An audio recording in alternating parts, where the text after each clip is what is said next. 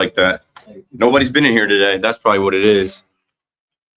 Yes, just I think everyone's excited. I think we thought we were a very strong team to begin with, so to add pieces like we did today just gives us more confidence. Obviously, we're rolling for the first 3 innings there, and then obviously hit a little bit of a roadblock there in the fourth. Just in that, how much to the conditions. No. They split the signals. I just was watching, listening. Like Boone was just asked about Devin Williams being the closer.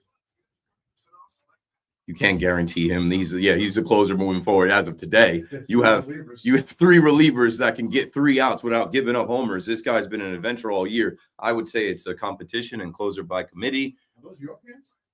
No, I don't know what that is either. I don't know what goes on in this place. Lugash debate series.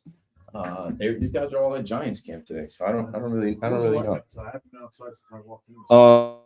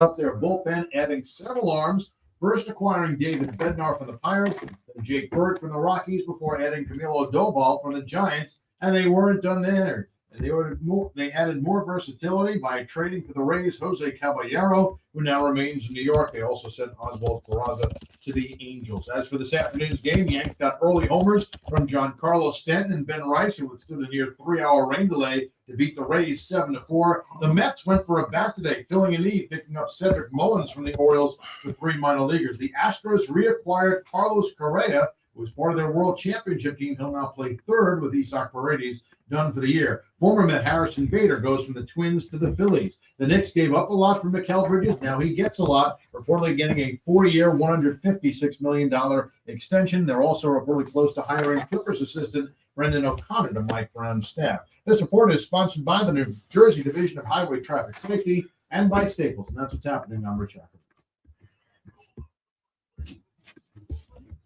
I'll see you in an hour. All right. Argentinians. It's AM to AM on WFAN.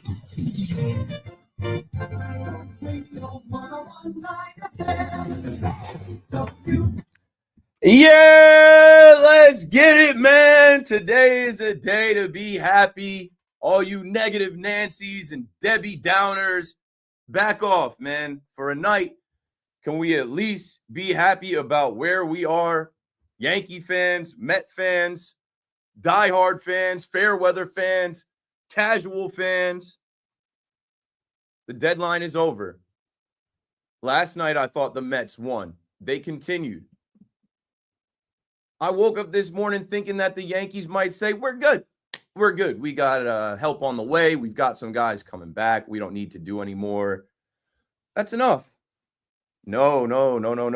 And I was on the Twitter machine, the Elon Musk machine, X, kind of stirring the pot. Like, hey, Cash said he was going to town.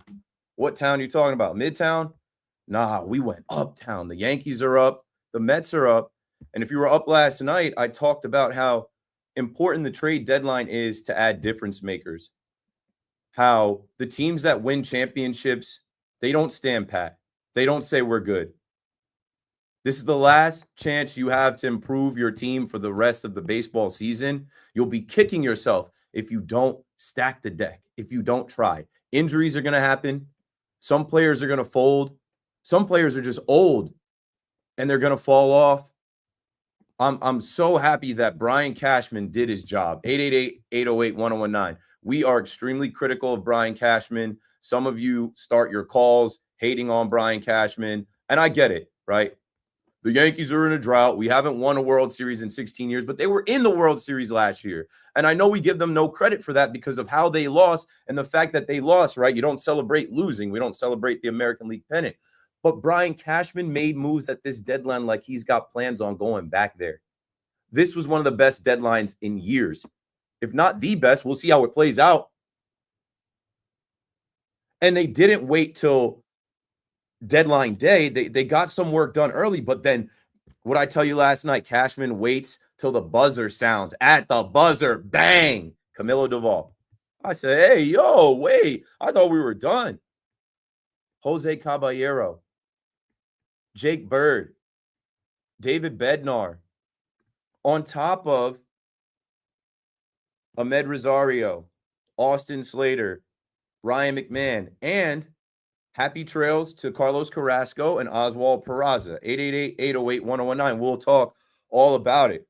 We'll talk all about it because there are so many players now for Aaron Boone to put in the lineup, to pinch hit for, to call out of that bullpen, and there's a lot of questions. And I've got no gripes with Brian Cashman today.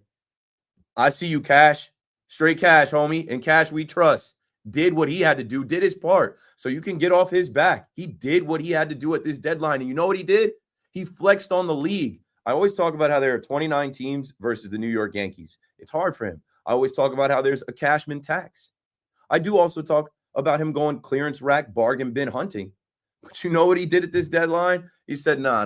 Listen, fellas, I'm not giving up any of my guys. People talked about, oh, we should sell. I don't know who was talking about that. Sell Cody Bellinger. Yeah, right. Sell Trent Grisham. No thanks. Trade the Martian, Jason Dominguez. Nah, not after the performance last night. Who else? Oh, maybe we consider trading Devin Williams. No. Paul Goldschmidt. No, we're going to need that guy to scoop some ground balls and maybe, we give him some rest, spell him, he can turn it back. Who else was on the trading block from this team? George Lombard Jr., Spencer Jones. No. Not giving him up. You can get Rock Reggio. You can get Rafael Flores, who I had on the fan. I think it was July 17th or 18th. We'll play a cut from that interview. You can get some of these prospects that we're not really going to miss. Guys that you barely got to know. Maybe if you went to Somerset, you saw some of them. Maybe if you went to Scranton, you saw some of them. It's about pushing this team further this year because we are in a championship window that's closing. Now, there's a question mark around Aaron Judge, right? I think you make moves like this because you don't know when Aaron Judge is coming back and what version of Aaron Judge you're getting. But hey, as much as I love Judgy and as much as I said this needs to be the year that Judge breaks through, Cashman just used the years past where Judge is half of himself in the postseason and said, let's make plans to do this without Judge this year. If we got him, good. Because we've had Judge fully healthy and he's done nothing but strike out, not be clutch in the postseason. That's all we hear, right? Oh, Judge dropped the pop-up.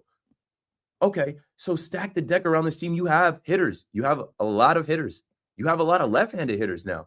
And you know what? Now this bullpen is revamped in a way that I didn't actually imagine. Better than I was actually hoping. It is what it is. And help is on the way. Luis Heel comes back this weekend. Ryan Yarbrough will be back. You can move a Cam Schlittler into the bullpen. You can kind of figure some things out. And I just heard Aaron Boone speaking, and I'm still collecting notes. Today was a crazy day. There's so much to unpack. Stay with us, folks. You got me until midnight. We will talk about the Knicks. We will talk about the NFL. We will talk all about the trade deadline and the other teams in Major League Baseball that took a step forward today. But yeah, I just saw Aaron Boone say that Devin Williams is the closer. Nope. Nope. Nope. I saw Lowe put that ball up there on the third deck. Nope. Nope. Because now you have multiple guys that could get those last 3 outs. So we don't have to have this anxiety of, oh my God, Devin Williams. It's always an adventure. What version of the airbender are we going to get or not get? They made the trade for him in the offseason. They tried to make it work. It worked some. It didn't work as well as we'd like. Now we have some other options. Luke Weaver as well. Luke Weaver was cool last year. Luke Weaver's not the same guy. We're not locked into that. You can keep the Star Wars effects and the Luke Weaver entrance and all that, whatever. Now we got some new guys. I don't know what their entrances are, but we're going to find out. David Bednar, Jake Bird, Camilo Duvall, 888-808-1019. We needed bullpen repair. And when I was on last night till 2 a.m., I was worried because I'm like, hey, the resources are drying up. Duran has gone to the Phillies. Cashman, like, help us. Mason Miller last night, we heard AJ Preller and the Padres were hot on his trail. They get him.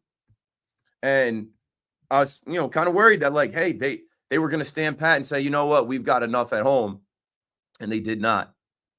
I even think that Brian Cashman looked across town and he saw what the Mets did and said, I'm not going to let the Mets have a better deadline than me. This is David Stern's second year around here. Nope. Wait for it. But great job. I talked about last night with the Mets. David Stearns is working and lurking. For a while, he was massaging that bullpen with the Dickie Love ladies and the Davinskis and Zach Pops and Rico Garcia, who's still hanging around. He sent Brazoban packing, and man, he punched it yesterday with the Tyler Rogers acquisition. And it seemed like he gave up a lot because he gave up 2 major leaguers and a widely known prospect. But one man's trash is another man's returned for Tyler Rogers. A submarining, sidewinding, a guy you can count on in that Mets bullpen. And then when the Phillies did counter and get Yohan Duran, it felt like a punch. It felt like the Phillies said, we're going to counter. We'll give up 2 of our top 10 prospects, and we're going to counter the Mets. The Mets and the Phillies jockeying for position. Okay, we're going to get a guy under control. You get a guy that's a rental, we're going to get a guy under control. And then David Stern says, well, how about this, Major League Baseball? Hells Bells, Ryan Helsley. Awesome.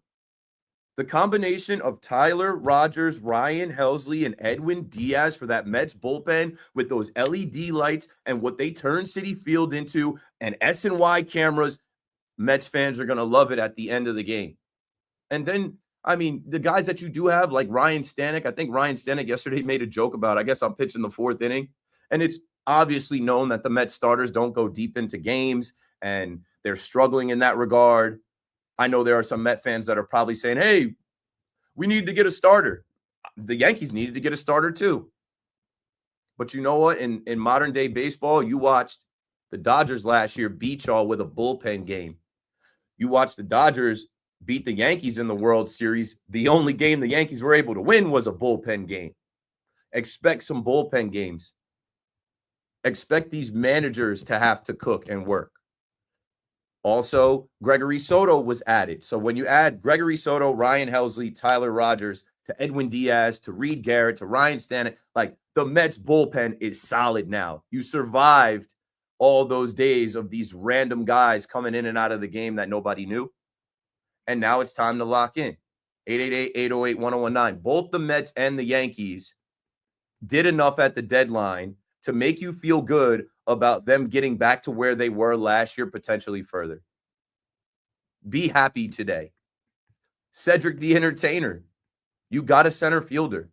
Don't cry about, oh, he can't hit. He's not much of an upgrade. Yes, he is. And you know what? He's coming from Baltimore. He hates the Yankees. You guys are going to love him. You're going to love that guy. That guy is going to patrol center field, and I bet you he comes up clutch, lower in that lineup. And you know what? After this shakeup, shaking the room, after, Jose Buto is crying and giving hugs, that type of stuff hits the team, and Pete Alonso will wake his ass up. Lindor, the captain, supposed to be, will wake up. Juan Soto will probably be in the lineup. Ice up, son. He'll be all right. And the guys that you pay that money to hit, to carry you offensively, they will do their part. And then the baby Mets. You didn't give up any of the baby Mets. You didn't give up any of these young guys. That's a win. David Stern says, no thanks. I'm good. These guys are playing, and I told you the plan was to see what these guys could do. I want to see them the rest of the way and in the postseason. We know about Mark Vientos last year. Can he do it again? Ronnie Mauricio, really good-looking young player. Brett Beatty has come through multiple times this year. And Luis Angel Acuna, fastest guy on the team, can play multiple positions. You saw him in the outfield. Like, they didn't give up their young guys. The Mets are in position to rock with this National League. And obviously the Yankees are definitely in position to fight for the American League East and win the AL pennant and go back to the World Series. It's a night to be happy about that. There are other teams in baseball that sold. There are other contenders that did not have the same type of return as we have in New York. I know you guys just love to complain, and I complain too. You listen to my show, I'm complaining a lot. After the Yankees don't know how many outs there are throwing the ball into the dirt, can't score, but like they won today, 7-4, long-ass rain delay. We'll talk about that game too. We'll look ahead to Miami as the Yankees go down there and the Mets come back and face the Giants, who they just sent a couple players to. We'll look around baseball because I think the Padres, AJ Preller, he said to hell with them picks, went all the way in at this deadline. I also think, the Houston Astros, who will be the next team that the Yankees host. Yeah, they brought Carlos Correa back and made some other moves. They're ready to play too. The Chicago Cubs made some moves. The Phillies made some moves. So did the Toronto Blue Jays. So it's going to be fun, man. If you like baseball, baseball is in a great place after today's trade deadline. My guy Scott Braun will join me at 9:15-ish in about 2 hours, 9:10, 9:15-ish. He hosts Foul Territory, the best baseball podcast in the game, formerly of MLB Network. He'll chop it up with me around 9:10, 9:15. And I'm taking calls all night with your thoughts, your reaction. What does this mean for the bullpen with the Yankees and the Mets? What does this mean for the rest of the season? We'll look at the schedule too. The Yankees schedule, their schedule is going to soften up, man. It's right there. I told y'all, do not get off the roller coaster. Do not quit on this team. It is not time to quit on this team. I'm too old to be giving away baseball seasons. I'm not built like that. And for you Met fans, like, you have dreamed of having an owner that spends like this and a president of baseball operations that moves like this. You have more than enough talent to contend in the National League and get out of the NLCS and maybe back to the World Series. And all we want here is a parade.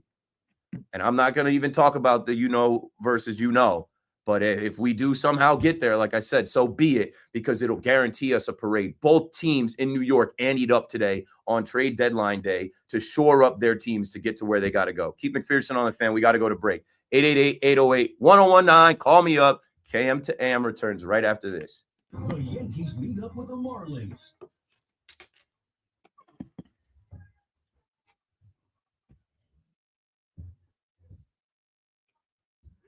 Dave Sims call all the play-by-play.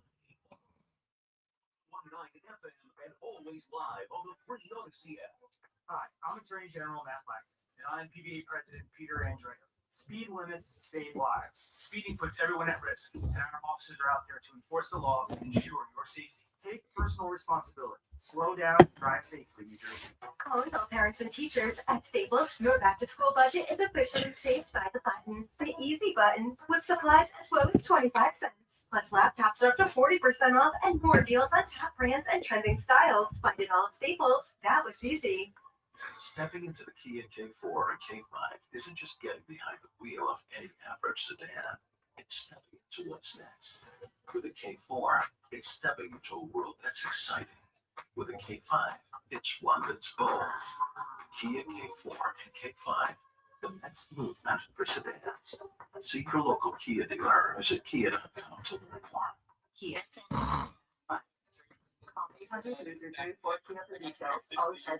Many tire dealers will sell you Falcon tires. Sell Falcon tires. They sell them at the guaranteed lowest price. All right, let me tap in. Hold on. For the life of your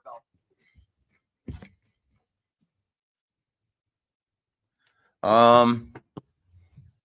Let's rock tonight, okay? 5-hour sprint. Appreciate everybody tuning in to the live. We're already approaching 1K. I think we can get to 1K by 8 o'clock. Tell a friend to tell a friend. We're going to take calls. You're going to hear crazy Yankee fans, crazy Met fans, and we're going to talk all about what went down today. Let me pull up the tracker so that we can have it right in front of us, the moves that were made. We'll talk about the moves that were not made, some of these pitchers that didn't get moved, some of these position players that didn't get moved. But ultimately, I feel good about what the Yankees did. I also feel good about what the Mets did. I'm not a Met fan, but I am impressed with David Stearns. I am impressed with the haul that he did in his second year to revamp that bullpen and to add Cedric Mullins. I saw some people talking down on Cedric Mullins. I've seen him. If you're a Yankee fan, you've seen him. He's going to ball. He's going to play. So even with the Yankees, man, we're going to talk about each player and what to expect. So let me hit this chat before we come back real quick. A lot of love in here. What up, Pam, Mo? Yeah, it's been a minute. I got a lot of minutes tonight, man. I'm on till 12. Yo, what it do, bro? The bullpen is revamped. Cashman is a guy that can always hang his hat on the bullpen, and it's not just for this year. It's next year. Let me start putting some notes together as I'm spitting, like having guys under control. It's not just for this year. It's for next year when Cole and Schmidt come back. Like, bro, this is a play for the Yankees to get back to the World Series this year and next. Stream not working? What was going on? Was the camera? The camera might have tweaked for a second, but we're good. We're in there.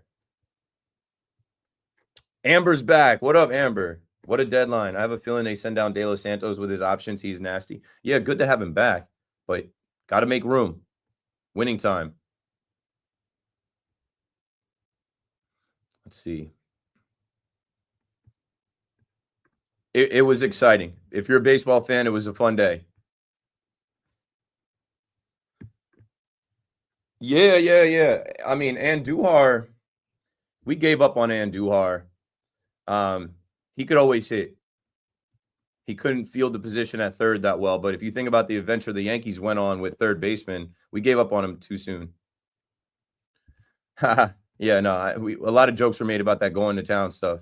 Cashman gets the last laugh. Oh, yeah. That would have been a great day to wear that shirt. All right, I'll get back to you guys. Let's switch the audio.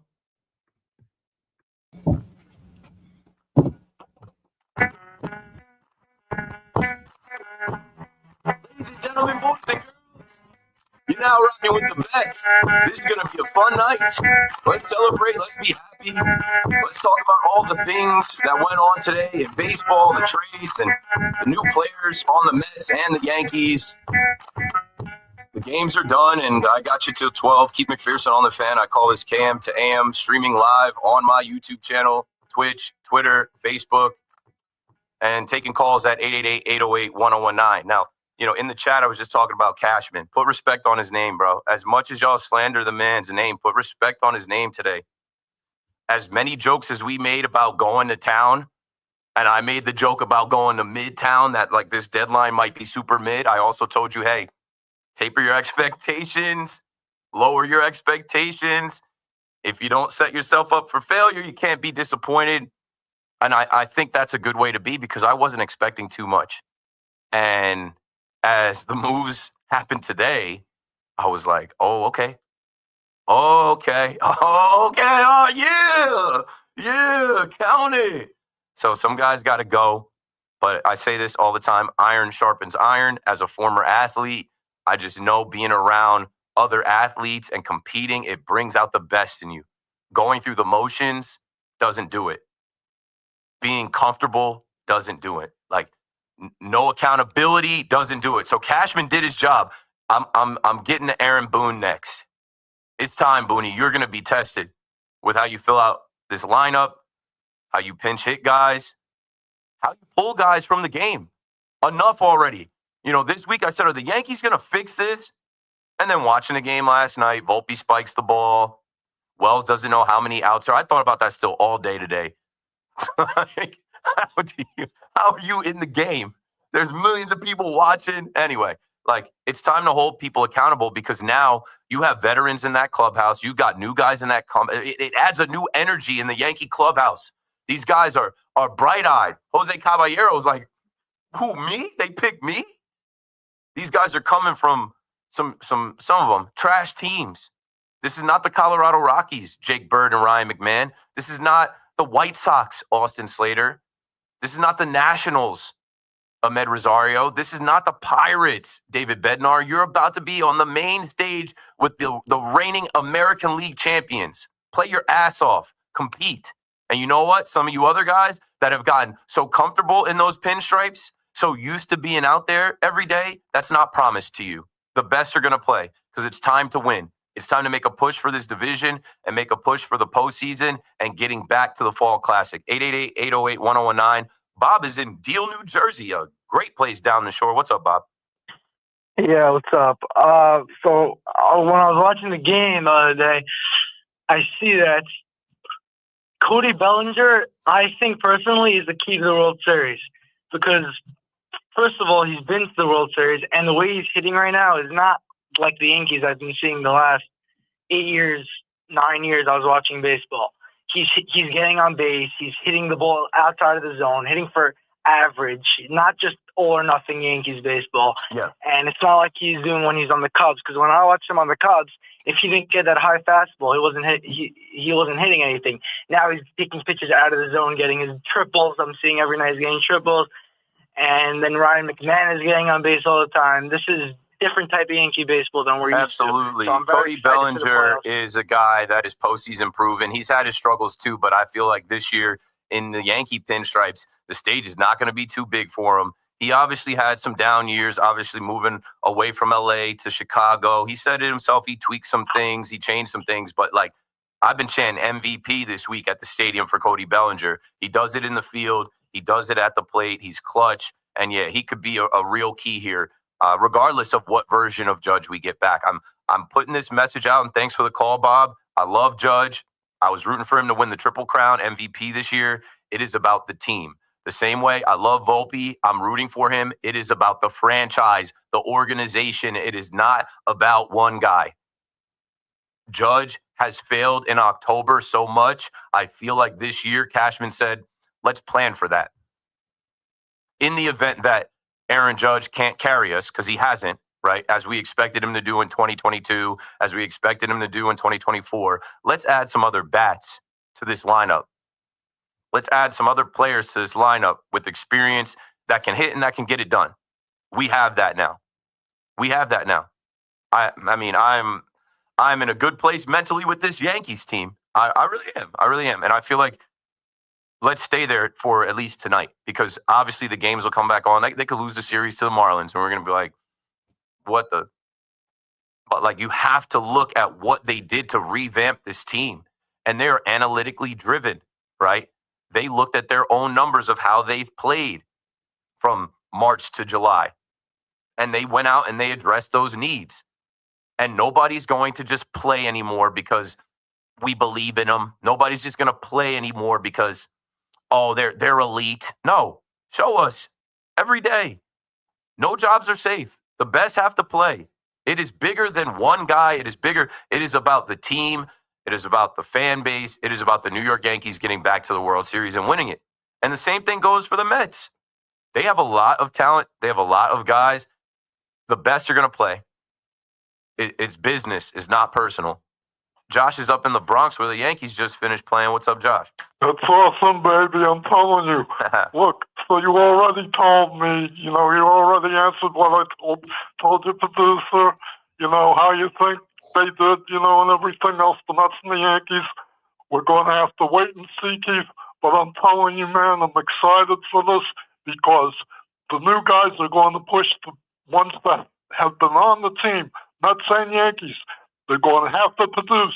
And you want that World Series, baby. Thank you for taking my call. It's awesome. Thanks for the call, Josh.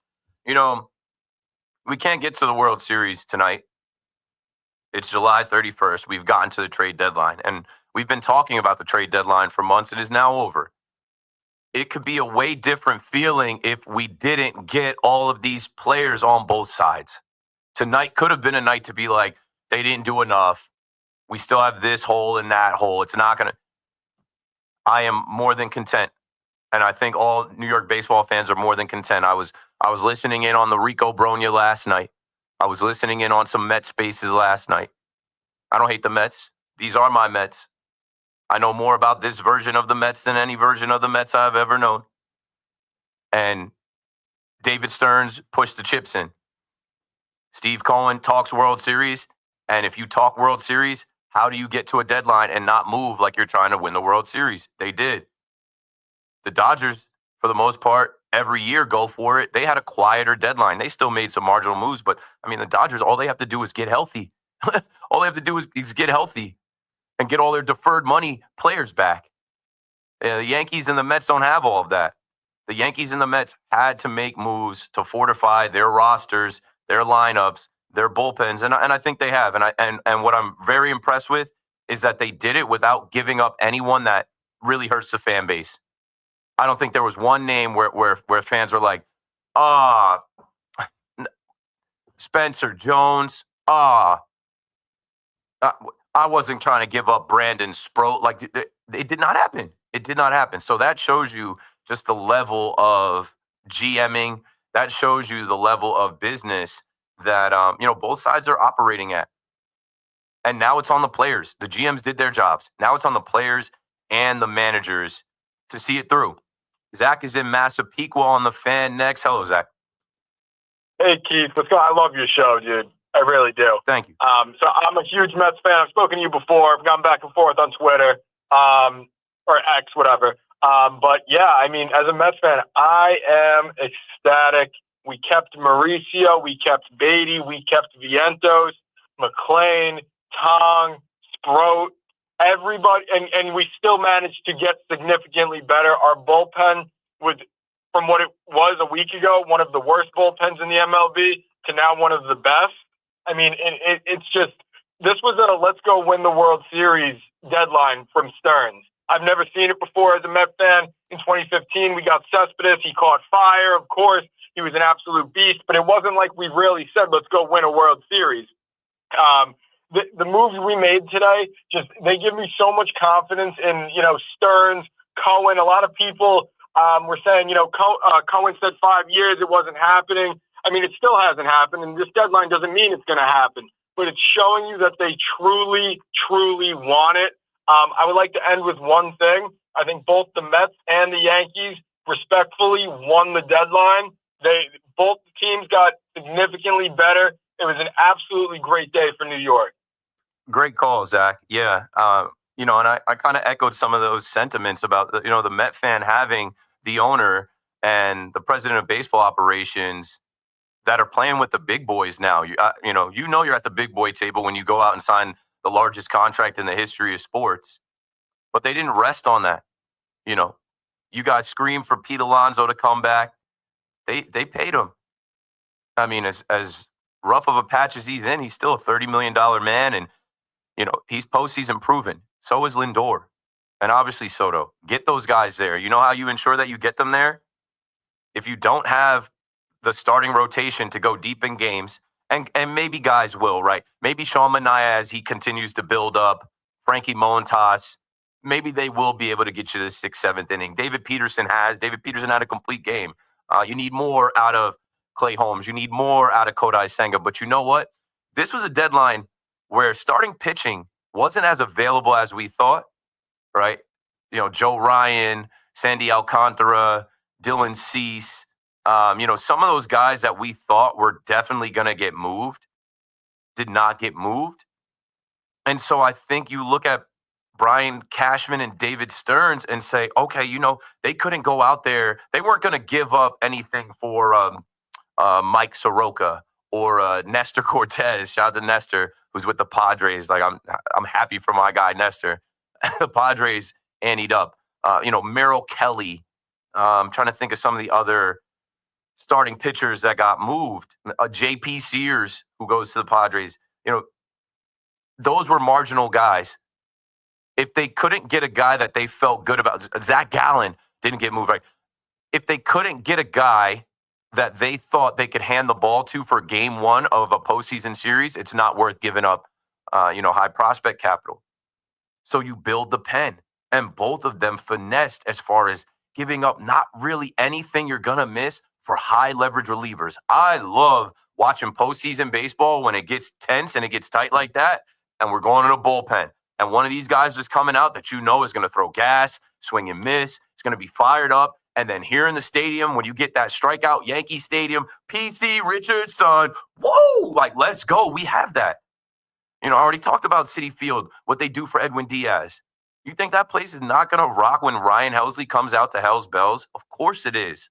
Of course it is. And I just think, high tide raises all ships type of stuff. Like, you bring in more players that are of a certain level. Everybody is like, they got to play up. They shook up both clubhouses. I think for the Mets, this upcoming month of August, I was talking about it last night. I think there's almost like 20 home games. You got the Giants, the Guardians, the Braves, the Mariners, the Phillies, the Marlins. Like, they just revamped your bullpen and added another bat to the lineup where, guys got to wake up. Obviously, the big money guys, the Fab Four, the Met Quartet, the Flushing Four. But, like, pitching, you can never have enough pitching. So now, if your starting rotation isn't going, deeper than the 4th, 5th inning, you probably are excited to get to the bullpen. 888-808-1019. Let's go to Lee in Westwood, New Jersey. Hello, Lee. Hey, Keith, thanks for taking my call. I'll tell you, I think we didn't I'll call him Mr. Cashman now. I've been his biggest critic, but I'll tell you, he deserves a lot of credit today. And I don't think we even give enough credit for the biggest move of the day, which was finding somebody to take Peraza. So good for him. My joke was, I was like, what did they give up? I'm like, the Angels traded a pair of signed Mike Trout cleats for Oswald Peraza. Yeah, right. He got something for him, too. And the other thing that I don't think we've talked about, that we've heard very much, is all of the relievers that he got today are all controllable past this year. So when Williams leaves as a free agent, you're going to have a closers type there for next year and Luke beyond. Weaver, too. So, Luke Weaver, too. Yeah. Yes.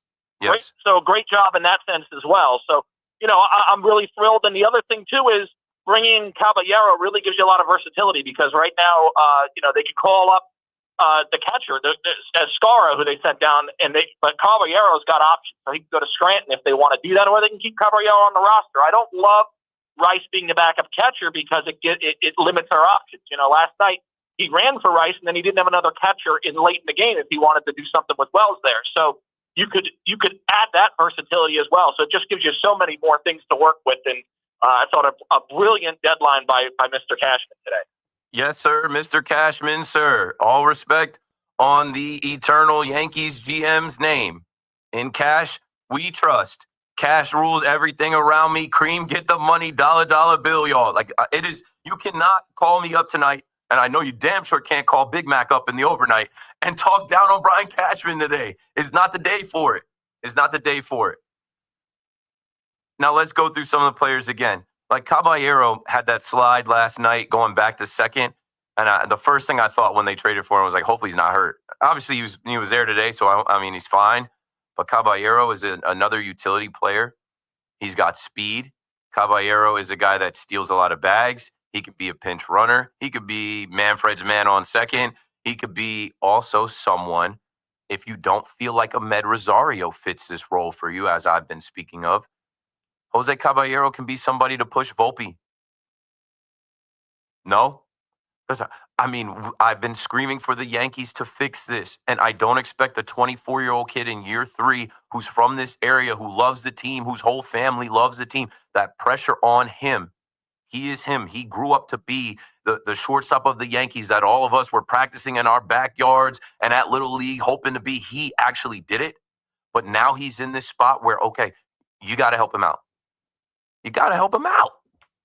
And I think if Ahmed Rosario, who, you know what Yankees Twitter is calling Ahmed Rosario right now? Oh, he's just the vibes guy. He's Unk with the vibes. He's got the bald head and the beard. He's just Unk vibing with the team, celebrating, partying, hanging out. If we need him, we may need him, but he's just here for the vibes. Caballero, why not spell Volpe and throw him there if you don't want to do that with Ahmed Rosario? I don't know. I don't know what they're cooking up. I'm just throwing out possibilities. Even with Devin Williams, as I told you, Devin Williams, I just was watching the post game in here. It's still on, and I'm still collecting things. It was a crazy day today. I mean, with that storm, and then the traffic coming in, and then the Yankees restarting that game, and then the deadline, you're refreshing Twitter and all that stuff. But, I just saw, they asked Aaron Boone about Devin Williams. Devin Williams not my closer. That's not locked in. Aaron Boone has to say that, though. Aaron Boone has to say a lot of things.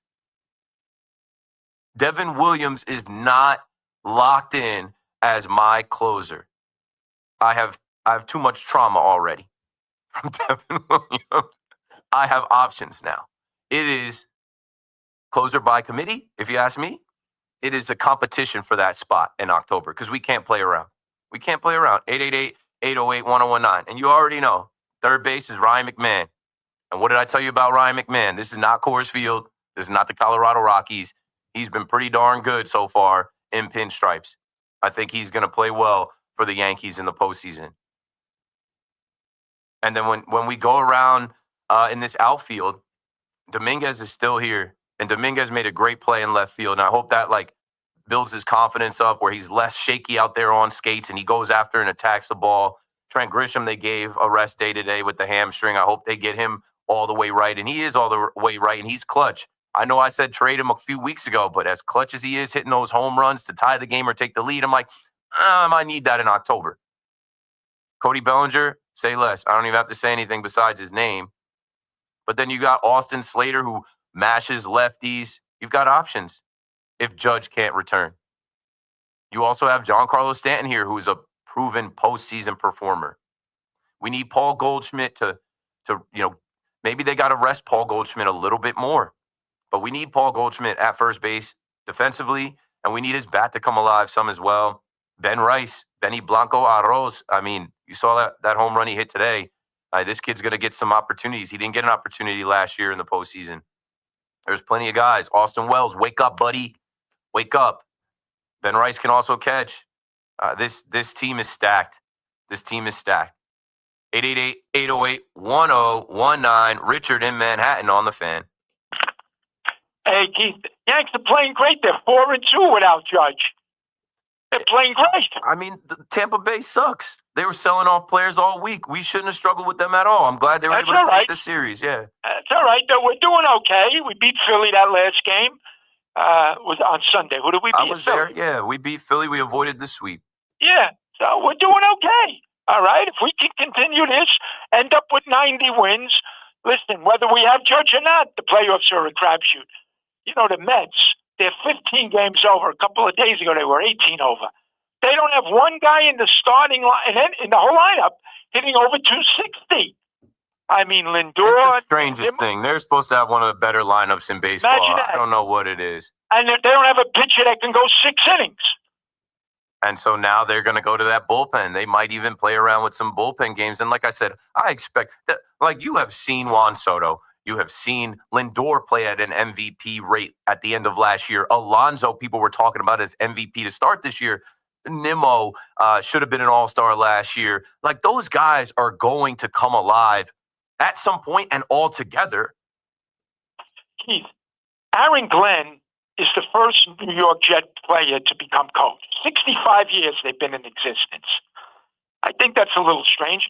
But then you look at the Giants. They haven't had one of their own as a coach since Alex Webster in 1969. Yeah, that's a recent thing in the NFL as far as like Mike Vrabel going back to the Patriots or DeMeco Ryans going to the Texans or Harbaugh going to the Chargers. Like, historically that wasn't a thing.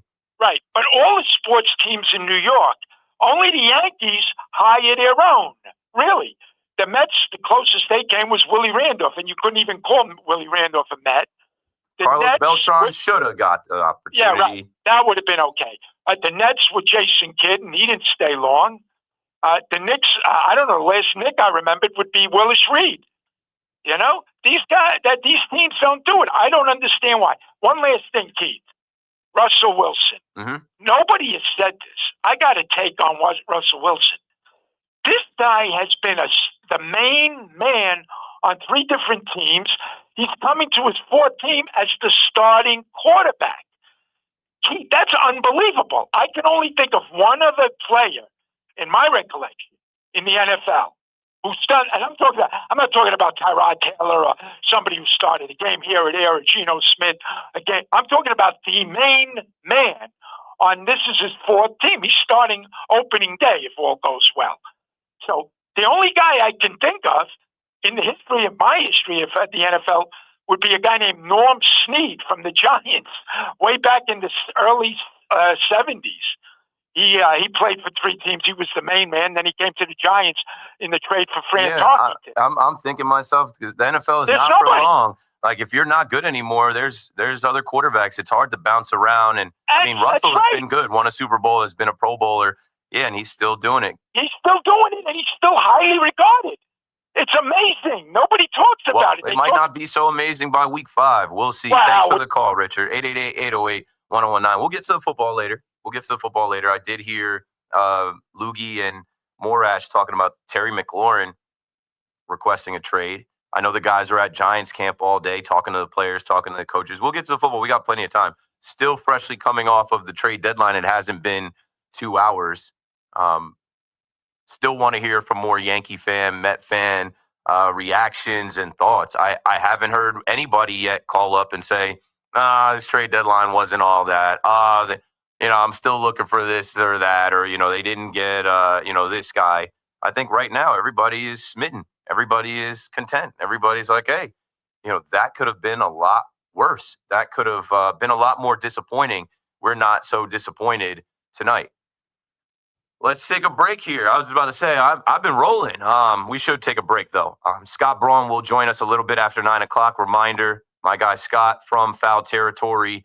We'll chop it up around then and start to talk about the whole league. But I still want to keep it on the Yankees and the Mets reaction to the Yankees and the Mets not giving up anybody that you didn't want to part ways with, but bringing in a lot of talent, specifically both teams revamping their bullpens. Keith McPherson on the Fan. Call me up. We'll be right back.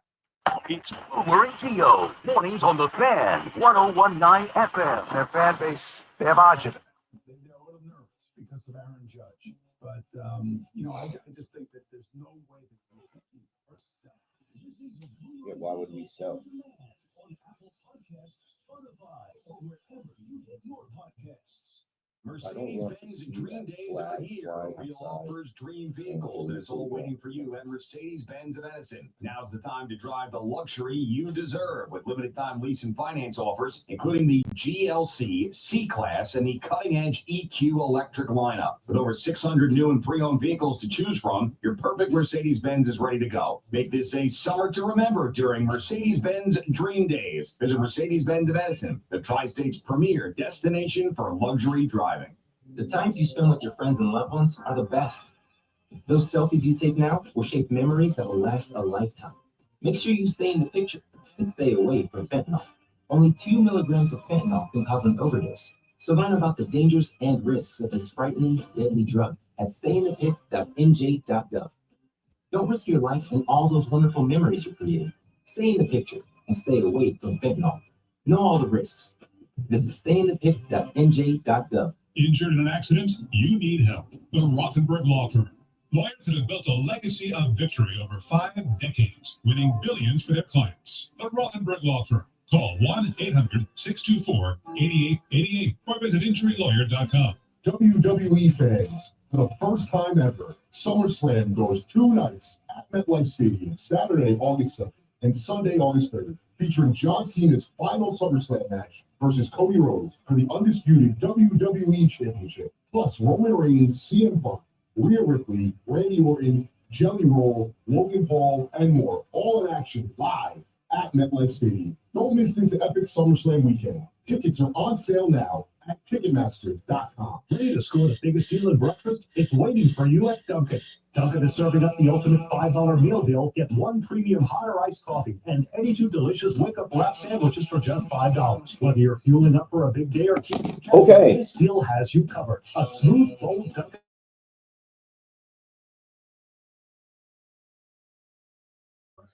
The text messages. I always got to check the text. My phone be super hot. I'll be telling people, don't text me while I'm on air. Honestly, join the chat. We're over 1,000. I said we'd be over 1,000 by 8 o'clock. We did that successfully. Another KM to AM. And appreciate y'all, man. Appreciate y'all for rocking with me on this trade deadline day. I will bring some stuff in from the chat. I really can only check the chat during breaks. But yeah, if you guys say anything good in the chat, I will star it. And I will bring it to the air and I'll shout you out and I'll say your name. El Metro, KM, goodbye. 3-0 Yankees souped up with the trades, winning the series, brought new life to them. Definitely. Because all those guys were in the clubhouse checking their phones. Cashman is the Lord of the Rings. Salute God, Cashman. He needs a new ring. Let's see. Way better deadline than last year for sure. I'll bring that. Shout out to my guy in there.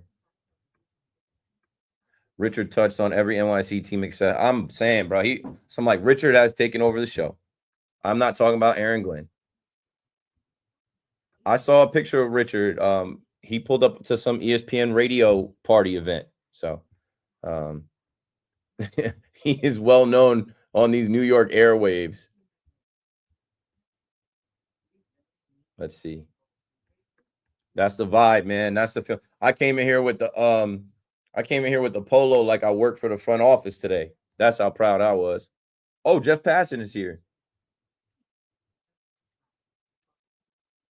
Maybe I'm gonna get to them. I think my plan or run a show is when I talk to Scott Braun around 9, who covers the whole league. We'll start to tap in on like the Padres, the Cubs, the Astros. All right, we're back to the show.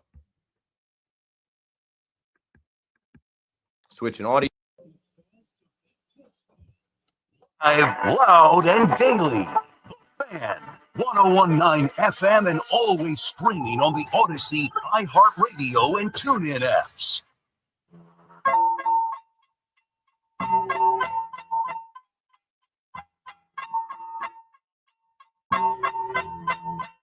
Guess who's back? Is he? Your boy Cam on the fan here. Keith McPherson, your nighttime host, taking calls and talking sports. It's that simple. 888-808-1019. Just thinking about the trade deadline and both of these New York teams and last year's trade deadline, both teams had better deadlines this year. And last year, both teams were able to take us on a magic carpet ride to being in the Final Four, and then obviously the Yankees in the World Series. And it wasn't that long ago, you know.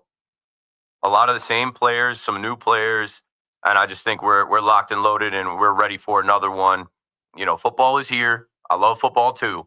But, you know, my favorite time of the year is the sports equinox when, you know, football season isn't the first couple weeks, which are glorified preseason.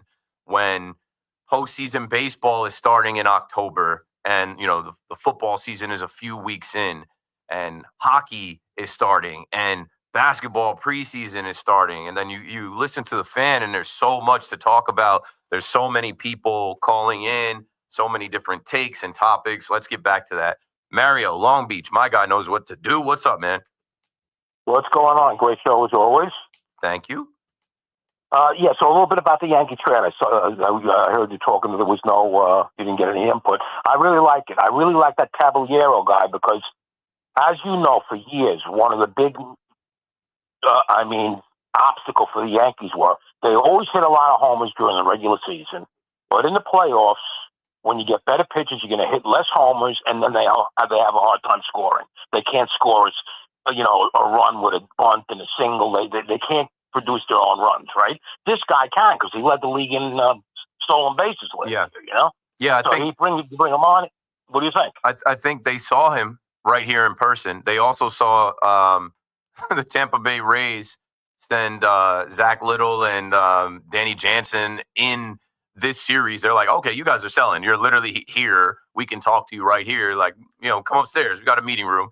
And they also saw this week, what was it, the first game or the second game of the series where, Dominguez is stealing bases, Volpe's stealing bases. You're putting pressure on the defense, and it's like, hey, we have to do this. This is a part of the game. And then they added a guy with 34 stolen bases. Oh, yeah. I really think it's I think it's a great thing. And, let me just add one. I got time for 20 more seconds? Yes, you do. Okay, thank you, buddy. So this is very interesting, I was looking at Volpe's errors. I know his throws are bad, so no, you can't question that. He's got to throw better. There's no doubt about that. But if you look at them, they're all low, right at the first baseman, not too far to the right, not too far to the left, right? And I looked at them. And then I heard one guy, I think it was Hernandez, the third baseman of the Mets from years ago. He was one of the announcers. He was talking about a play where the first baseman stretched for the ball, and it bounced and he missed it. And he said a good first baseman catches that ball 95% of the time. Mm-hmm. Now, eight of Volpe's errors were like that. They should have caught it most of the time. Really, they really should have. Mario, what I'm I'll not say saying is, that's okay. and I was at I went to 3 games this week. I'm in the stadium. I sit in so many sections. I talk to so many people. It's in everybody's head. So it's in the first baseman's heads too. That like, okay, the ball gets hit to Volpe. Up here, I got to get set up. All right, my foot's on the bag. What is this? Is this ball going to be in the dirt?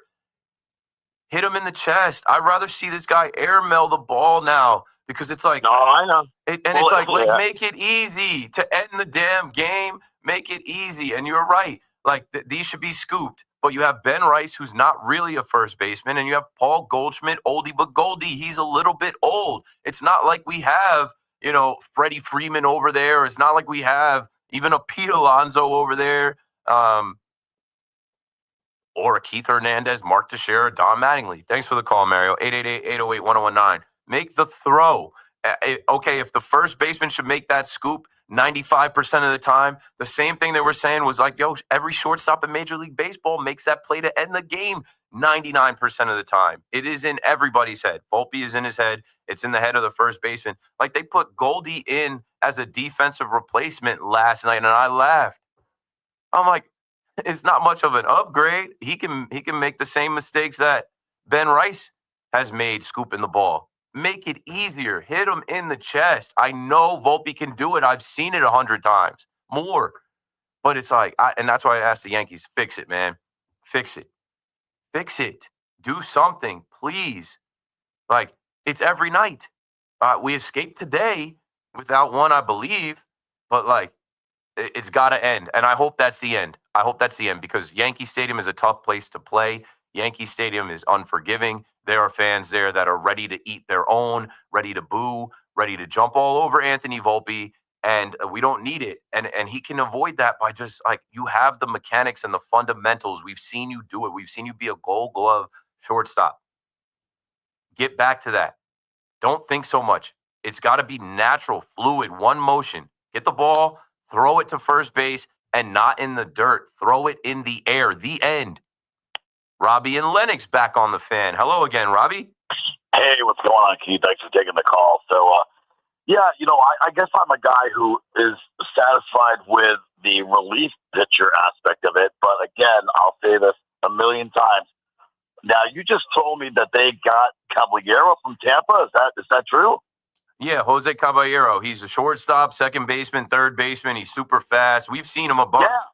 Right. I was thinking of the three Caballeros, the cartoon. But so we saw him last night, right? I've seen him the last couple years playing for Tampa Bay. And I'm glad he's a stolen base guy. The question for me is he the answer to the leadoff hitter situation? Is that a guy who's going to bat first, or is he going to play? He's a utility guy, right? So he's going to fill in, is what we're saying. The fill in guy that's going to play multiple positions, kind of like, we talked about with a few weeks ago when you and I discussed Willie, Castro with the Twins. So, but again, I'll say this, and I don't know if Stephen Kwan was available. I think that was just a bunch of BS, quite frankly, with Stephen Kwan going anywhere, because he wasn't traded, right? Yeah, the price was too high. Stephen Kwan didn't go anywhere. What was the price? So now Spencer Jones is not up in the big club, so we don't know what he is now, right? We don't know what he is, and also obviously the young shortstop, they're not going to part with him. So basically, again, Cashman didn't do exactly what I felt he should do, which is the same thing, and to try to change the construction of this lineup. Keith, I don't care how many times he makes trades for relief pitchers, he will never learn to try to change the construction of this lineup. You still have swing and miss guys, and who the hell is Slater? This is what we go out and get some fourth-rate Slater. AC Slater from Saved by the Bell. Is that what we got? Yeah, he's just going to hang out. Thanks for the call, Robbie. Somebody had to call and, not really exactly know who we got and complain about it. That's okay. Caballero, he doesn't have the average or the OPS to really be a leadoff hitter. I think they like Trent Grisham. You saw Ben Rice leading off. I don't think they got him to be a leadoff hitter. Austin Slater is just I think insurance for if Judge can't return to the outfield. Do you guys want to see Giancarlo Stanton in the outfield? They're not calling Spencer Jones up. It's 8 o'clock. We got a break. 888-808-1019. Keith McPherson on the Fan. We'll be right back. Now at Verizon, lock in our low price, plus free roaming included in Puerto Rico. Discover the best mofongo, host that perfect sunset on La Isla, and save big with Verizon while you do it. Switch and get 4 lines for just $30 per line. See? Just $30 per month with unlimited welcome with autopay plus taxes and fees. Plus calls, texts, and data in Puerto Rico included. So you can use your phone sin problema. Stop by your New York Verizon store today. For unlimited welcome in times of congestion, unlimited 5G and 4G LTE may be temporarily slower than other traffic. Domestic data roaming at 2G speeds. If you're looking for a great price on Falcon tires, there's only one place to go. Town Fair Tire, where you always get the guaranteed lowest price on Falcon tires. But it doesn't end there, because Town Fair Tire gives you free services for the life of your Falcon tires. More free services than any other tire dealer.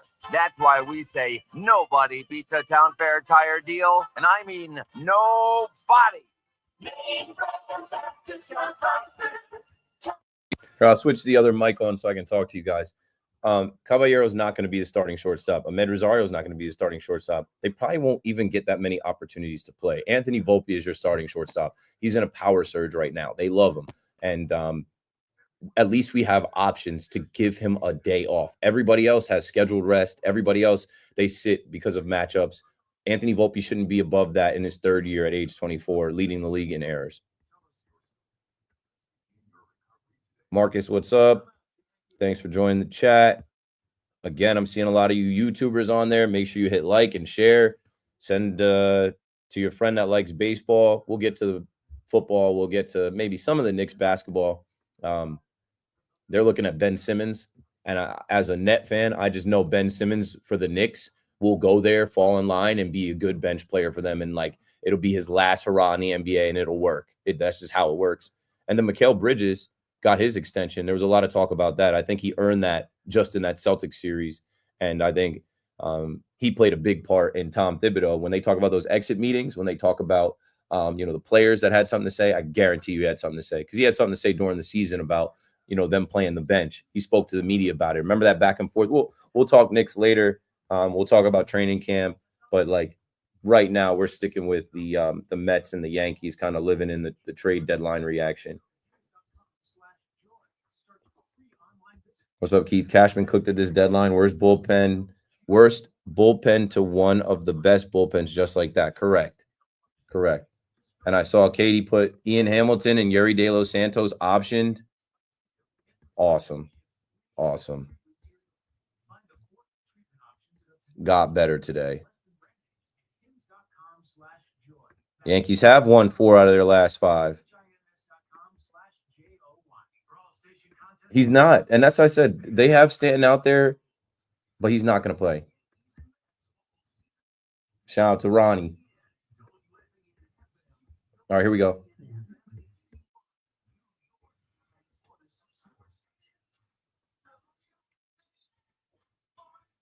Good evening at 8 o'clock. This is Rich Eckham. It was a long day for the Yankees and a big day for them as well. Brian Cashman fortified one area of concern for the present and the future as well. They acquired several relievers, David Bednar from the Pirates, Jake Bird from the Rockies, and Camilo Doval from the Giants. Gives them depth now and potentially protection later should either free agents to be Devin Williams or Luke Weaver depart. Aaron Boone, though, more concerned with the right now, and he is thrilled.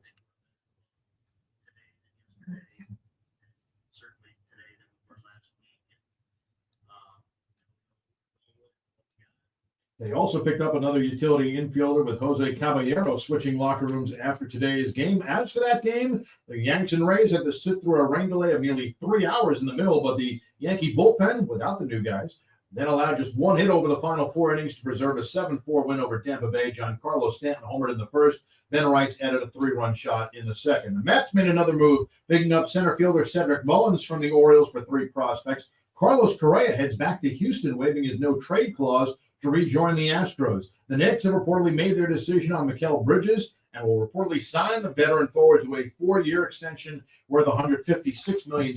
They're also reportedly set to add veteran assistant Brendan O'Connor to Mike Brown's staff. That's what's happening on the show. All right, I'll see you next week. All right, have a good one. You're off tomorrow? No, you're not. I'm off tomorrow, yeah.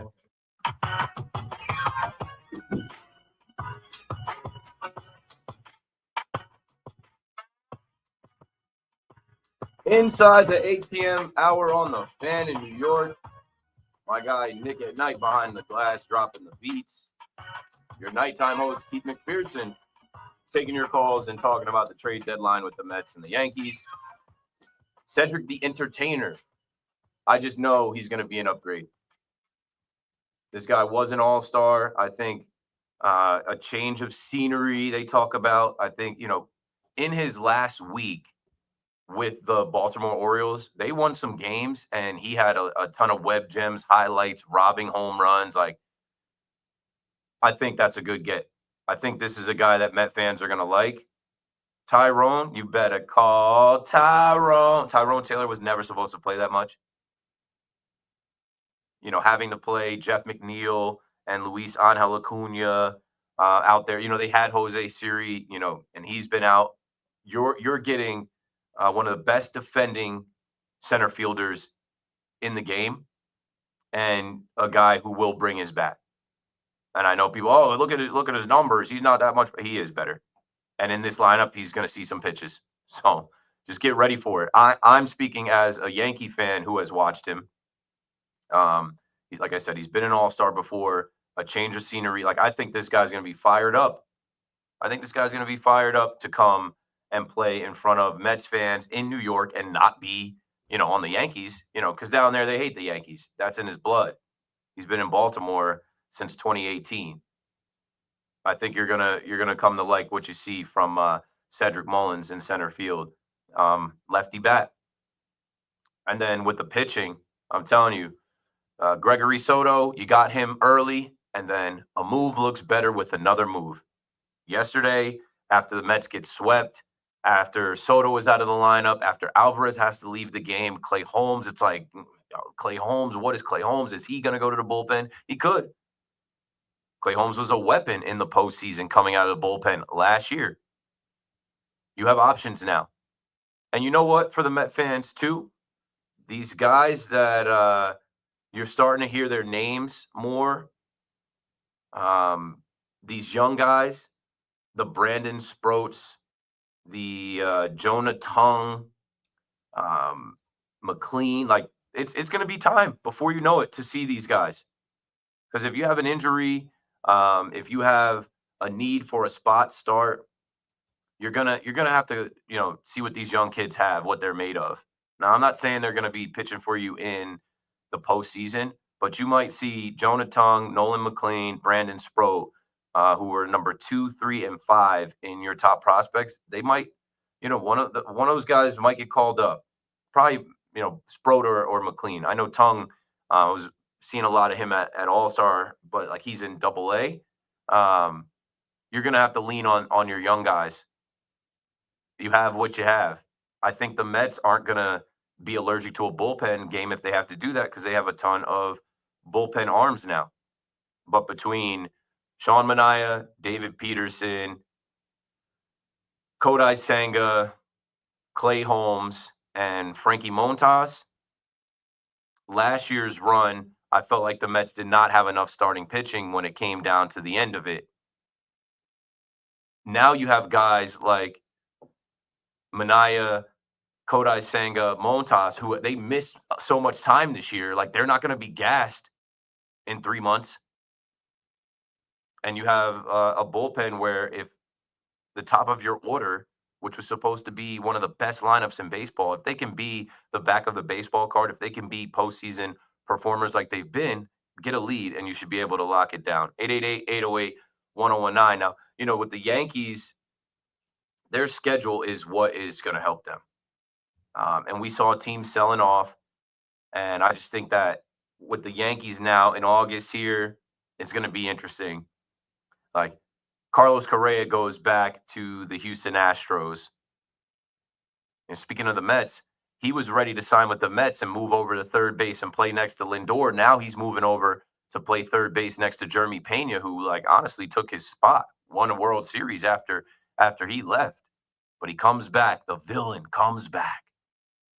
Can we get a Yankees, Astros, ALCS again? Where the Yankees beat the Astros and go back to the World Series? I would love that. There's still some demons to exercise. Got to get our lick back. The Astros will be the next team the Yankees host. Jerry Garcia bobblehead night, August 8th. That should be fun. Gary's in Waterbury on the Fan. What's up, Gary?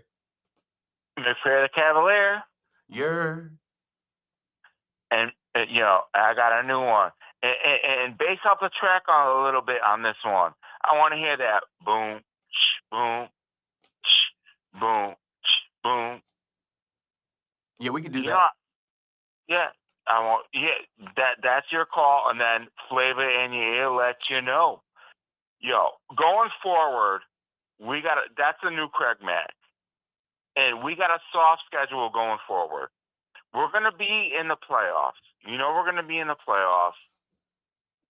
And the AL is weak. Yeah, and I still want the division. No,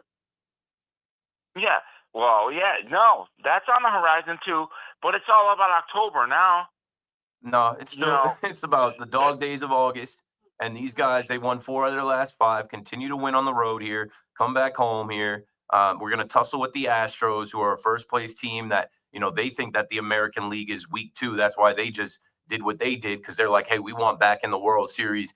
Don't forget about us. And the Yankees they gotta compete. No more job security. No more Devin Williams is the closer. Anthony Volpe is the shortstop. No. This guy's Williams, the best guys are gonna play. No, Williams is. I'm so glad I did that, because Williams is not the closer. He is not. He cannot be.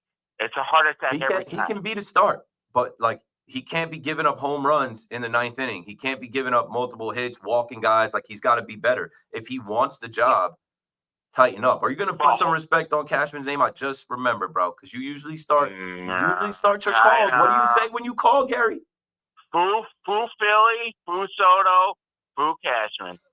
You got to put some respect on Cashman's name today. You owe it. You owe it to him. Yeah, but they didn't done nothing yet. It's all about Cashman October. doesn't play. Cashman did his job. But we got to pray for our starters too. And do you trust? No, I don't trust Rodon.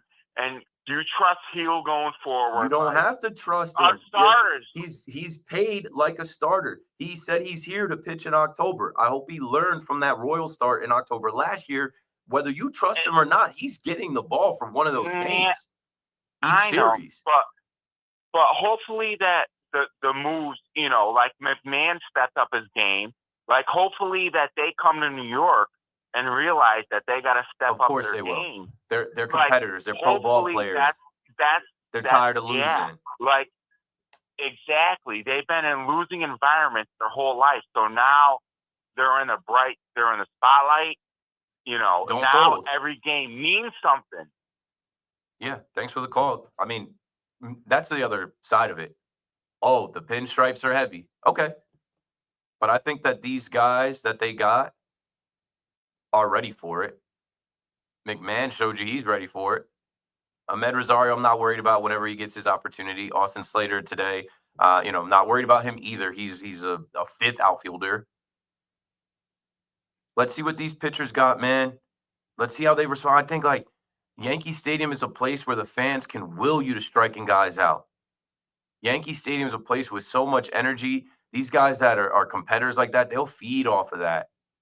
You know, the pinstripes won't be heavy when we're lifting you up. Postseason time, like that's what you should want. You don't want to play in Nationals Park. You don't want to play in Coors Field. You don't want to play. Pittsburgh's got a good ballpark and a good culture. Actually, they need to sell the team. It's way different over here. It's way different over here, knowing what the stakes are, knowing that place. I mean, today had on a day that you knew it was going to rain, a day game. They have 44,292 fans show up on trade deadline day, knowing there was going to be a rain delay at some point. Austin Slater makes his debut. He goes 0 for, but with a ribby, 2 strikeouts, and I'm not so worried about Austin Slater. Like Robbie was like, Austin Slater, saved by the bell. Like he's a guy that you get for nothing and you have around in the event that Judge is not able to play the field again. He can pinch hit. And that's another thing we haven't really talked about yet. The Yankees bench. How many jokes have I made about Mike Ford coming off the bench to pinch hit or Jose Trevino being the option to come off the bench? Look at this. When we get to October, Aaron Boone, you've got plenty of options. Antonio is in the Bronx on the Fan next. What's up, man? Hey, how you doing, Keith? Long time listener, first time caller. How you doing? Ding, ding, ding, ding, ding. What made you call me tonight? Oh, the Yankees and all their acquisitions today. I'm excited. A lot of bullpen help. I'm just a little disappointed. Our starting pitching depth, I feel like, isn't too deep. I feel like we might be in a little bit of trouble if one of our guys goes down. I know Yarbrough's coming back and Gill's coming back, but if one of Fried or Rodon goes down, I don't know what we're gonna do really. In the event that they go down, like we're about to run into something right now with Heel coming back. Stroman pitched today, good 3 innings, but he's still on the roster. I didn't have that on my bingo card when the spring training opened up. Cam Schlittler is in the rotation. Will Warren is in the rotation. Somebody's got to get bumped. And also, Ryan Yarbrough will be back, who made starts this year. Like, they have multiple starters in the event that somebody goes down. The guys that you can't afford to go down are Max Fried, Carlos Rodon, and you need a healthy Luis Heel, who, as I was just talking about the Mets and how a lot of their starters missed time, so they shouldn't be gassed by the time we get to October. Luis Heel is young, the rookie of the year. He should be ready to go. So I wanted another starter. I wanted Alcantara or Zach Gallen or Joe Ryan, but nobody got those guys. That's true. Yeah. Also, I'm excited to see all these guys healthy in the bullpen too. I'm curious to who you think is going to be the guy who's going to get bumped out. Well, we do have some news. Ian Hamilton and Yuri De Los Santos have been optioned, so they're already making room right now with those guys being gone. And I'm happy about that. There's no Slambio. It is a you good know what I'm problem, saying? Ian Hamilton. He's been mid at best. Yuri De Los Santos got some stuff, and he's a young guy. He's got options, whatever. But he's not really a part of this thing. They have Camilo Duvall. They have Jake Bird, David Bednar on the way. These are guys that I'm very excited to see what they do in pinstripes coming out of the bullpen. It is a day that you should be excited. Thanks for making your first call to my show, Antonio. 888-808-1019. They have a surplus. Stack the deck. How many years I've been on the Fan? 4 seasons now screaming, stack the deck. This is the first trade deadline Cashman actually stacked the deck. Maybe it was because they went to the World Series last year. Maybe it was because Judge is out right now. Maybe it was because the fans are getting loud. They're booing Anthony Volpe. The fans are rolling out a fire Cashman. Cashman saw that on Monday night. It wasn't well done. The marker or the spray paint looked like whoever it was struggled to right fire Cashman, and they didn't even roll it out correctly. But I saw the picture. Cashman saw it, but they're still on this fire Cashman stuff. All right, I'm gonna put an end to that. You're gonna respect me this week. You're gonna respect me by Thursday. In Cash we trust. I'm good. Now I just want to see the rest of this pan out. The players play and the manager manage. Cashman has done his job. Bob is out in Los Angeles on the Fan in New York. Welcome back, Bob. Hey, Keith, I got to say, I think you and everybody, and give me a second with this, are going way overboard patting Cashman on the back today. I really do. Okay. Tell us where I'll tell you what. where he didn't do his job, where he left us hanging, where we need more. Here. So I feel this way. If you're doing everything you can to win the World Series, that's what the trade deadline is. It's not really building for the future. It's making a play. There's only one way to win the trade deadline. And I say that's you go all in. Ryan McMahon, Jose Caballero, Ahmed Rosario, Austin Slater. Man, you got to be real. That's a whole lot of mid. That's quantity, not quality. Yeah, only one of those guys is a starter. So how is it such a big deal? How are we so happy about that? Because those guys are bench players. We put Pablo Reyes out there this year. We put Yorbit Vivas out there this year. We put Oswald Peraza out there this year. Upgrade. By the way, fair. I'd say we just went from bad to mid. No, let me get to the pictures. Let me get to the pictures. Yeah, go on. Again, just really quickly, of those four guys, who's a difference maker? Who's a thumper? Who you said you've got these of those guys? David Bednar. David Bednar's a pictures in a second. I get you. Bednar, Bird, Doval. Those are good arms, but I think you have to admit this. That's not Duran to the Phils. That's not Mason Miller to the Padres. That's not Aroldis Chapman to the Cubs. Cashman was not giving up Spencer Jones. He was not giving up George Lombard. He was not giving up Ben Hess. He was not giving up these top prospects. He didn't have to give up any of his top 10 prospects. I understand that, but in fairness, I don't want to celebrate prospect hugging when it's Cashman. Did we give up Clint Frazier? Did we give up Manny Banuelos? The past is the past. The past is the past. This team went to the World Series last year. They're trying to get back this year. And they also got guys that are under control for next year when Cole is back, when Schmidt is back. Thanks for the call, Bob. I hear you. And I knew I was going to get some calls where some people are going to say, you're doing too much, whatever. Then let's have the conversation. They upgraded the bench. We've been screaming for years they don't ever have bench bats. Who's coming off the bench? Nobody. There's nobody to pinch hit. They have that now. When you're talking about this bullpen, all right, we watched Scott Efros coming out of the bullpen. Alan Winans coming out of the bullpen. Ian Hamilton, JT Brubaker, Yerry De Los Santos. Like, what? We arguably added 3 guys that could potentially close, and you have the MLB Network's #1 reliever as your closer right now, and Luke Weaver, who was your closer, getting you to the World Series last year. Let's look at this. Like, Cashman, it was so clear what he did. I'm not giving away any of my top prospects. I'm not.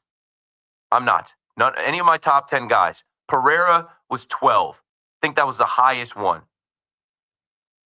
But also what he said is, I'm not looking for rentals here. I'm not looking for rentals because I think that this championship window we're in extends to next year and maybe the year after. Cole is coming back with a robot arm. I need control. Ryan McMahon will be your third baseman this year and next year, maybe the year after.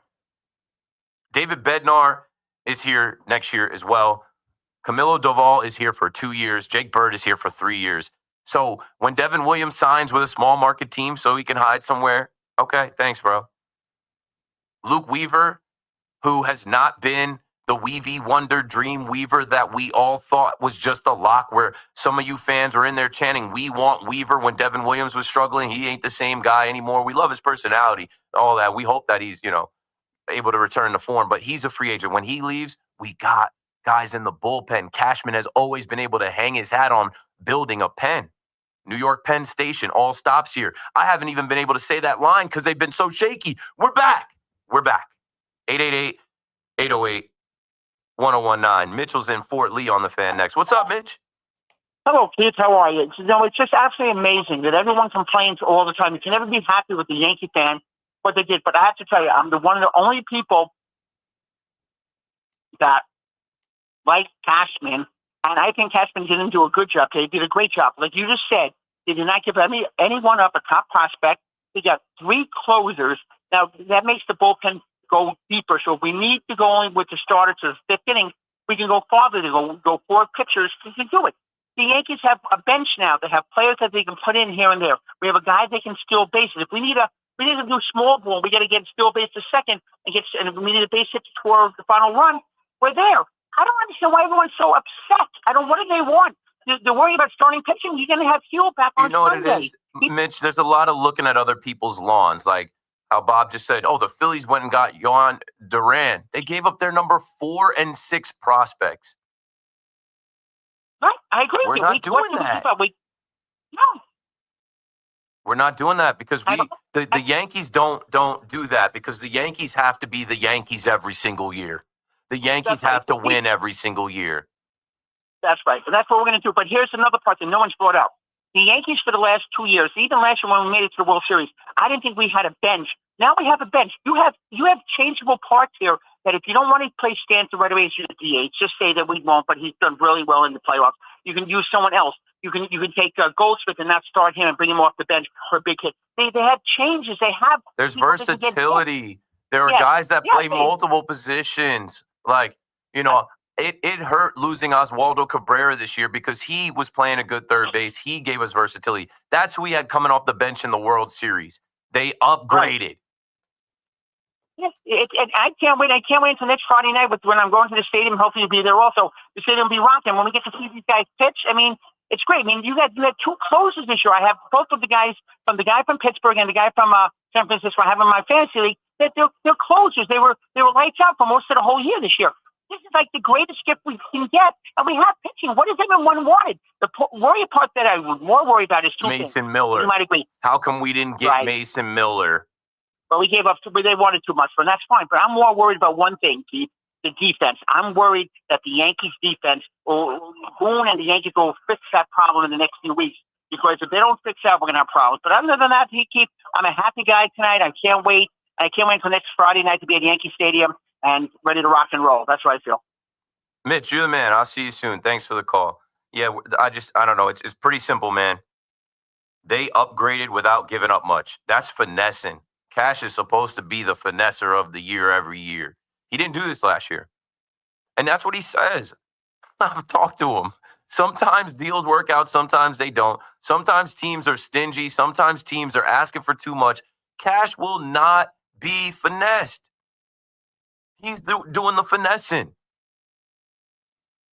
You can have this prospect. You can have this prospect. You're not getting our top guys. There are some untouchables. He told you some guys are more touchable. Rock Reggio, touchable. Rafael Flores, touchable. Actually, I had Rafael Flores on. I think it was the 17th or the 18th. I had Rafael Flores on. He was in my hometown area, the Jersey Shore, with Frank Luna, and he was going to get pizza and ice cream and hanging out with the kids. And, I just was able to book the interview. I think it was 2 weeks before the deadline. So, yeah, it was exactly 2 weeks ago. And we chatted for a bit on the Fan. If you didn't catch that, we're about to play a little bit of it now. I don't even remember exactly what I said. Nick, go ahead and hit that. What are the conversations like with your teammates? Obviously, you guys are 2 weeks away from the trade deadline where anything can happen. What's that energy like talking to your teammates with just either nervousness or anticipation of the trade deadline? Honestly, man, I try not to really focus on it because at the end of the day, I can really only control what I can control. So I just try and, be where my feet are and just understand that, I got to do what I got to do to make sure I stay healthy, make sure I stay good. So, I mean, we talk about it here and there, but I try and get everybody kind of away from those talks because, you know, we're still playing baseball. We're still trying to win games. And I think that should be more important than, you know, like I said, stuff we can't really control. Now, that's one of the higher ranked prospects that the Yankees gave up. Another catching prospect, which the whole league knows that the Yankees develop catchers. When you look at Narvaez with the Red Sox, Luis Torrens with the Mets, Ben Rortvedt came through the system. He just got traded somewhere. I'm sure I'm forgetting Agustin Ramirez with the Marlins.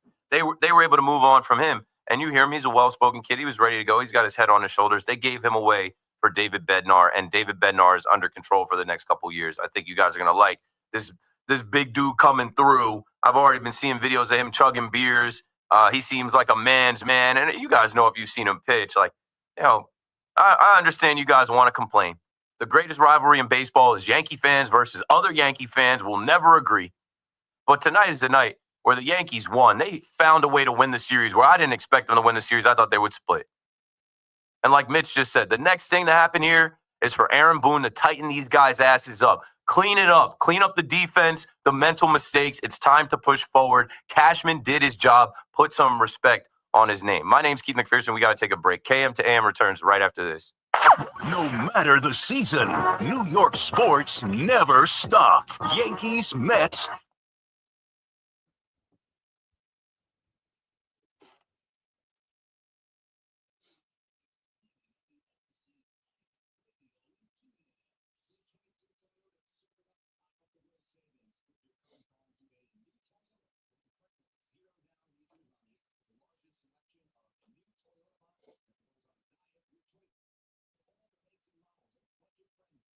All right, I'm back in the chat, breaking that wall down. You know what I'm saying? Another KM to AM. Another KM to AM. 5 hours. We're already 90 minutes in. So appreciate y'all, as always, for rocking with me. You could be anywhere in the world, but you decided to be on YouTube, Twitter, Twitch, in the chat. Shout out to the chat pack. That's what Rodney calls the group, the chat pack. I think I said the group should be the Night Owls or the Night Watch or the Night Crawlers. I think it should be something at night. I'm the nighttime host here. I think it should be something, you know, like the Night Crawlers, the Night Typers, as you guys type away in the chat. My boy Hector out here. What up, Hector? Are you concerned with Volpe? Would you give him days off? Absolutely. Yes to both.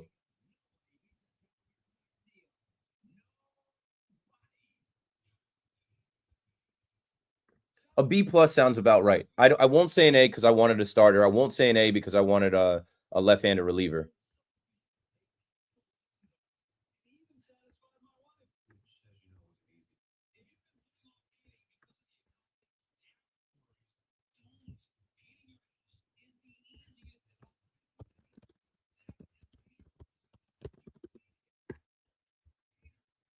Hold on.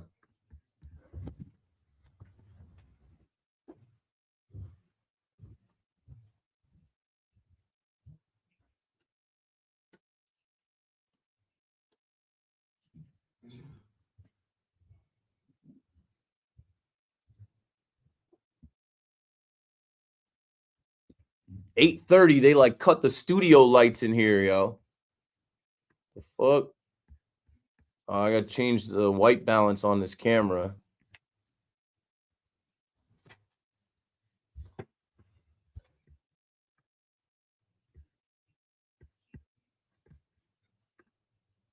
It's too dark.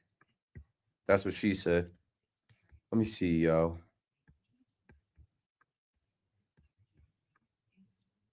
There we go. Ta-da!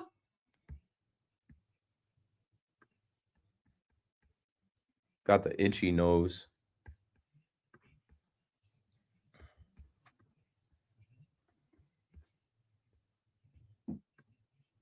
I'm trying to get MLB Network on this TV.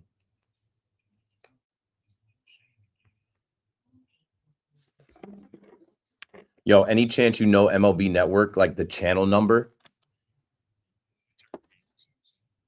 I never know the channels in here. NFL Network is 37. Oh, isn't the Hall of Fame game on tonight? Okay, once I get to MLB Network, I'm going to hit 4 so I can flash back.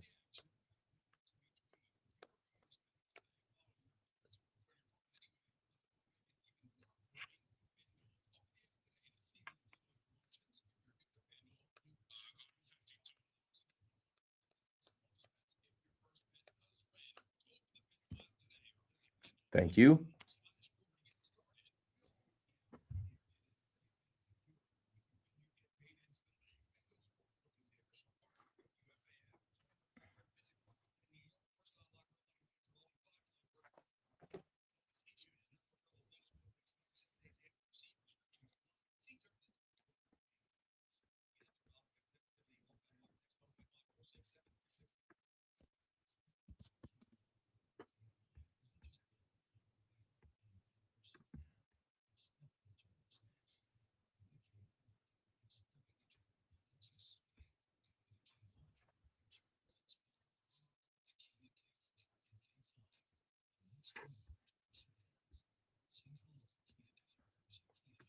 Rock Regio was at 10. All right, let's switch it up.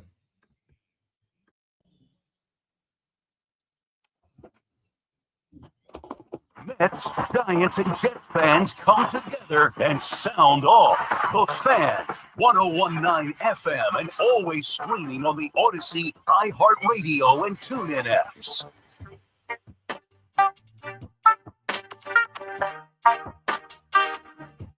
Rolling right along here on the Fan in New York on this Thursday night, the last day of the month, July 31st, trade deadline day, and the first day of the NFL preseason. Oh, you forgot about that? Yeah, on NBC right now, the Chargers lead the Detroit Lions 7-0, and I'm guessing most of these guys playing are going to get cut. I mean, this is the earliest game. These guys opened training camp first because they had to play in this game. It's kind of like they're playing a preseason game in July. But if you love football, you'll watch, right? I'm watching. I got it on, but I'm flashing back and forth from this to MLB Network. Joining us in the 9 o'clock hour will be my guy, Scott Braun, formerly from MLB Network. You know him now as the host of Foul Territory with Ken Rosenthal and AJ Brzezinski and Eric Kratz and Todd Frazier, sometimes Cameron Maben. Yeah, those guys got the best podcast in the baseball world. Me, I'm just talking about the Yankees trade deadline and the Mets trade deadline a little bit, but the Yankee fans engage with me much more. Understood. I'm in here. I'm wearing my Yankee polo. I'm on the stream. I'm wearing my Yankee polo as if I work for the Yankees today. I was proud today. I was happy today. You know, me, I love the team. I love the history of the team. I love the franchise. I love the look of the uniforms, the stadium, all that. I'm proud to be a Yankee fan. I think, being a Yankee fan was one of the greatest decisions of my life. I'm hard on them because I love them. I'm honest about them because I feel like the truth and honesty is needed. They are not always honest and truthful. But if I'm going to be honest and truthful about this trade deadline, we got more than I expected. Let's go back. And I know, and please call and counter me. That's the point of all of this, right? We can agree to disagree. It's supposed to be your opinion, my opinion, back and forth for all to hear. But going into this trade deadline, what was the list? Cashman told you, well, that might be a pick 6. Oh, down at the 5. Big play. Wow. Just even seeing that, I'm like, this is live NFL football. It completely stopped my train of thought watching the play.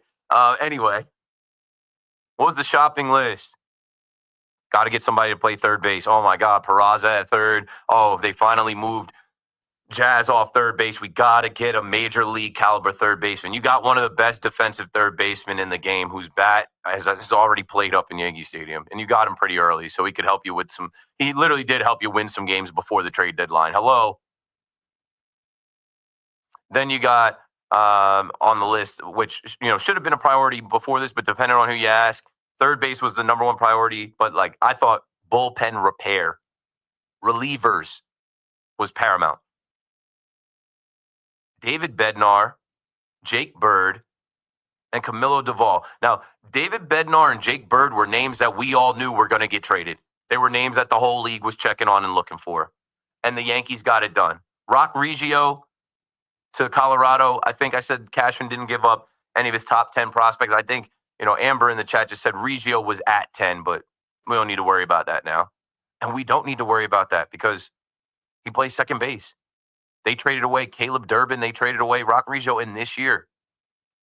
And you get Jake Bird back in exchange, and he's under control for the next couple years. Will Rock Reggio hit the Major League Baseball in the next couple years and be an all-star? Who knows? It's not a problem anymore. David Bednar struggled earlier this year, regained his form. The Yankees got him. Rafael Flores, who I just played the interview, from WFAN 2 weeks ago, had him on. He's gone. But Austin Wells is your catcher. Ben Rice is also your other option at catcher. They sent J.C. Escaro away to bring Austin Slater here. There's supposedly some rumors that the Padres and Twins are interested in J.C. Escaro. Okay. So the list, right, being the top two needs, depending on who you ask, third base and relief pitching. Camilo Duvall is another one, a guy who struggled, whatever, they got him. These guys I don't think they're going to struggle here as New York Yankees. They might, but I think that they're going to feed off this energy. It is a new life for their baseball careers. If you ball out here in New York, you become a king. If you win a championship here, you become a god. That is on the table for these guys. And then let's talk about the other moves, right, that were just kind of bonus. Ahmed Rosario, Austin Slater, Jose Caballero. I think those guys were products of Judge getting hurt and Cashman saying, all right, if Judge is down, if Judge can't play the field, we need reinforcements. We need reinforcements. This was a good deadline as far as, the only thing that I will say, if I want to be critical of Cashman, but I look around the rest of the league and I say, I get it. I wanted another starting pitcher. It isn't like they don't have Luis Gil, the rookie of the year, coming back, Ryan Yarbrough, who made some good starts for them coming back, but I wanted a starting pitcher. But a lot of people wanted a starting pitcher. You know who the starting pitchers that I've listed this couple weeks that I wanted? Zach Gallen, Sandy Alcantara, and Joe Ryan. Did they get moved? Did anybody get those guys? I don't think so. As I'm looking, I'm pretty sure nobody got any of those three guys. So that means, I'm sure they were checked on. I'm sure Cashman checked on it, but that means the price was so high. The price was too high. No, we're good then. We're good then. 888-808-1019. Moose in Jamaica, back on the Fan in New York. You're Keith, what it do? You're, holding it down, man. Just got a night to come on the Fan and not cry and be mad and complain about everything. I hear that. I was wondering why I called after an hour. I figured the line be busy, but I'm surprised the line still wasn't busy. I guess more people are figuring out. The line is jammed. We've had calls all night. I got to pick up the pace. No, it rang for 2 minutes straight, but still, yeah. But, first things first, to the Mets fans, somebody wipe David Stearns down because he's on head, shoulders, knees, toes. If you know, you know. That being said, Cashman is a combination of the Chris Brown song "Run It" because he's literally finessing, like you said, and he's like Mac Miller, rest in power. $100,000 sells snow to a ski slope. I mean, please, bro. And that leads into my point of my call. You can almost see the plan where I know the starting pitching. I dreamed of having another proven postseason starter going into the series once we make the playoffs, if all that stuff. Not knocking on wood. Come on, the AL is softer than wet lettuce. But so I guess we might, and if we make it to a DS or a CS, we'll go with a bullpen game, or the third game of the wild card. If we split, we'll go with a bullpen game and just lock them down that way and stuff. Who knows? You can almost see the plan for next year, where it's okay, not just the keeping of the bullpen arms who are under contract, but because Grisham, Bellinger, Goldschmidt are key pieces to our offense, we can't move them. We don't know if they're coming back or want to, or we will, depending on free agency. so we can't sell our future. He walked the tightrope. Kudos, Cashman. Yeah. Live long and prosper. That's a great way to put it. A great way to put it. He walked the tightrope, bro. He weighed a lot of different things. I'm sure, we heard whispers of, Cody Bellinger and Paul Goldschmidt being on. He probably dangled these guys out there, and I would too. I dangled Jason Dominguez, Trent Grisham out there to see what you say. Now, here are the starting pitchers that were moved. Dustin May from the Dodgers to the Red Sox. Would you guys have been content with Dustin May? I guess. But we have pitchers that are better than better starters than him. Merrill Kelly, I was never in on. If you've listened to me the last couple of weeks, Merrill Kelly to me is mid. I'm not giving up anything for Merrill Kelly. He goes from the Diamondbacks to the Rangers. Michael Soroka, who I already mentioned tonight, goes from the Nationals to the Cubs. They can have him. I don't think we were checking for him at all. Zach Little, who just shoved against the Yankees last night, gave 5 shutout innings. The Rays, he was in a 3-team deal last night. I think the Dodgers were involved with the Reds and the Rays, and the Yankees weren't checking for him either. And Shane Bieber from the Guardians to the Blue Jays. I know earlier today, a lot of people were like, oh, look at the Toronto Blue Jays. I don't know, man. Would I have liked to have Shane Bieber? Maybe. But then you also got to think about next year. Like Moose was just saying, Garrett Cole's going to come back and reclaim his position. Later in the year, Clark Schmidt will come back and reclaim his position as well. How many guys do you need in the rotation? 888-808-1019. Steve is in Bayside next on the Fan. Hello, Steve. Hey, Keith, what's going on? Watching this football game, looking through certain things on the trade deadline front. Oh, and taking calls. Yeah, I think Cashman had a solid trade deadline. I mean, nothing spectacular. What would you grade it on a scale of, A, B, C, D? You can plus, minus. What would you grade it? I give it a B. I mean, I think he gave up, he did give up, Flores was the number 8 prospect, and I think Riccio was their 10th prospect. So there were a couple of top 10 prospects. I thought it was okay. I mean, if you were looking for difference makers, real big time difference makers, you'd probably think that this trade deadline is a little light. I have to say, but look, as far as you made the point about the shopping list, he definitely checked off every box and more that were on the shopping list. I mean, he even got an extra utility guy that I wasn't expecting. But I really felt like the Padres, I loved what they did adding to their strength the way they did because they already have a good bullpen.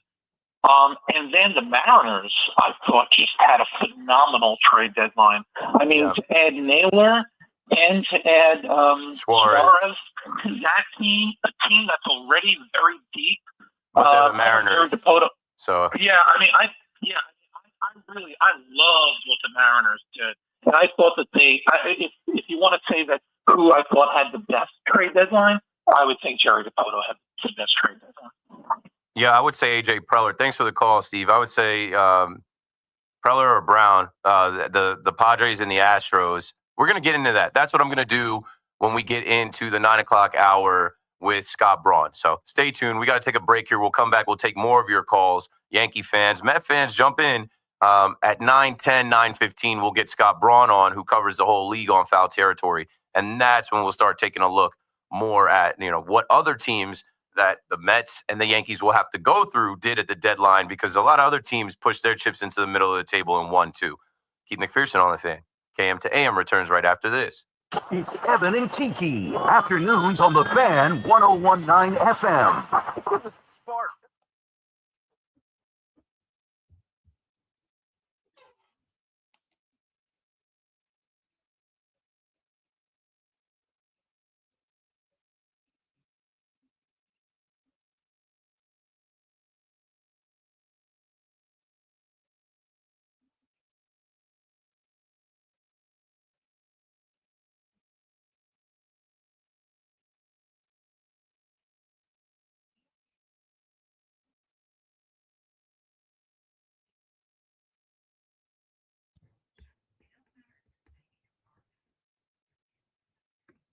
Yeah, Florida, and I think Flores was like 15.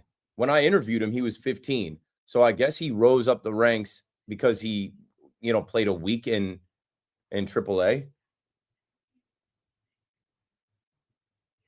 And then I forget who the other one. What did you just say? Suarez, Rafael Flores, and Rock Reggio were the two like top prospects that they gave up. Other than that, that's it.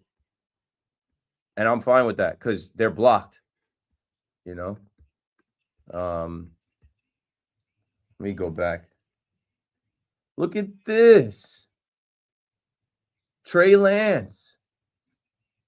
Trey Lance playing for the Chargers.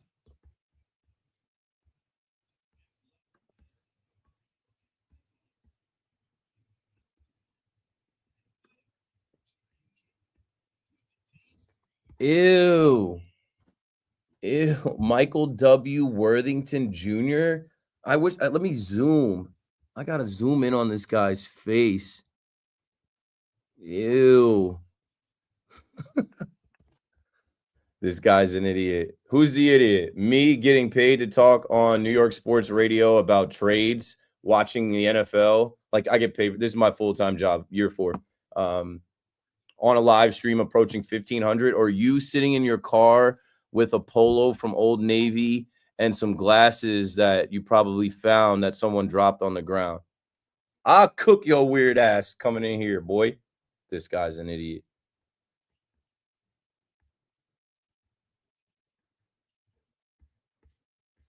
Trying to catch up in the chat. Who do you think will close for the Yankees?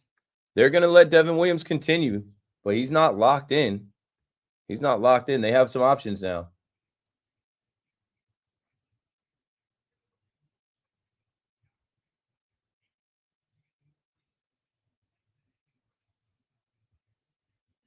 Yeah, at 8:30, because this is a television studio. Let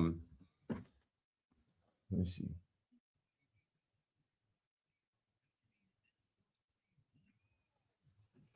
If you can see those cameras up top, those cameras go to SNY, and these lights,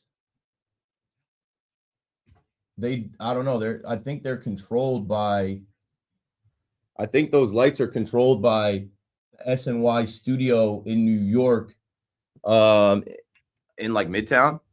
So, at 8:30, they shut them off. And yeah. Let me see.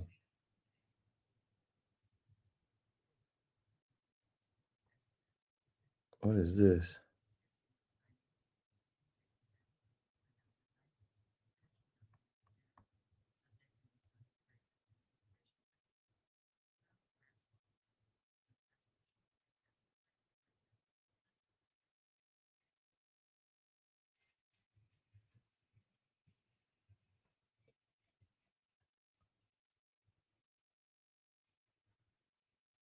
Rafael Flores agent texting me right now.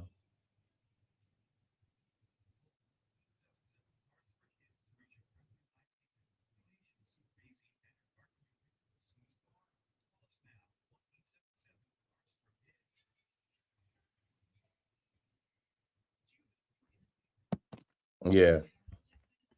Anyway, why did Garrett Cole get the surgery at the beginning of the season and not in the offseason? He didn't know. He didn't know.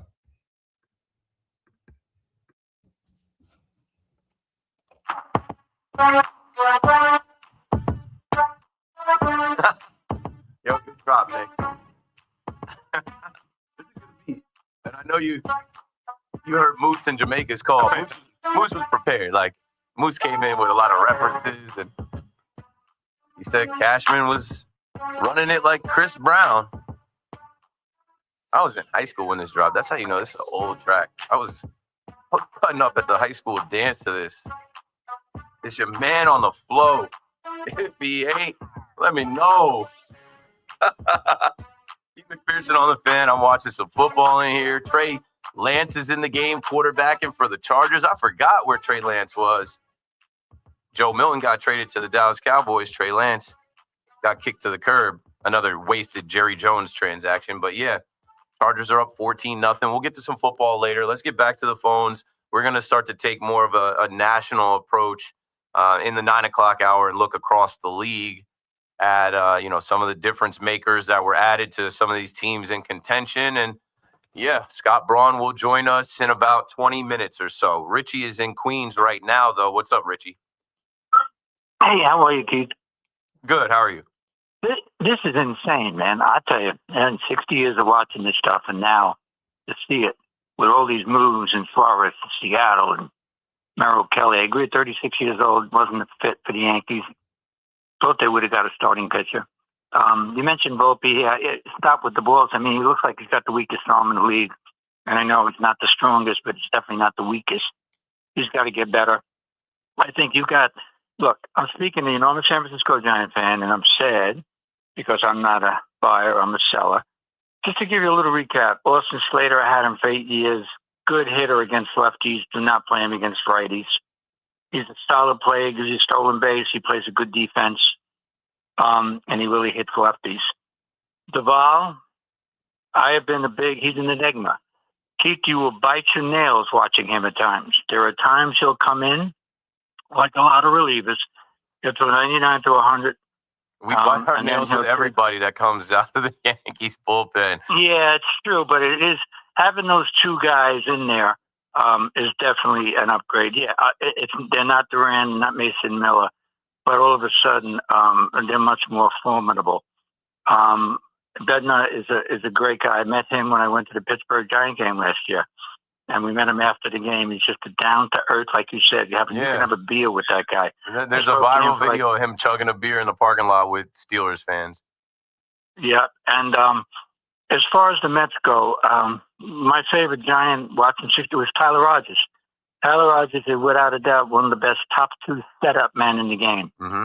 He will be a 7 or an 8. He's unflappable. I don't care that he throws 83 miles. You know how he pitches. He's the underhand pitcher. But he is really, really, really good. Getting Mullins is good. It's going to be a real upgrade for them also, because I know he's hitting 230, but he can give you, he can really be solid for the next 2 months. And get back to the Yankees real quick. I spoke to you 2 weeks ago, and I mentioned two guys to you, and I mentioned Bird because I liked him out of the bullpen, and I mentioned McMahon. I got a lot of grief from Moose about it. When I talked to him on the Sunday, he's a 220 hitter, OPS 680. I remember when he came up, he will give you that defense, no doubt about it. He gives you a little pop. And I don't say he's DJ LeMahieu because he's got a much better resume offensively, but he's going to be really good. So I give this a B plus for the Yankees. I give an A for the Mets, what they did. Because even Hasley from St. Louis, his strikeout rate is not 13 like it was, but he's a stud. And look at the Phillies did too, getting Duran, getting Bader. I just think it's just really crazy to see what was going on. But again, as a Giant fan, to see guys that Yastrzemski, one of my favorite players, came up at 28, and he's really faded, but maybe he'll help KC. But yeah, I'm excited. I'll be... for the New York before I let you go, yeah. What move for the Mets gives them an A and not a B? What's the difference in that grade, from a B to an A? What do you think is the move? I think that what they did with their bullpen, getting Rogers and getting Helsley, really, really is a strong. And already suit. having and also, Diaz and Reed Garrett yeah, and Ryan Stanton. And you know what? And you mentioned Holmes. There's no way he goes to the bullpen. They got Garrett. They got Stanek. They got Raley. They got lefties, righties. Yeah, He's don't not have going to be in the bullpen. They can keep No, on. He'll pitch his 5 innings because they got enough guys in the bullpen. And what really gives them the A is getting a center fielder, getting Mullins. So that's the difference. Yeah, but not they Jaron Duran. They both did well. But potentially better than Harrison Bader and not having a second tour with Harrison Bader. And by the Oh, sorry, Richie. By the way, call me back on Saturday. I'll be on Saturday. I won't be on tomorrow night. 888-808-1019. We're going to get another call in and go straight to the update. There was something that you said. Oh, so, and I, obviously it's Yankees and Mets, right? I think we even have a drop where the WFAN is where Yankee fans argue with Met fan. I'm like, okay, what's the move that gives the Mets an A over the Yankees having a B? I think it's because of what the Mets already had and what they're adding to. For the Yankees, though, the Yankees acquired more players, and we can't act like the Yankees don't have anything either. But obviously adding, I think, Helsley and Rogers to Edwin Diaz, you can argue that their bullpen is better than the Yankees with Bednar, Jake Bird, and Duvall. But, not for nothing, like I said, Devin Williams was rated as the MLB Network's #1 reliever. I know he's had an up and down season. He's had his bad moments. But when he's right, you have 4 guys that can close games. 5 if you add Luke Weaver when he's right. And I think this competition of, who's going to be the guy is going to help. It's no more job security. No more he's the closer, we believe in him. How many times have you heard the Yankees say that, whether it was Chapman or Clay Holmes or Devin Williams? And then I also just think that what they did, adding utility players, like Austin Slater can play all 3 outfield positions and first base. Ahmed Rosario is a guy that can play in the infield and the outfield. Caballero can play 3 positions it gives you depth. And they can all pinch hit and come into games late, and you can move things around, and you can play matchups. You can really play the chess game. So ultimately, Cashman did his job. We'll take another call. Really, I'm looking at Aaron Boone. Cashman did his job, but Aaron Boone's got to manage these guys. Mike is in Ramtown before we go to the break and update. Hey, Keith, always good to talk to you, my friend. Thanks, man. All right. Yeah, just with what you just said, Boone needs to step up. I think Cashman did a great job.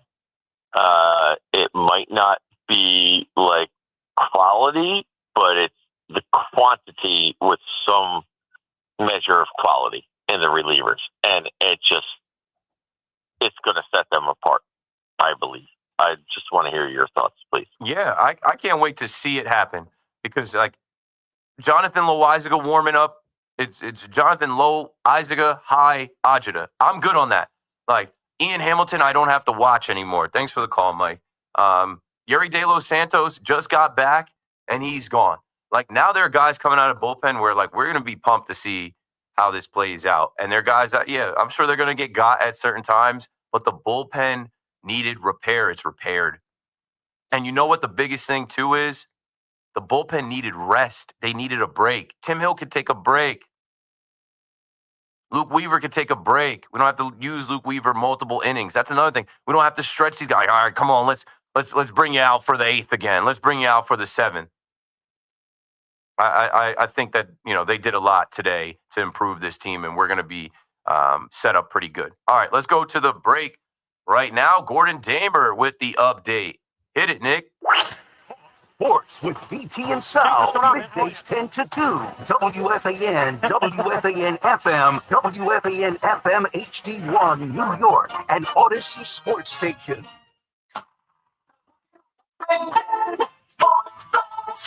9 o'clock, I'm Gordon Damer. Long day at the ballpark, busy day, and the front office for the Yankees. Major League Baseball trade deadline came and went, and Brian Cashman went to town to improve the Yankee bullpen. 3 trades on the day for the pen, acquiring closers David Bednar from the Pirates, Camilo Doval from the Giants, and the Bombers also picking up Jake Bird from the Rockies. Yanks desperate for bullpen arms with the 5th highest ERA in the bullpen in baseball since June 1st. And Brian Cashman doing it all without trading away any of his top prospects. I know we're better, and that's just keeping it simple. We are better today than we were yesterday, so mission accomplished there. And looking forward to these players competing in a really difficult market against some really high-end teams, and see where it plays. We're looking forward to taking our shot. And that's all you can give it. Yanks also picking up Jose Caballero from the Rays, that during the game in exchange for Everson Pereira.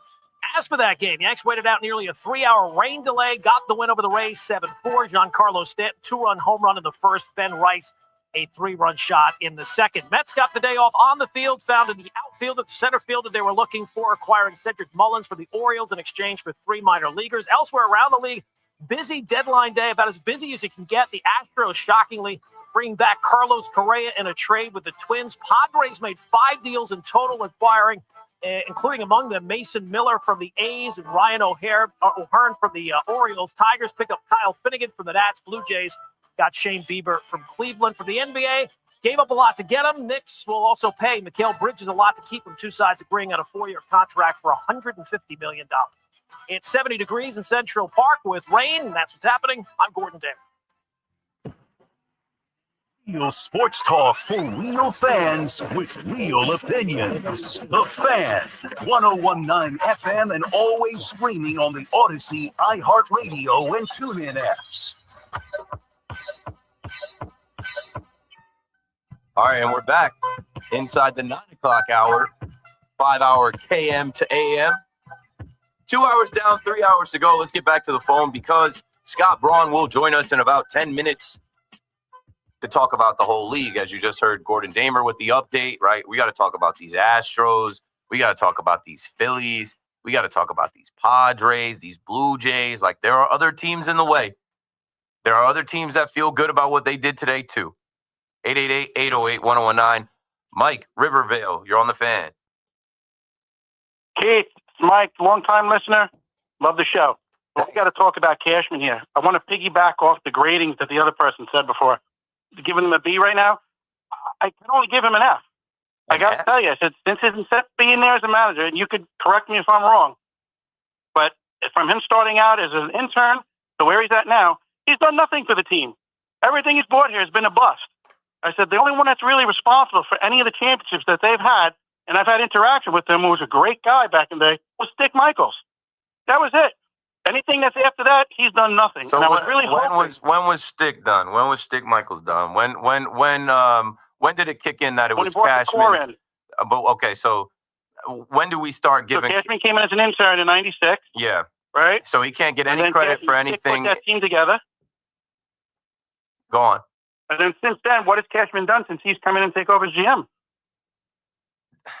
They were in the World and I'm gonna Series give you the last fact- year. If you want to go back to 2009, he doesn't get credit for that World Series. It's kind of crazy. Thanks for the call, Mike.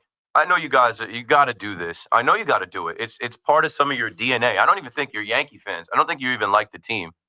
It's the same fans that go there to get drunk and boo. It's the same fans that claim that they're going to stop watching the team. It's the same fans that call the station and say stuff like that. What has Cashman done? Draft and develop the best player in the game in Aaron Judge, who's won multiple MVPs, should have 3, might get a third one, which would be 4 this year. This team goes to the postseason every year. They never have a losing record. It's hard to do that in baseball. It's hard to do that in New York with the expectations, the pressure, the amount of fans that come to the ballpark and obsess over this team. I know that they lost the World Series. They embarrassed us all, but they went there last year. He went out and got Juan Soto last year. That doesn't count. He gave up a bunch for that. At last year's trade deadline, he added Jazz Chisholm to the team. That doesn't count for anything. Like, as we talk about Devin Williams and Luke Weaver, who found Luke Weaver? Who traded for Devin Williams? Like, it's so stupid for me to even go through the whole roster. Cashman doesn't get credit for that. What has he done? He's been a bust. You give him an F. I can't even entertain it. I can't entertain it. It doesn't make any sense. You know, and that's why people say Yankee fans are spoiled. That's why guys like Jeff Passan are telling us, shut up. You could be Pirates fans. That's why across town, the Met fans look at us like we're insane. They're just starting now to have a owner and a president of operations, of baseball operations, that move like they're in New York, big market, in the show. We're ungrateful as hell. We talk down on Brian Cashman as if he does nothing, as if he inherited the Yankees and doesn't have to work his ass off to make sure that this team wins games. And they have some of the best players, bro. How many All-Stars they have this year? Who went out and signed Max Fried? Who went out and signed Rodon? I don't know, man. It's just stupid to even entertain those conversations. If Big Mac was listening and took that call, it would have been a lot different. Patrick is in the Bronx on the Fan next. What's up, Pat? Hey, what's up? I was at the game today. Also, Keith, big fan of the fan. It was electric, honestly. Just at least the environment I was in, just waiting for Cashman to make these trades. I'm very happy with us bulking up the bullpen the way we have. The only thing is, I really wanted a starter, and I kind of didn't want one that was just going to be a rental because I don't know how Cole's going to be when he comes back. I hope we can get the Garrett Cole that we've seen in the past, but I don't. Second time Joe Ryan, the price was too high. Sandy Alcantara, the price is too high. Zach Gallen would have been a rental. You know, the other guys that were moved were not guys that would make a difference. So what they did was load up on the bullpen. I'm not mad at it. I wanted another starter, but Luis Hill comes back. What if Luis Hill comes back and he picks up where he left off last year, where he had a game striking out 14 guys, where he won Rookie of the Year? Max Fried just came back from max compete level, throwing the most pitches that he ever had to throw and you know, gutting it out for us. You know, Rodon still has, you know, he's an all-star. He still has it in him to go to the 6th, 7th inning and be dominant. This is his best year as a Yankee. Stroman shouldn't be on this team, but not for nothing. For what Stroman has given us, against the A's, against the Braves, even today. Like, you were at the game today, Stroman started off the game just fine. Will Warren is a and then the whole rain rookie. delay happened, and we had to waste our bullpen. I'm glad we got guys now, but I don't know. I also just think Cashman's really holding on to these prospects, and I like Brian Cashman a lot. I think he's holding on to these prospects a little too hard. I mean, a lot of them haven't turned out. I mean, look, we just traded Peraza. I mean, Jorbit Vivas made that absolutely terrible play against Atlanta when who wants him? What's his value? Picked him off from all the way down in right field. Yeah, I watched. Yeah, we talked about it. I mean, but I don't think anybody was calling for Jorbit Vivas. Spencer Jones can be the next Aaron Judge. Me too. I don't think he's going to be. What a lofty hope for us. That's kind of crazy. I mean, I hope that that's the case. But I mean, a lot of these guys, I think we could have got a lot of peak value for Jason Dominguez last year too. I don't really remember the trade deadline, but that's just my one critique with Cashman. And I know you like Cashman a lot. And the guy came on here before and said he has absolutely done nothing. That's not true. Jazz Chisholm was a big part of that World Series team, and he got him last year. Yeah, Mark Leiter Jr. stepped up last year in the postseason when Ian Hamilton got hurt. Thanks for the call, Pat. I don't like Cashman a lot. I would say that coming up later tonight, McMonagle is someone that has defended Cashman. You haven't heard me go through Cashman's resume and all that. I like the Yankees a lot, and Cashman rules everything that goes on with the Yankees, and I think it's ridiculous. Like, I've had a lot of fun going to Yankee Stadium. I've had a lot of fun watching them win games throughout my entire life. Cashman has been there for majority of my life. And, like, I give credit where credit is due, and he deserves credit, definitely today. And if you want to talk about prospect hugging and prospects from the past, we've heard already, I don't even know, Clint Frazier's name come up, Banuelos, Peraza, Jorbit Vivas. Yeah, we get it.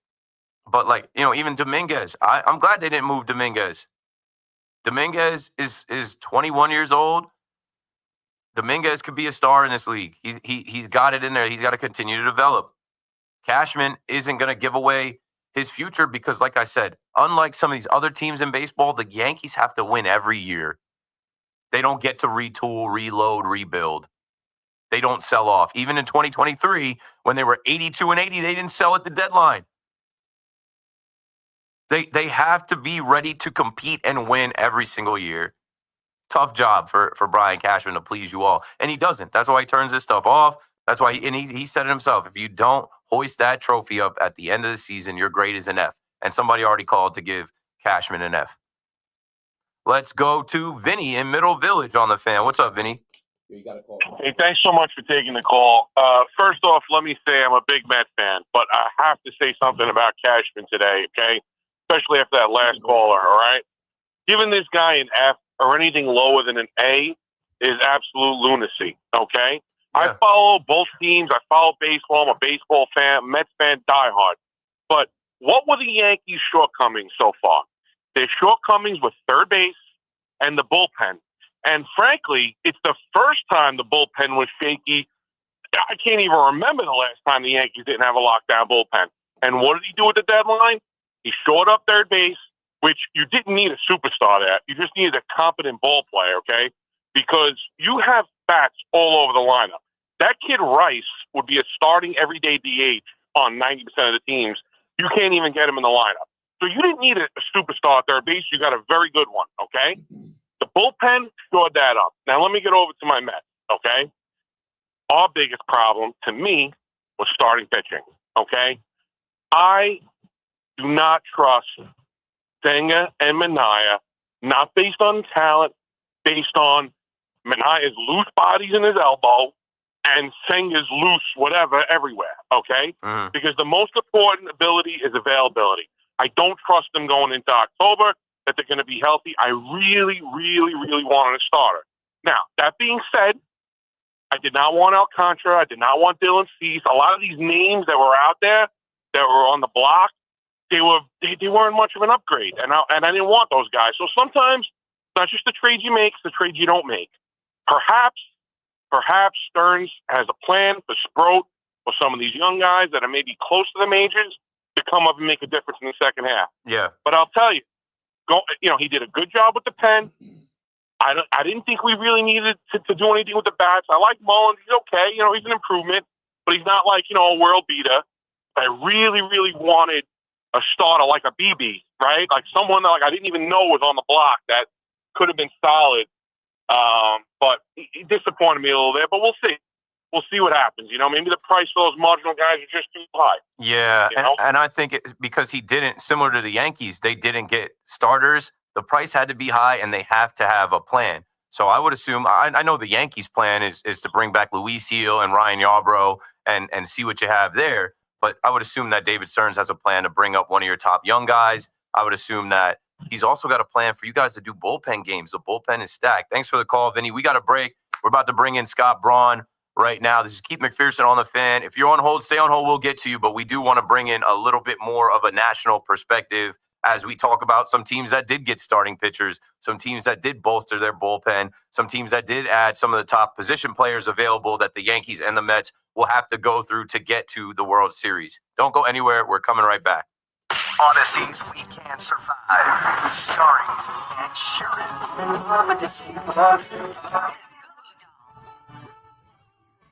Alex Warren. Shabuzi. Everybody at All on stage. One night only. Friday, September 26th at the Pearl. Hello. Thank you all for coming out to this. Tickets on sale tomorrow morning at 10 at Ticketmaster.com. Connecticut's best value is at Town Fair Tire. They honor all manufacturer and valid competitor rebates, offer the most free services for life, plus give you the guaranteed lowest price. Nobody beats Town Fair Tire. Nobody. Before you begin your road trip, ask yourself, do you really need 5 full suitcases? With the new 2026 Kia Sportage X Pro's class-leading cargo space, you'll have room for what you need. Find out more at your local Kia dealer today. Keep the adventure going. Kia, movement that inspires. Call 800-3334-KIA for details. Always drive safely and obey all traffic laws. Comparisons based on second row legroom and cargo space behind second row seats in the subcompact SUV class according to Kia segmentation as of June 2025. You matter, and so does your well-being. If you're facing tough moments, struggling with anxiety, depression, thoughts of suicide, or substance use, help is here anytime you need it. Call, text, or chat 988 for free confidential support. New Jersey's 988 Suicide and Crisis Lifeline is here 24/7 for you or someone you love, with trained counselors who listen and care without judgment. You matter. Remember New Jersey's 988. A message from the New Jersey Department of Human Services. Salicata here, and wow, are we thrilled with the incredible job CertaPro Painters did on our house. So clean, so efficient, they actually listened to us and even satisfied my wife, which, as you know, isn't easy. If you've been putting off painting because of the economy or tariff worries, don't. Painting your house is the easiest and most efficient way to protect and raise your home's value. Do what we did. Call CertaPro Painters today. Each CertaPro Painters business is independently owned and operated. We all hear the radio ads about the IRS. They tell you to be afraid, to be scared, and they try to frighten you into calling. I'm not here to do that. Tax Relief Advocates is different. TRA is here to tell you that if you owe money to the IRS, whether it's $5,000, $50,000, or $500,000, we have a solution. It doesn't matter if you're sitting in your car, at work, or with your kids. No matter where you are, call now. 800-575-4094. Don't lose hope. TRA can eliminate or reduce what you owe to the IRS. Generous programs are now available that can give you a fresh start. Our passion is taxes and helping individuals fix their IRS problems. We have over 1,000 5-star reviews on Google and an A+ with the Better Business Bureau. You don't need to be afraid of the IRS any longer. End your tax nightmare today by visiting us online at TRA.com or call 800-575-4094. That's 800-575-4094. Tax Relief Advocates. Real solutions for real people. Tune in to the BT and Sal Show weekdays from 10 to 2 on The Fan. Presented by your Tri-State Cadillac dealers. Cadillac is the official luxury vehicle of the New York Mets. Get connected with WFAN to talk about your favorite teams. The Fan on the Odyssey, iHeart, and TuneIn apps.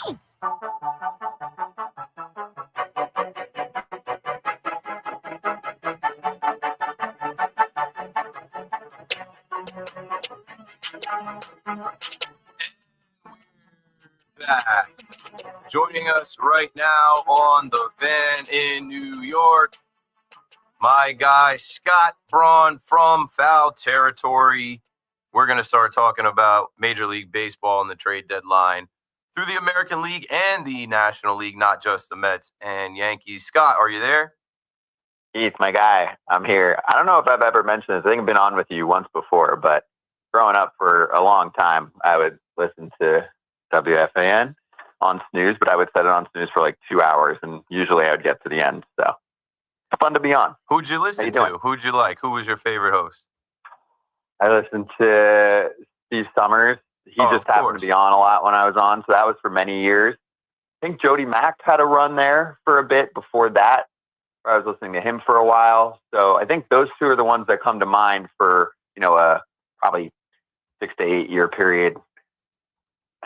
I'm trying to remember if there was anyone else. Those are the two that are coming to mind. I mean, we're talking like ages, I don't know, for me, 8 or 9 until 14, 15, something like that, in that range. Yeah, I don't know. I didn't fall asleep listening to WFAN. I wasn't a big WFAN guy as a kid. I wasn't even like that much into like sports until I got a little bit older. I was like watching cartoons and comic books, Dragon Ball Z, X-Men, Spider-Man. I did that until like high school. Then I started to get more into it. But anyway, let's get into the interview. Let's get into the conversation, man. I know you guys were live.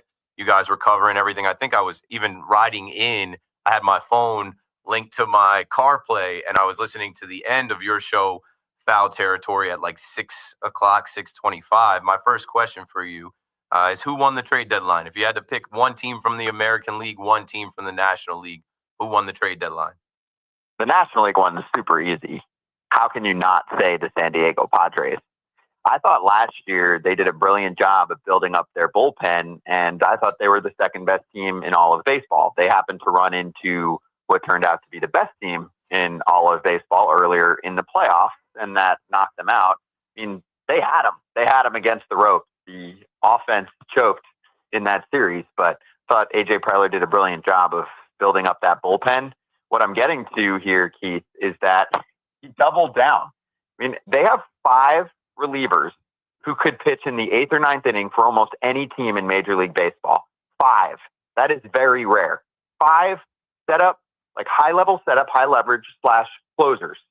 I have not seen that in my lifetime covering the sport. So I think that was fantastic on that front, of course, led by the Mason Miller addition to add to the 4 that they already have. And then they fixed everything else they had a problem with. They needed another outfielder. They needed a DH. They got Ryan O'Hearn. They got Ramon Liriano. For a lot of fans listening, they might not know these guys, but these were helpful pieces. Although they probably know O'Hearn from his Orioles days, of course. All-Star this year, yeah. Yeah, All-Star this year. And then Fermin is not super well known. He's a really solid catcher capable of starting, and he should be doing that with the Padres. And Elias Diaz will still get a little bit of time, but that's a guy who's a solid game caller, should be good behind the plate defensively, and then provide close to an average bat, which is a big upgrade at that position for them. So they were just on a heater. A.J. Preller is playing a different game because he's got a little bit of new school in him, but then he's got a heavy dose of old school in the way that he's just more aggressive than almost any other GM out there. When I talk to front office executives, they often bring up Dave Dombrowski as the last of a dying breed, but I think AJ Preller is carrying the torch because he's just less afraid to shed prospects. I'm sure we'll get into some losers that are the exact opposite in terms of how they look at the trade landscape. So that's the one that stands out to me on the National League side, among other teams that did well, right? Mets, Phillies, etc. I mean, for me, Keith, I think the Seattle Mariners stand out as the biggest winner. I know they didn't do a lot today, but last night they picked up Eugenio Suarez. That's the best bat and definitely the best power bat available if he keeps doing what he did for the first 4 months of the season. I mean, it's a 50-homer bat for a Seattle team that desperately needed more offense. They picked up Josh Naylor, who I think is really good, hits good pitching. They shored up the corner infield positions, and they're riding the Cal Raleigh best offensive season from a catcher of all time. They have, in my mind, a World Series rotation. That lineup's good enough now to be a World Series contender. Bullpen is good, not great. So that's one spot where I thought they could have added one more arm, but I think they're a big winner there. Yanks did well. I'm sure we'll get into it, but Yanks are definitely on the winner list too. Maybe not number one, but they should be in the top 3 or 4 in the American League. Yeah, no, it doesn't have to be Mets and Yankees. We will end the conversation with that. But honestly, for me, I said Padres, Astros, World Series. Joking, but also I've been talking about for now weeks that the teams that add difference makers at the trade deadline, they're the ones that are most likely to make the push. Now, we know that the Padres obviously are not in first place. They're right there in the wild card, but they are trying to make the push to overtake the Dodgers. And last year, the Dodgers themselves admitted that the toughest series on the route to being champions was what they had to go through with, Fernando Tatis, Manny Machado, Jurickson Profar, those guys out there at Petco Park. Now, with the Astros, they got knocked off last year in the first round against the Tigers, and then they look up this year, and the Tigers are one of the better teams in the American League. And I think that they obviously see the Yankees get to the World Series last year, and they've owned the Yankees every opportunity that they've had in the last 10 years since the 2015 wildcard game. They're pushing their chips in as well. The Houston Astros, I think, won out of the American League, if it's not the Seattle Mariners, because the Astros bring back Carlos Correa to play third base, a proven postseason performer, and they have guys already. So what are your thoughts about the Houston Astros and what they did? Let's talk about them for a minute, because there are a lot of Yankee fans that fear the Astros, but there are also a lot of Yankee fans that want some redemption against them, and they'll be the first team to come back to the Bronx in a week from tomorrow when the Yankees return home. Yeah, I mean, I think if you're a Yankee fan, you should still very much fear this team. So they have a 1-2 punch at the top of their rotation, 2 number 1 starters, Framber Valdez and Hunter Brown. That's the one spot where I thought they could have used one more arm. I think Merrill Kelly would have fit well there. The Rangers paid the price for him. They were trying to get Dylan Cease all the way to the buzzer, but the starting pitching market was the one portion that didn't really move. The asking price, according to most GMs, was too high in their mind. Probably not in my mind or your mind, but too high in their mind, right? And I'm not just talking about the Astros, but for everyone else. But Isaac Paredes is an all-star. First half, he was great. Awesome trade addition. They'd been trying to get him for a while. One of the biggest pull power guys in all of Major League Baseball. Fits perfectly with the Crawford boxes in Houston. It sounds like he's done for the season. So that's why they bring in Correa. Yeah. The only thing with Correa this year, Keith, is that he hasn't been that good. And they have to be buying that he's going to look more like the Correa from the past few seasons, who's been very good for the Twins when he's on the field. You just don't know if there's some nagging issue going on. I haven't been dialed in on, every IL situation for him, but that is why he was a tough sign for a team like the Mets. And then before that, for a team like the Giants. I mean, they essentially flunked his physical long-term. The doctors were like, I don't like what this looks like. So the Astros have to buy that because they did take on significant money. He's owed over $100 million over the next 3.5 seasons. The Twins ate up $30 million of that, but they still take on a lot there, and they hope that he'll be a little revitalized for the rest of this season. I do think he'll probably play up with the Astros. The Twins were crumbling, and they went total fire sale mode as they're going to get sold soon to a new ownership group, so that was part of why they did that. But yeah, I'm with you. I like what the Astros did. There were some smaller moves that they did too, like Ramon Urias is a nice player that can bounce around for them a little bit. So they did some small things too. And just in general, they're good. Their 8-9 is as good as anyone else. I'm talking about their bullpen guys, Abreu and Josh Hader. Jeremy Pena is going to be back soon. He was an MVP candidate early on this season. And Yordan Alvarez is still, in my mind, one of the scariest hitters in the sport, probably top 10 as long as he gets back healthy in the next month. Yeah, that's not a team I would want to face in the playoffs. Yeah, man. I mean, Carlos Correa out there in cold Minnesota that, he had no reason to buy into what they were doing. He obviously took the money when he signed with them, but clearly he wanted to be a San Francisco Giant. He wanted to be a New York Met. Okay, he ends up there. I just know he's going to eat a sensu bean. That's a Dragon Ball Z reference. He's going to eat a sensu bean as soon as he gets back in Houston. It's gonna revitalize this guy. He's older now. He's not going to have to, field as many ground balls at third base. I just expect him to be, a weapon for them. And they're already good, right? They add Jesus Sanchez, they add Ramon Urias, and they already are good. They already have a home field advantage over there when they get into October. And I just think that they're going to make a push here. So, it's going to be the Yankees. It's going to be the Astros again. I'm looking forward to it. I want there to be a rematch and an opportunity to exercise those demons. I mean, with the Padres, they just swept the Mets. And now they've reloaded and added, Mason Miller and JP Sears. And I just think that, they're looking to win their division, not just be a wild card. So those two teams are standing in the way. Before we do get to the Mets and the Yankees, the Phillies, I want your thoughts on the Phillies going out and getting Duran yesterday. And obviously he's under control and they gave up a lot for him. But then they also add Harrison Bader today. Like, they're another team that's good. They were close to sweeping the Yankees here last weekend. They have a ton of talent. They were in the World Series a couple years ago. What are your thoughts on the Philadelphia Phillies before we talk Mets?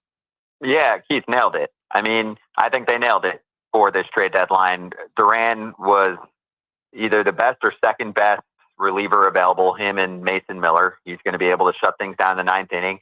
Jose Alvarado is going to come back for them, but then he's not going to be eligible for the playoffs because he got popped for PEDs. So I think their bullpen is better than it was last year because their bullpen fell apart a little bit against the Mets, and that's what got them knocked out of that series last year. This Phillies team is getting towards the end of its current run with these guys. It doesn't mean that the winning window is closing, but this run is getting towards a close. And I think some Phillies fans were kind of disappointed with them, but I don't know what else they wanted. I think they've wanted to see like a little bit of a roster reshuffling. That had to happen in the offseason. I mean, these are big contracts, mostly really good players with great track records. So I think they did a great job. I mean, they also signed David Robertson a week and a half ago. You don't give up any prospects for that. Robertson was awesome last year. I know he's not young, but he's in great shape, and he was a strikeout machine for them. So their bullpen is better than it was last year. That's saying something because their bullpen was pretty good last year, and it was falling apart lately. But I think they've really shored that up. Again, if I'm greedy, which I am, I would have loved one more bullpen piece. But I think they did well there. And then for me, I think that the Bader acquisition is underrated. We had Ruben Amaro on our show, the former Phillies GM, and he liked it too. And I'm just like, I want everyone to realize that Johan Rojas has been manning a lot of center field for them for years.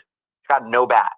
Now Harrison Bader comes in, who's having one of the better seasons of his career at the plate. He's an above average bat. He's still one of the best center fielders in the sport. It's going to be a huge upgrade from them. They always had that 9 spot as just an empty spot for them. OPS plus, league average is 100. It's a stat I use very often. I think it's very simple to understand. Johan Rojas is in like the 50-60 range. 100's league average. Bader's above 100. Like, this is twice the hitter that Johan Rojas is. So I think that's a big, big reinforcement that they brought in. So I'd give them an A. Yeah, and another proven postseason bat to go along with their other proven postseason bats. I think the Phillies are locked and loaded. They had a bunch of all-stars. They had 2 pitchers that should have been all-stars. I don't know what I know what their fans wanted. Their fans wanted Luis Robert. They wanted Luis Robert to be they wanted Luis Robert, or here's the other one, because we have our Kraft on our show on Foul Territory every day, and he's in the scene out there in the Philly area. He said, or they wanted Gino Suarez, which would have been kind of weird. It's more like if the Diamondbacks, I guess, wanted to take on Alec Boehm when he comes back. But I think they just wanted to see something else in that lineup. And I don't know. I'm like, I think they did a really great job. And for Robert, he didn't get traded at all. I mean, that's a whole nother world. But the White Sox are in another stratosphere by not trading him. They're so stubborn. They're like, we're going to pick up his club option next year. New York fans would lose their mind if they saw how this guy was performing this year. He's been terrible for almost 800 plate appearances now. And the White Sox apparently wanted like a top 5 prospect from a team. They all were hanging up, laughing at them. And they're like, well, if you don't trade for him, because teams are offering like a number 10 to 12. That's what it sounded like, prospect, which they should have taken in a heartbeat. And they were like, well, if you don't take him, we're going to pick up his $20 million option next year and hold him, again, until someone gives us what we want. And who says that he'll be any better? If he was a free agent after this year, he wouldn't get 20 mil. So I'm like, you're that stubborn? You're just going to give him the money to stay on board? They are lost. It's business. Jerry Reinsdorf, who is also the owner of the Chicago Bulls, their City Connect uniforms this year for the White Sox were a play on the Bulls jersey. And that Luis Robert jersey was the number 1 selling City Connect jersey. So they're like, hey, let's keep him for another year. Maybe we can get some of these White Sox fans to come to the Madhouse on Madison and go see the Bulls. I'm completely making that up. But let's talk about players that weren't moved that were talked about. The Stephen Kwans, the Zach Gallens, the Sandy Alcantaras. Like, there were a lot of names out there. Joe Ryan. There were a lot of names out there that people were sure were going to be moved, dealt, and people talked about for weeks that as it came down to the wire today, it's like, oh, those guys didn't go anywhere. Those guys didn't go. They didn't get moved. Like, no one got them. So, how can you be mad about that? Yeah, I think the asking price for Stephen Kwan was high, and rightfully so. Dennis Lynn, who covers the Padres, said that they wanted Leo DeVries, who was the top prospect that was moved over this entire trade deadline. He's like a top 5 or 10 prospect in the sport. That's the guy who went in the Mason Miller trade with the A's, and the Padres brought him in and gave out DeVries among others. So Kwan wasn't going to move unless a team gave up a ton, and they just weren't going to do that. AJ Preller held tight to Dylan Cease. His asking price was too high for the Astros. Zach Gallen's surprising to me, Keith, because Merrill Kelly moved. So those were the 2 big starters, and Gallen's had a really down year, but I thought he was a perfect change of scenery guy, and no one wanted to pay the price. Again, this is probably a whole nother topic to get into another time, but the problem is that Gallen after this season will get a qualifying offer, and then if he leaves, the Diamondbacks get basically a late first-round pick, and they must have said, hey, nothing that we're getting offered is worth that. That's why I hate the qualifying offer, because it actually, basically what it does is it holds back trades. There's no reason why Zach Gallen shouldn't be on a contender for the rest of the season. A lot of the other starters had high asking prices, which that's their right, and I think the teams just didn't want to meet them, and there were multiple years of control left. Joe Ryan still has 2 seasons left after this. I think the Nationals should have traded Mackenzie Gore. I think his stock is at its highest, but that was their choice, and I don't think they're going to be competitive the next couple seasons. And then the Marlins held on to both of their guys. Alcantara hasn't been great overall this year. I mean, he's been better lately. They wanted a number 1 starter type return, and teams were like, we haven't seen that yet. So I understand them waiting. And then they had Edward Cabrera, who's also not a known name, but a very good starter this year and has multiple years of control. So most of those I understand, Keith. There were still some other short-term rental guys. Like the Pirates had 3 or 4 guys that are going to be free agents after this year. Your fans, I'm sure, know IKF. I'm not asking for much here. Like low-level prospect, Tommy Pham, Andrew Heaney, who's been decent this year. And they didn't even trade those guys away. Again, another team that's in outer space and probably will have a new general manager taking over in the offseason.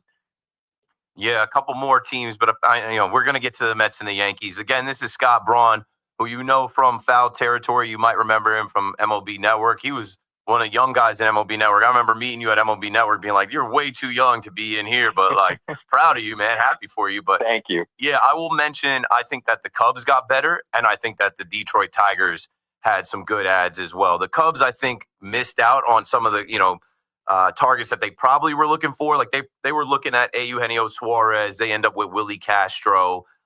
They add Mike Soroka. They probably were in on the Zach Gallens, the Joe Ryans, the Sandy Alcantaras. But I still think that they made enough moves. And then another honorable mention, the Detroit Tigers. I really think they're going for it this year. They add Chris Paddock. They add Kyle Finnegan, Paul Sewald, Rafael Montero, and Charlie Morton. So I'm like, hey, they already are good and have a lot of players.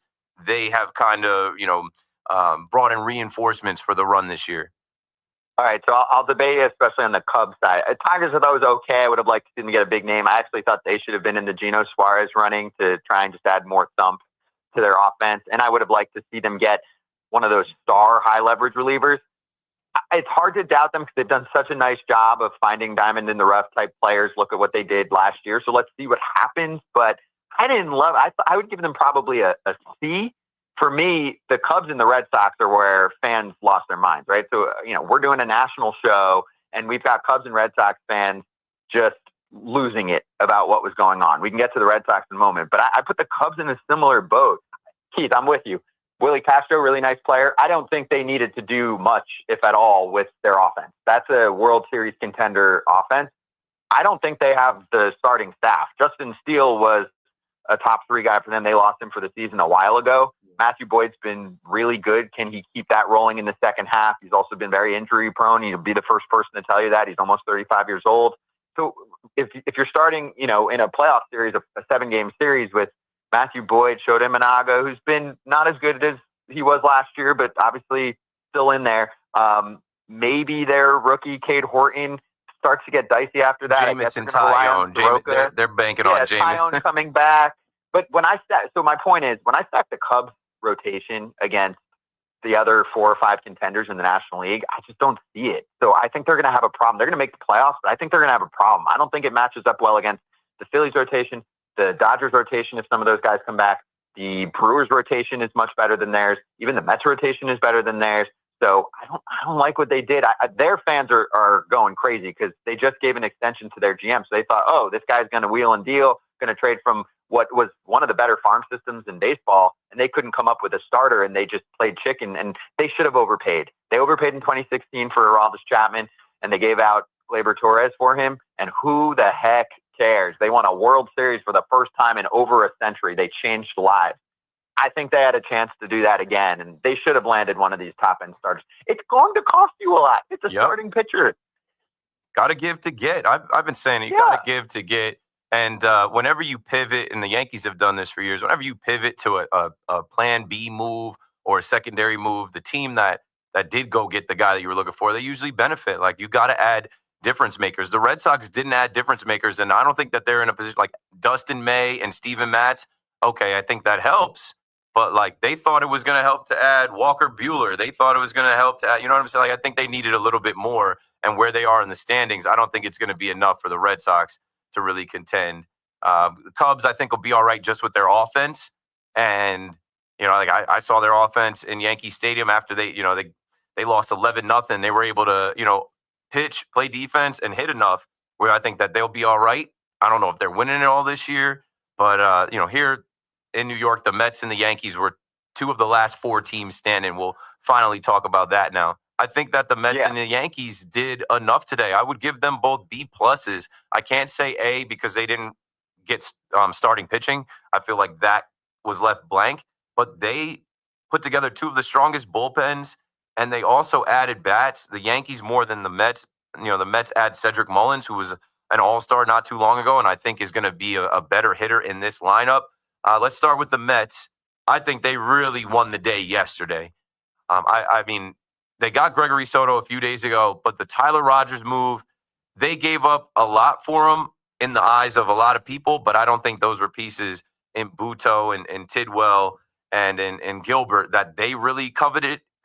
And then when they made the Helsley move after Duran to the Phillies, I'm like, they add that to Edwin Diaz, Ryan Stanek, Reed Garrett. I'm like, they have a lights out bullpen now. And I know with this August coming up where they're going to play almost 20 games in Citi Field, that place is going to rock. They have a home field advantage. They need Juan Soto to be all right and Pete Alonso to come back to life and Lindor. But what are you thinking about the Mets rotation being aided by the strength of their bullpen, which is what the strength of their trade deadline was?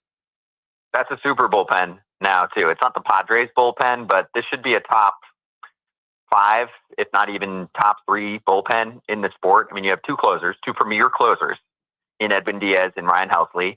The thing that makes Tyler Rogers special isn't just that he's having the best season of his career. He's just such a different look. He's a side armor. He throws mid-80s, and guys just can't see it. They can't pick it up, right? And he gets lefties and righties out.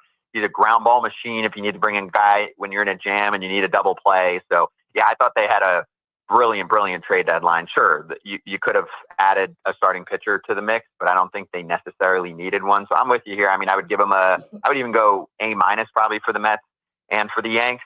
So, I mean, you've got your starting rotation for the postseason. I think there's still enough there with, Minaya and Peterson and Senga and Holmes, and we'll see, if Montas stays on the field. And then this bullpen's nasty. I mean, they didn't even have a spot for Budo. It was either him or Rico Garcia, who I guess they like lately. And then besides him, I mean, these are all guys that can pitch high leverage for you. They got two solid left-handed relievers now to take out the Bryce Harpers and Kyle Schwarbers of the world, both in regular season and if they meet up with them in postseason games. That's Brooks Raley and Gregory Soto. Reed Garrett's had a really good year. And then you've got Rogers and Ryan Stanek's pretty good, right? And really good lately. So, yeah, I love what they did, Keith. I'm with you there. And I thought that they were going to get Mullins all along. That's my little source there with the Mets. Hey, that's who they really like. They're going to try to have a conversation with the White Sox about Luis Robert too, but they landed on Mullins. Above average bat. It's not elite, but it's an above average bat. I think the defensive metrics undervalue him. He's an eye test guy. When you watch him out in center field every day, they're going to like him. I mean, he yesterday made an insane catch, and Mets fans, you might get your Andy Chavez moment with someone like Cedric Mullins. I think he's awesome, and I think he's going to thrive in this scenario too. The Orioles were falling apart for the last few months. So I think he's going to be a great addition, and he's a huge upgrade over Tyrone Taylor in my mind. Again, it's almost exactly the same, Keith, as Bader versus Rojas. If you look at the number differential in terms of offensive performance, when you match up Mullins and Tyrone Taylor, and obviously they'll be able to do some platoon action with some of those guys. So I think it was a great. I'm with you, bro. Trade deadline. I was building up Cedric the Entertainer. I've seen a lot of him, obviously, as a Yankee fan, and I'm like, you Met fans hate the Yankees. This guy is a Yankee hater. It's in his blood from being down there in Baltimore. he had a great going away week of highlights, robbing homers, and his bat lower in this lineup is definitely going to play. Speaking of the Yankees, and this is how we'll end it, we've already had people be critical of Brian Cashman, but when are they not? I think this is one of Brian Cashman's best trade deadlines ever. We'll see how it plays out, but when I talked to Cashman, I said, stack the deck, bro. Go get who you can get. And he went out and got a lot of good players, in my opinion, revamped the bullpen, added the third baseman that we needed, added some depth, some veterans, gave us some versatility, some options, actually built a bench, and he did it without giving up Spencer Jones, George Lombard. He gave up 2 top 10 prospects in Rock Reggio and Rafael Flores, but those guys have just kind of gotten up there, and they're blocked. They're not going to be missed in these next couple years. And the biggest thing about what Cashman did at this deadline, he didn't go out and get a bunch of rentals. What he did was add guys that you can add to this World Series window of the Yankees being in it this year and next year when Garrett Cole comes back. What do you think about the Yankees trade deadline and what Brian Cashman did? Nailed it. I'll start it this way. So, Yankee fans, you should be very thankful that you're not a Red Sox fan, right? I know you follow them very closely. What a disappointment. I mean, they're rebuilding for such a long time for a big market team like that, and then they basically come up empty at the trade deadline. Just look across. I mean, they got a left-handed reliever who's okay in Steven Matz, and then, like you mentioned, they got Dustin May, who's like a number 5 They got starter. a haul for Rafael Devers, bro. Don't forget about that. Yeah, but I'm not helping them win this year, right? That's the thing. They unloaded that deal. That's their choice. I think they traded away their best bat. I know it hasn't worked out well so far in San Francisco, but yeah, I'm with you, dude. I'm like, they basically just told their fan base, we don't think we're good enough yet again. Right. We're going to kick the can to next year. You know, the Baltimore Orioles thought that they were going to be a 100-win team this year and had that work out for them. So the Red Sox have a chance, and they could have gone hard, and they didn't. That super soft deadline. So anyway, the Yankees crushed it. I mean, they played along the same lines of what the best GMs are doing right now, which is extending your circle of trust for bullpen arms in the playoffs. Look how many more guys that they're going to be able to trust now for getting them out of jams and big moments and getting you swing and miss, which David Bednar does as well as anyone in baseball. I mean, he had some issues in Pittsburgh earlier this season, and going back to last year, it seems like he sorted that all out. I don't know all of these guys as well personally, like Bednar specifically. I don't know him that well because sometimes guys come to New York, and as you know, it takes a little time, and New York can eat you up. Sure. So hopefully he's not one of those guys. I mean, Devin Williams dealt with that in the beginning of the season, and he's been much better for the most part. So Bednar, Devin Williams, Camilo Doval, Luke Weaver, Those are all guys that you're Jake going to Bird trust in the 8th or 9th inning. And then Jake Bird, right? Nice bridge to get you there too. So I think they did a great job with building up their bullpen. That's one of the better bullpens in the American League. Those two platoon guys for you, Med Rosario and Austin Slater, both work well. I actually really like even the Caballero pickup late. He's a spunky guy. I think Yankee fans are really going to like him. He's usually kind of one of the first guys when the bench is clear, almost like Sean Rodriguez back in the day, who I'm sure many Yankee fans remember when he was trying to fight the Yanks all the time and fight basically anyone. So he's that spark plug. He's super fast, and just in case Volpe can't figure things out or this gets really messy over the next few weeks, he can play shortstop. He's an above. This year, he rates as an above-average shortstop. He hasn't had a ton of time there, but just so you know, that is good insurance. They didn't have insurance for that, just in case there was a problem there. So anyway, I'm with you. And the last part of this that I think you should keep in mind for Yankee fans is that when you're trading catchers and you're the Yankees, it's a factory. They have a great catching development system going on. So they're able to find those, and they have a surplus there. And for the Pirates, they do a terrible job of developing catching, and that's why they need to do that. They couldn't even develop their number one overall pick from a few years ago on Henry Davis. So they're like, hey, let's get upper level catcher types that are already developed from the Yanks, bring them over here because we don't know how to do it. So yeah, the Yankees didn't give up anything that's going to bite them. Same with the Mets. You got to be happy if you're a baseball fan in New York. Scott Braun absolutely smoked it. You're the man, bro. I appreciate you joining us tonight. Go enjoy the rest of your Thursday night. Thank you, Keith. Got a tall glass of wine. Enjoy your night. I'll be listening for the next hour or so. So keep doing your thing, man. Appreciate you. Appreciate it, bro. I'll text you. That's Scott Braun from Foul Territory, formerly of MOB Network, another Jersey Shore guy. And you just heard him run it up. He covers the whole league. Foul Territory, in my opinion, is the best baseball podcast out there. It's on TV. They have it on like the Bally Sports Network, and it's not hard to find. They're always streaming on YouTube, on Twitter, on Twitch, everywhere. You know what Foul Territory is. You've seen it with Ken Rosenthal and Cameron Maben and Eric Kratz and AJ Brzezinski. They do a great job. They've had me on there probably 8 times, so I always show them love. And Scott just came through and showed us the same love. 888-808-1019. Now it's wide open for calls. You guys can weigh in on, the Yankees, the Mets, but now it's wider because I wanted to wait to get Scott on to talk about the whole league. So now we can take a look at, players that landed in certain places and your thoughts on who won the day, who won the trade deadline. And as we get closer to 10:30, 11, we'll open it up for conversation around Giants training camp. I'm still in here watching the Hall of Fame game, the first, preseason game in the NFL. The Chargers look to be running away with it. We'll get into some storylines out of the NFL and even some stuff on the New York Knicks. So this program goes to midnight. This is Keith McPherson on The Fan. Let's take a break right here, and we'll be right back. It's Boomer and Gio, mornings on The Fan, 101.9 FM. The fan base probably doesn't want to admit it, but thinks that it might be a better idea to sell. Which hey guys, they're not selling anybody. That to me is they're trying to win now. Listen to Boomer and Gio on demand on Apple Podcasts, Spotify, or wherever you get your podcasts. Hi, I'm Attorney General Matt Blacken. And I'm PBA President Peter Andreev. Speed limits save lives. Speeding puts everyone at risk, and our officers are out there to enforce the law and ensure your safety. Take personal responsibility. Slow down and drive safely, New Jersey. Step up to the plate with confidence with the Jeep brand's newest MVP, the all-electric Jeep Wagoneer S. Year after year, the Jeep brand has delivered game-changing technology and features to help keep you. And I'm back. Breaking down the wall here. Hello. McPherson Brand YouTube.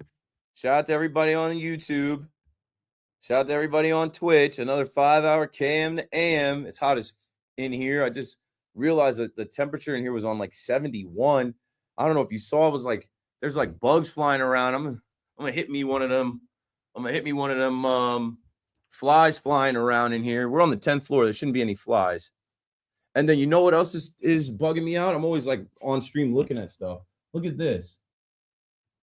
If I can turn this around. Oh, you can't see it. Look at this screen.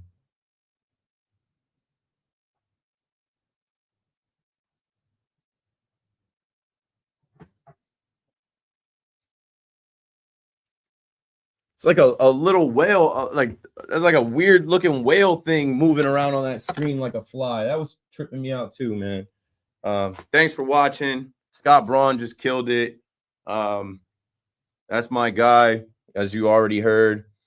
And we're going to keep it rolling with the trade deadline conversation. I'll try to bring in some stuff from the chat. You know, just when you think I'm not watching, I'm watching. This guy is a clown, bro. Like, this guy is the biggest meat writer. He's made like 4 or 5 different Twitters just to jump in the Twitter account. What did he say here? Like, does WFAN give green mic covers for interns? Nah, that's called swag, dummy. That's called, I went on Amazon and I said, let me be different. Instead of having just the regular black cover, which, like, I don't even know where they are. And you also don't know anything about radio. This is on my mouth. So I don't just come in here and talk on anybody else's cover because those are on other people's mouths. This is Keith McPherson's cover. And on top of it, here's a fun fact. I didn't do an internship here. I never had to cut tape here. I never had to board op produce here. I'm a hired gun. Think about it, dum-dum. This is year 4. They hired me and put me right on air. They hired me and said, talk. You'll figure it out. Figure it out yourself, JS. Got to go to Twitter and block him. This guy has made like 5 Twitter accounts just to be on my gonads. It's amazing. It's amazing. I'll give you the attention you seek. I will literally give you the attention you seek.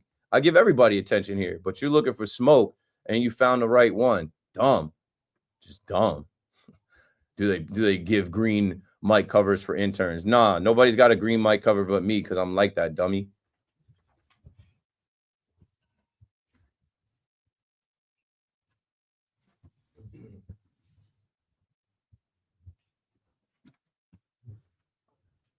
You got the right one. They want me to be the bad guy. Never seen a bad guy like this. I have to tell you the facts. I got the WFAN off of podcasts and internet. Who else you know did that? Who else in here do you hear that got in off of internet, Twitter, Instagram, podcasts? Radio and television degree. Different. It's different. Just so I got to remind you, yo, like, you can't hate on me, bro. You can hate on me, but, like, come correct. If you come at the king, you best not miss. Let's get back to the love. Let's get back to the love. Where the love at? Demon D, appreciate you. There we go. You can't have all these God-given things. Like, they're going to be haters. They're going to be super mad. They're going to hide their face and throw stones and hide their hands. They're going to be anonymous nerds that try to talk about me. I'm out here, bro, as my government name, as myself, every day. Reds came back. I saw Key Brian Hayes had that error in the beginning of the game. Oh, I see. Woo! Reds, Braves on right now. Steer just homered. Yeah.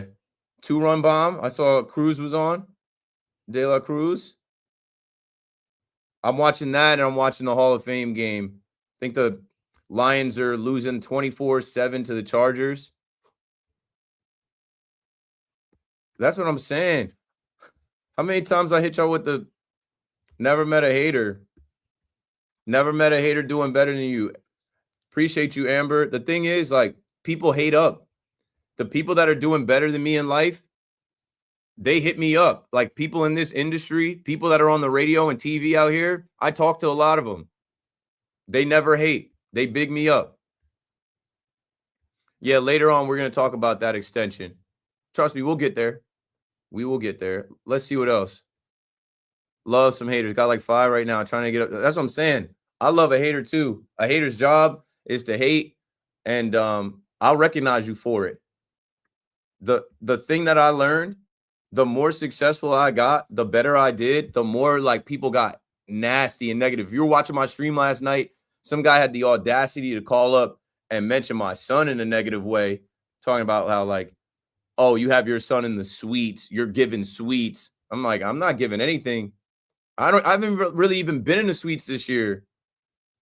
Everything is earned. But yeah. Oh yeah. That's where I got that from. Let a hater hate. That is their job. Let them do their jobs. Appreciate it. But that's the thing, though. That's why I say I'm gonna make shirts that say never met a hater. I meet people all the time. Fanatics Fest, obviously Yankee games. I'm on the train. I'm on the subway. I'm everywhere. I meet people all the time. I meet people in the grocery store.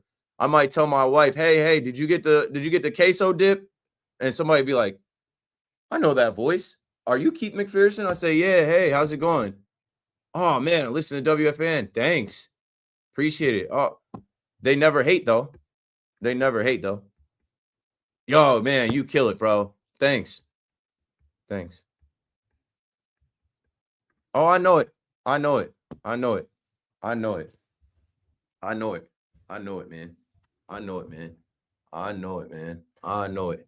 Yo, what up? Told you Willie Castro. I told you we were getting a starter. I heard you start with Scott. I'm actually having him on tomorrow. So. Yeah, he's the man. Have you ever met Scott? Oh, yeah. No, I bumped into him before. He's a cool dude. Cool as hell. But yeah, Soroka's not really moving the needle. And you just heard what Scott said. So you guys will talk about the same stuff. A guy that could even come out of the pen, eat some innings. Were you at MLB Network before Scott left?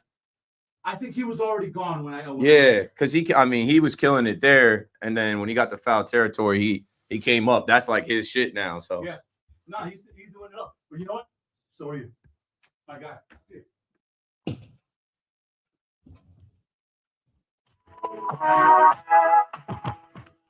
And if you don't know, now you know. Quickly here, as we approach 10 p.m., Keith McPherson on the fan. Let me take a call. I always feel like I don't get to the calls fast enough. I'm like the opposite of the rest of the shows during the day. I always feel guilty not taking enough calls. I guess because I'm alone. The rest of the shows have like 3-4 people talking. I always feel guilty. Like, man, I haven't taken enough calls today. Let's go to Chris in Brooklyn before we get to the break. What's up, Chris? Yo, Keith, what's going on, man? How you doing? Good. Watching this 11-11 Braves-Reds game, and also keeping an eye on the Hall of Fame game in here. Yeah, same here. Actually, watching that. I mean, I'm so happy football's back. But big Yankee fan, right? Like the moves. I get the iron sharpens iron. So now we have depth at places, and you can push people that were there that need to be pushed and held accountable, right? For the lack of room. actions. Yep, no job security. Iron sharpens iron. You got to play well. Right, I get that. So now it's like you said before. Now it's on Boom. So now, are you going to put these people in? Or so we got the guy from Tampa. Okay, he leads the league in stolen bases. Now, once he gets on, are we going to pull the trigger? So, like you said, it's on Boom. So here's a funny thing to think about now, right? I'm thinking about the Judge injury, right? Let's say he's in a situation where he can't throw, and he has to be the DH. We get to the playoffs, there's only one DH spot. And for the Yankees, the DH has been the best hitter in the playoffs for the last whatever years we've been in the playoffs with John Carlos Stanton. So now you have a situation. What do you do? Obviously, everybody's going to say, oh, yeah, of course, you play Judge, da-da-da. But let's say we're in our second series, right? We got past the first series, and Judge has been Judge that we've known in the last couple of years, unfortunately, in the playoffs. What do you do? We'll cross that road when we get there, Chris, but I would play Stanton. I've been saying all night, Judge hasn't performed in the postseason, so it's a pretty easy question. The most dominant postseason hitter that you have versus Judge, who's been half of himself. We got to go to the break and the update. Gordon Damer, update number 2, coming your way right now. We're talking New York sports. WFAN, WFAN FM, WFAN FM HD1, New York, and Odyssey Sports Station. At 10 o'clock, I'm Gordon Damer. Plenty of years. The baseball trade deadline turns out to be just a lot of smoke. Not this year. Busy a deadline day as you'll ever get. And Brian Cashman right in the middle of it. The Yanks made 4 deals before the deadline, 3 of which to improve their leaky bullpen. Yankees acquiring Pirates closer David Bednar, relievers Camilo Doval from the Giants, and Jake Bird from the Rockies. Bednar, one of the best arms available, comes over with an ERA of 2.37 this season and career high strikeout rate, career low walk rate. Bird, 62 strikeouts, 53 in the third innings this season. The house, Aaron Boone, going to use all these new weapons? Yeah, we'll see. Let's get them all there, have those conversations, and I know we got 3 high quality arms to add to our pen, and feel like we have some real depth down there now, and we'll let it shake out now over the next couple days. All this going on while the Yankees had a game today, had to wait out the weather, but beat the Rays 7-4. Yankees also picking up Tampa's Jose Caballero in a separate trade during that game. Mets not as busy, but still got a center fielder. They acquired Cedric Mullins from the Orioles for 3 minor leaguers. Other moves today, Carlos Correa headed back to the Astros, the team he spent his first 7 years with. Also, NBA, not a trade, but still a big deal. Knicks and Mikal Bridges working out a new 4-year extension worth $150 million. It's a little bit more. Deal also includes a player option for the final season and a trade kicker if he were dealt at any point. 68 and raining in Central Park, and that's what's happening. I'm Gordon Dale. Your friends pretend they know sports. WFAN actually does. Get smarter, louder, and way more annoying at watch parties. The Fan, 1019 FM, and always streaming on the Odyssey, iHeartRadio, and TuneIn apps.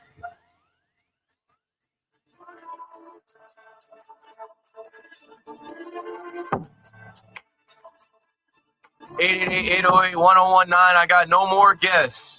I've got 2 more hours. We're living in this trade deadline. I think the Yankees won. I think the Mets won. And people are sending me stats and numbers and stuff on Twitter and Instagram about what Jake Bird did or didn't do or what David Bednar. I don't care. Because you same people complained about the Ryan McMahon trade and talked about his strikeouts and his OPS and his batting average on the road. I don't care. That's in the past. That's over now. Keith McPherson on the Fan. Let's get back to the calls. Brian on Long Island, you're on the Fan. How you doing, Keith? Listen, I think Cashman did a great job with the bullpen. The only thing I was disappointed that we couldn't put together a package for. I saw the package for Merrill Kelly. You know what I'm saying? He's not is he a free agent after the season, Merrill Kelly?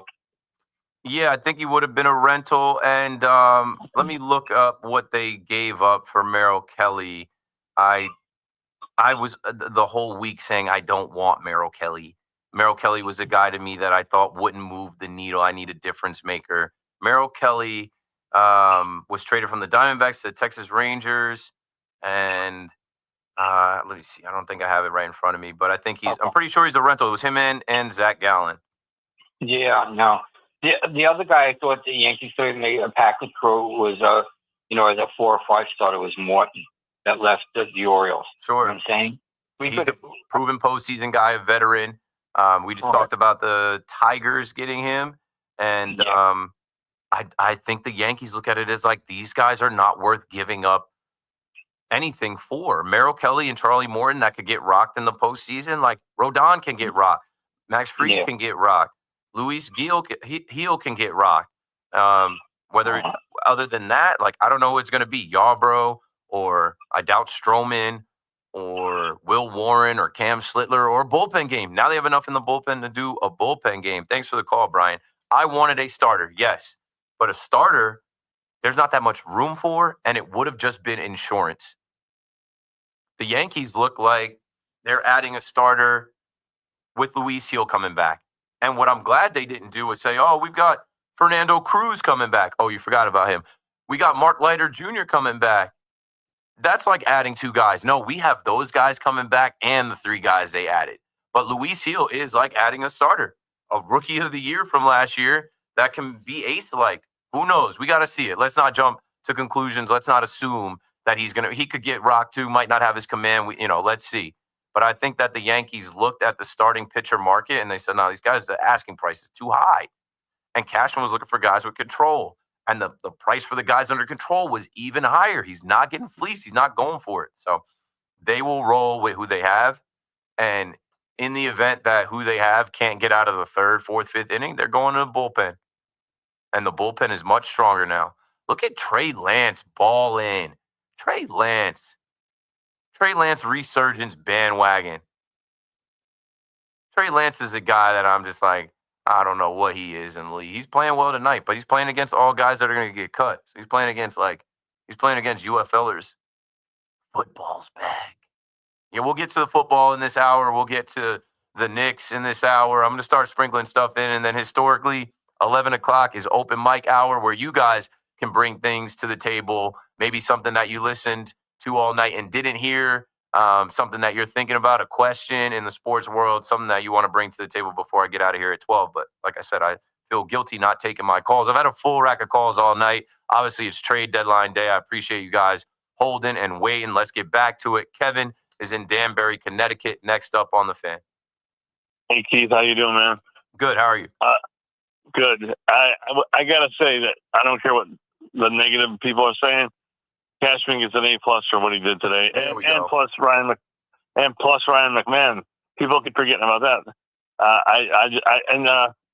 Some of these pitches, I looked at their strikeout to walk ratio. I can't believe it. Like Gordon Damer said on the update there, I believe it was Bednar. He has two walks and 38 strikeouts, and Duvall too. Duvall has a great strikeout to walk ratio. That's what we really need. Every time these guys come in and get behind, and exactly, not to cut you off, but like Tommy Kahnle came into the World Series and walked a bunch of guys. Devin Williams gets in trouble when he walks a guy. Luke Weaver when he walks a guy. Yeah. Like, don't come out of the bullpen and walk a guy. Go at him. Walks will kill you. Can I throw one more thing at you? Yes, sir. What I want your honest opinion. Do you really think Judge is going to come back this year, or do you think that they're going to be? It's a typical Yankee thing where they're going to stretch it out, and then he doesn't wind up coming back for the whole season. What is your gut feeling? Tell me the truth, man. I think it's bad. I hope he comes back, but I think that this deadline, all of the depth pieces they added, is in the event that Judge isn't coming back. I think they know that. Like, this is, and we dodged one where the UCL is intact and it's a flexor strain. But like also they have to be cautious with 33-year-old Judge, who's still got 6 more years on his contract. Like they can't force it. I don't have a good feeling about it. We shall see. Yep, I agree with you 100%. All right, thanks, man. Thanks for the call, Kevin. 888-808-1019. Yeah, why would you go out there and add an Austin Slater and an Ahmed Rosario, 2 more guys to the outfield, when you have Jason Dominguez, when you have Trent Grisham, you have Cody Bellinger, because you have to have reinforcements. And you're not going to call up Spencer Jones. We already learned that. And most of us saw you put Giancarlo Stanton out in right field, and we're like, are you crazy? That's our postseason guy. We're just trying to keep him in bubble wrap and get him to October. Why would you even risk that? They can't. So now they have multiple guys that can go out there and play right field in the event that Judge can't throw the rest of the year. And if he can't throw the rest of the year, and he can only DH, it becomes an issue. And the only saving grace, the only thing that, like I said, I've been able to sleep at night these last couple of nights since they did try to hide it from us, right? We all saw it, 6th, 7th inning, whatever it was, in the Toronto series, and then Judge DH'd, and then they had the off day, and then they had him out there Friday in Yankee Stadium, and then, they took him out. The only thing that gives me peace is Judge hasn't done it in October. Can they survive August and September without Judge and make the postseason? Yeah. Could they survive August and September and potentially win the division without Judge? Yeah. Judge has struggled in October, so it's not like you're missing. I literally said Cashman had to go off of past history. Has Judge performed in October? No. Do we need reinforcements? Yes. Do we need some guys that hit better against lefties and be able to play matchups and have some bench bats? Yeah. Do we need insurance for Volpe? Yeah. He did that. Do we need guys that don't walk the ballpark coming out of the pen? Yeah. Do we need another potential closer because Luke Weaver hasn't been the same guy and Devin Williams is too much of an adventure? Yeah. Done. In Brooklyn, Joey Clams back on the Fan in New York. Hey, how you doing, my man? How are you? I'm good. How's everything? Great. Hey, listen, I like what they did. They filled in a lot of needs that we weren't good at. We're a better team now, especially defensively. And the trade today with the kid from the Rays, that kid's a little pit bull. He's going to push Anthony Volpe. Competition now. Maybe this is what Anthony needs. Yeah. You know, maybe it's a good thing. This is telling them right now. You're getting in his face without getting in his face. Tell him, here's what you got to do. And the next thing I want to talk about is the coaching staff. Too many mistakes at the bases where the coaches are. I don't think they're telling them, reminding them how many outs there are. It's too many times. It's too many times it happens. I don't care what level you're at. I don't care what level you're at. You still got to be reminded all the time what's going on. Watch the line drive. Fly ball, go halfway. Ground ball, you're going hard. You know, and there's one out. You got too many problems we're having on the bags. Yeah. 2 weeks ago, Rice was off at third base twice on a fly ball, and he couldn't even tag up. Nah, yeah, these guys gotta start screaming. Travis Chapman, Luis Rojas start screaming. I don't know. I mean, and that kid, the kid we got from the Rays, he's a good clubhouse guy too. You know what? He's the guy that's, you know what? We needed somebody like that in there. Somebody with some bite. We have to shake the room. They have now shaken up that clubhouse. They're shaking the room. There are guys that are hungry and want to play. Thanks for the call, Joey Clams. I like it. No job security. No guarantees that you will play. The best will play. You don't get it done, you're coming out. There's somebody coming off the bench that wants to shine. There's somebody coming off the bench that wants to win.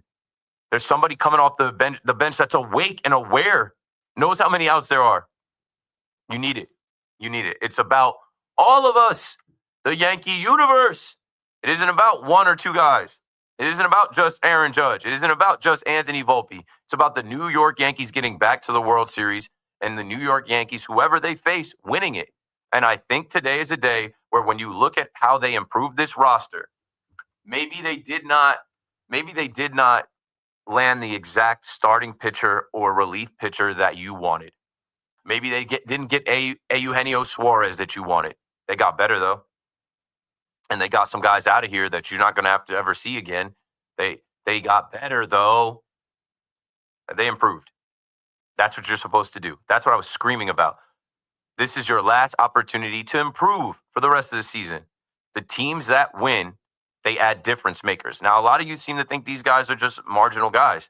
Yeah, but a move looks better with another move and another move and another move and another move and another move and another move. That together is an impact. Let's go to Jaden in Montclair on the Fan next. What's up, Keith? How you doing, man? I'm good. How are you? Good. You know, I just started watching the Yankees within the last 2 years or so I'm still trying to get new to baseball. Okay. What I don't really understand is why don't we trade prospects like Spencer Jones when we have a surplus in the outfield who are hitting really well in AAA to try to get some high-level players? Why are we holding them for only players like Paul Skeens? Oh, I mean, I'll use the example, and like that report from John Herman about Paul Skeens and only trading him for Spencer Jones. Yeah, whatever. Yeah. But Spencer Jones is coming up in the mold of Aaron Judge. Aaron Judge, now all the people that say he's injury prone, they're peacocking. See, he's breaking down. All the people that say he's getting old, oh, you don't have Judge in his prime forever. Like they got to win off this. See, look, he's 33. How long are you going to have Judge? I'm not trading Spencer Jones. I'm bringing up the next 6'7", 280 power hitter and saying, yo, look at him. Learn everything from 99. And what do you do with the Stanton problem? You got to move Judge to DH at some point if he's getting older and he's breaking down a little bit physically. Like, you can't have Stanton just be the brick that he is, you know? Not a bad problem to have. Not a bad problem to have. We'll cross that. I had a caller ask me that before. We'll cross that road when we get there. We'll cross that bridge when we get here. Not a bad problem to have. Two prolific power hitters at DH. Two of the best. The guys that hit 500-foot home runs. Not a bad problem to have. I mean, across town, the Mets had to go through Dom Smith, Daniel Vogelback.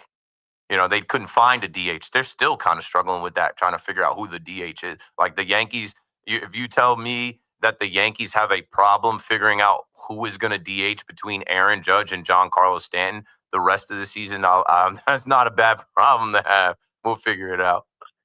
I feel that. Thank you, Keith. Thanks for the call, Jaden. 888-808-1019. There's a fly in here, and I don't know why. We're on the 10th floor. It was hot in here. Nobody was in here all day because everybody was at training camp. Well, BT and Sal were in here. Cody Rhodes was in here. Yeah, there's a fly in here. I have a wiffle ball bat. I'm on my live, and you guys are going to watch on live if I actually am able to swing and get that fly. But it's not like one of them big like flies. It's like a gnat. And like whenever I see gnats in places like this, it gives me the heebie-jeebies because I'm like, is there food somewhere like decaying and like bugs? I had a roommate when I lived in the football house at Monmouth University, he who shall not be named. But this kid was so foul, defensive tackle. He definitely was concussed a few times, but he was so foul, like he would eat in his room and just leave the McDonald's bags, Chinese food bags. And then he would go home during like Thanksgiving break, Christmas break, and just lock his door. So like nobody went in there and, I don't know, stole his PlayStation or whatever miscellaneous things he had. And then one day I'm like, yo, where the hell are these bugs coming from in the winter? And when we finally, broke in his room, we discovered there were like maggots and I can't. Like, that's why I'm like, where is this bug coming from? And I know for the most part it's clean in here and people don't really eat in here. Craig used to eat in here every day. I used to come in here after Carton and Roberts and be like, Craig, there'd be popcorn on the ground, pepperonis, donuts. I'm like, well, Craig would literally have people drop food off here every day and eat in the studio. You guys you'd hear Craig burping and eating on the mic. Hey, Uncle Craig, if you're listening, hope you're doing well. I miss the pizza days. We all do, especially as nighttime guys. Yeah, there was still some left over by the time we got. If they would order pizza and there'd be enough left over at 7 o'clock, I'm throwing that in the microwave, don't got to order dinner. I haven't ate today. I ate today at like 2:30. I'm going to go home and eat at like 12:30, and that's bad. I'm trying to be in shape, You shouldn't eat and then go to bed. Nick, you're ripped, though. I'm working on it. You got the summer bod activated. It's always activated. That was a Did swing. you get it? I was close. That was a swing right there. I was close. But that'd be good for digital, though, if you get it. If I do get it, I will. I'm not afraid of bugs. If I do get it, I'm going to hit it, and I'm going to pick the bug up, and I'm going to show it on the camera.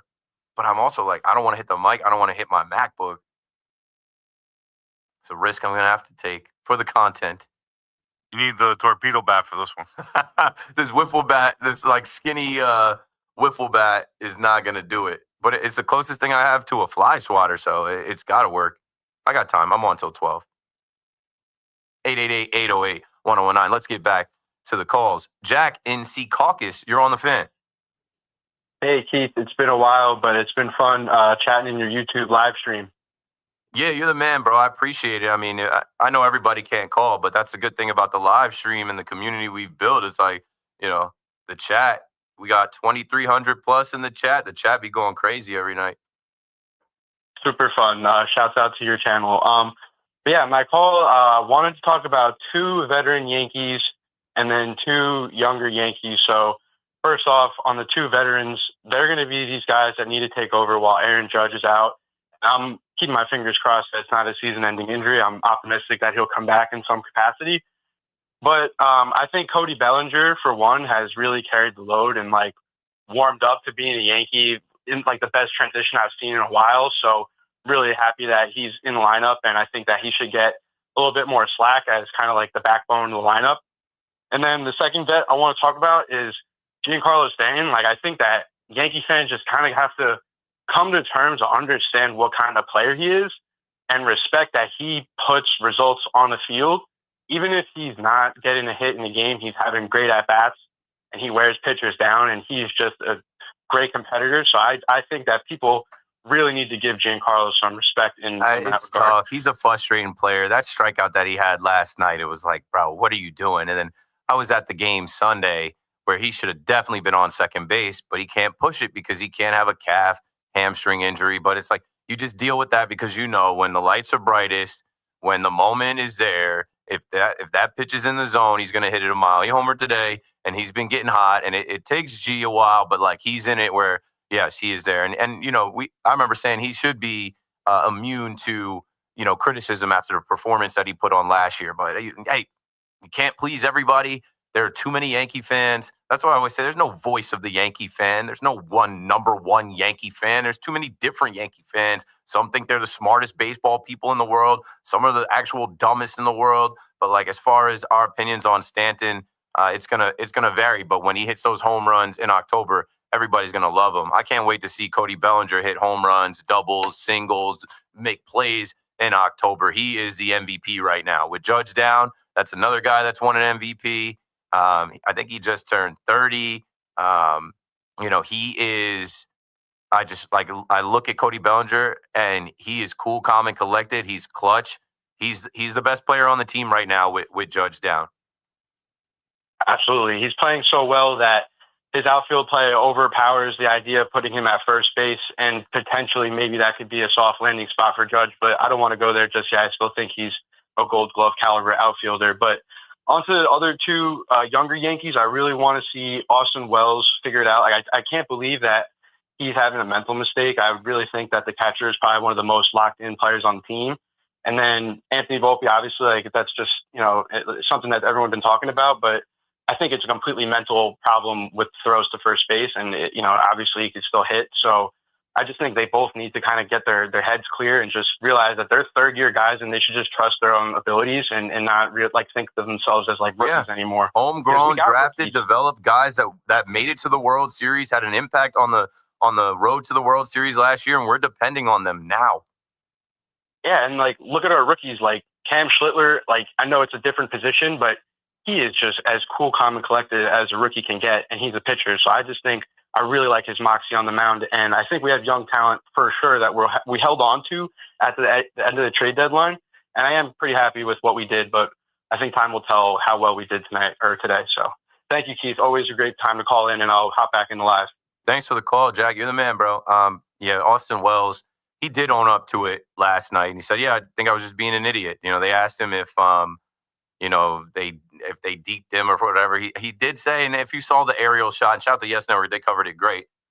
A couple guys did start heading towards their dugout, and I don't know. He just turned the car off. I don't know what he was doing. I don't know. That can't happen again.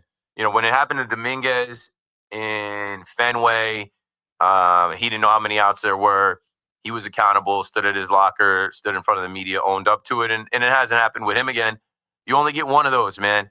It just sucks because the Yankees have done it multiple times this year, and it goes back to the manager. But the manager can't be in their heads, can't be out there for them. Got to figure it out. And Volpe enough. Volpe is on pace, to have, I think, the most errors ever for a Yankee shortstop. I saw earlier today StatMuse put out most errors in a season by a Yankee shortstop since 1994. Derek Jeter had 24 in 2000. And Volpe's on pace to finish the season with 24 errors. That's not one of the records you're trying to chase, my boy.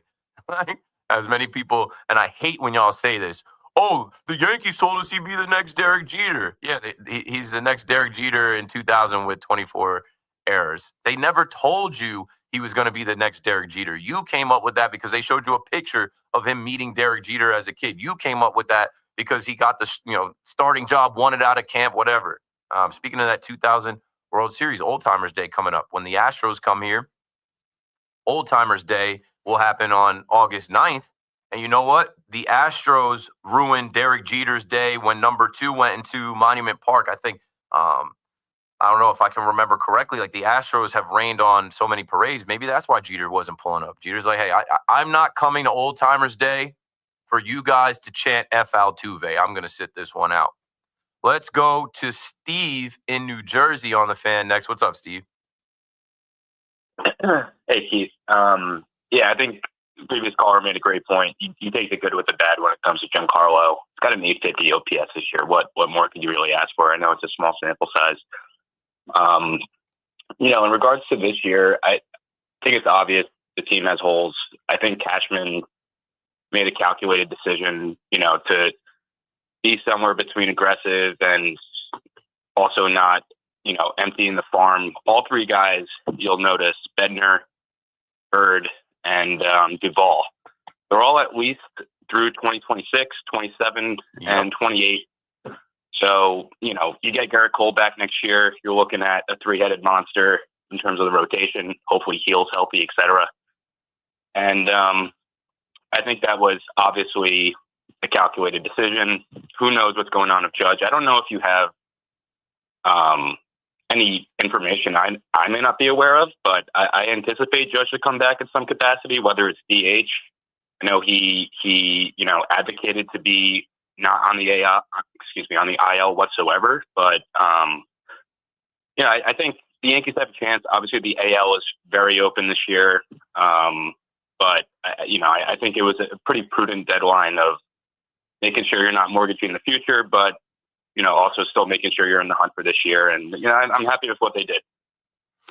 Thanks for the call, Steve. Yeah, a couple things on that. I'm happy with what they did. I'm happy that they have guys under control because it's a part of like extending this window, right? It isn't just this year. Some of you wanted to sell and say, oh, we just got to go after it next year. No. How about you try to punch your ticket to get in the dance and see what happens and hope that Judge comes back? Now, I am preparing for the worst. I think because they tried to hide it, they tried to, I just think that it might be worse than we realize. Judge has been working out, like out there running, catching fly balls with Stanton, underhanding the ball. I think he stood in today for Mark Leiter Jr.'s live BP, but he didn't swing the bat. I don't know. I'm worried. I'm worried that Judge is cooked. Like I said, I hate that the narrative about him being injury prone. Ding, that comes back up, and those people see he can't stay healthy. Like John Smoltz can't wait to cover the next Yankees game and be like, well, I told you, Aaron Judge. And then also the people, oh, he's breaking down. How many more years of Judge do you have before he's a first baseman or a DH? Like, look at him. He's a big body. He's breaking down. They got that off too. And then you know what? Joel Sherman got off today, which I have in my notes, and I'm like, damn, I hate it. I hate that he's right. Joel Sherman had a quote today where he said about the Yankees, if they traded every member of their farm system except for Aaron Judge over the last 15 years, it would have been okay. Think about that as we go to break. Keith McPherson on the Fan, taking your calls at 888-808-1019. We'll continue on the trade deadline, Yankees talk, Cashman, the additions, all that. And then when we get into 11 o'clock, we'll mix it up with some other sports talk. Don't go anywhere. You're listening to The Fan. Odyssey's We Can't Survive. Starring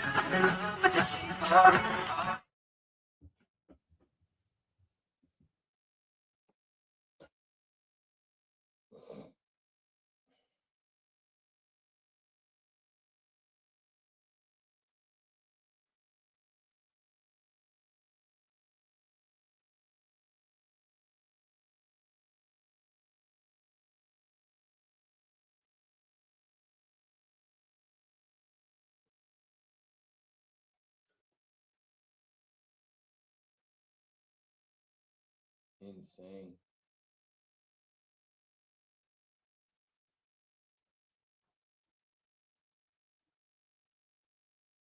I don't know.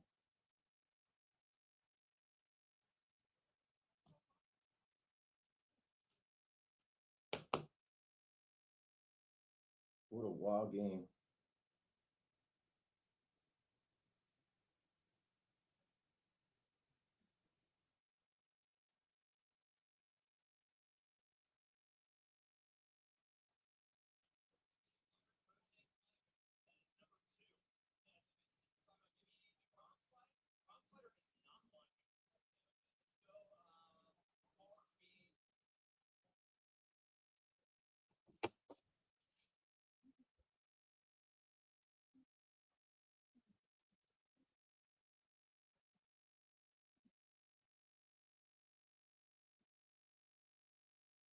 Breaking the wall down.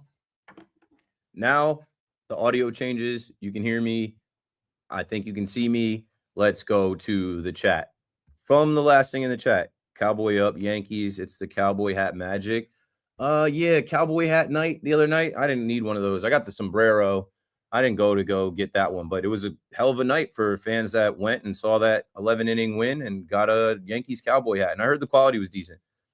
Maybe he's just got to adjust to being a dad and balancing his sleep and everything else. We don't know the whole story. Fatigue can cause injury and slow recovery. Amber with a little nugget about Judge. Maybe baby girl's not sleeping so good at night. I don't know. Sherman is not right. Kind of is. Like, if you stack up the players that the Yankees have prospect hugged over the last 15 years, who has turned into that like perennial all-star, can't miss guy, MVP? Judge. But the Prophet 524, go ahead and list them, bro. Go ahead and name them for us.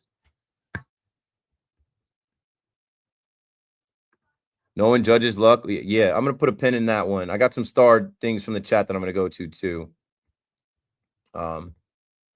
It's giving Ronald Acuna Jr. vibes as Ronald Acuna Jr. just went on the IL.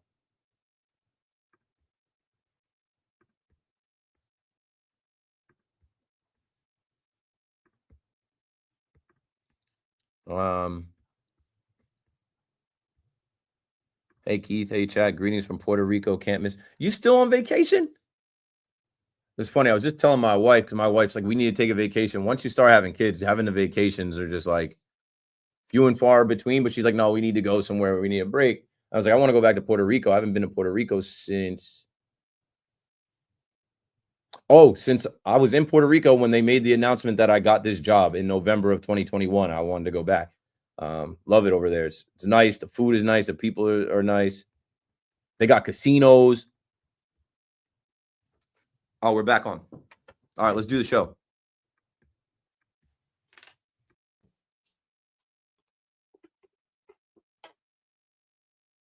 I'm here. Time is flying by. I mean, they say time flies when you're having fun. Hopefully you're having as much fun as I am.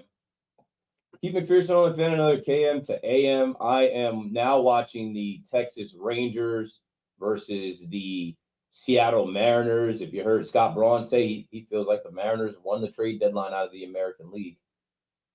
The Yankees swept them. Oh, Kumar Rocker on the mound. Yeah, got eyes on this, but yo, that game between the Reds and the Braves was wild. And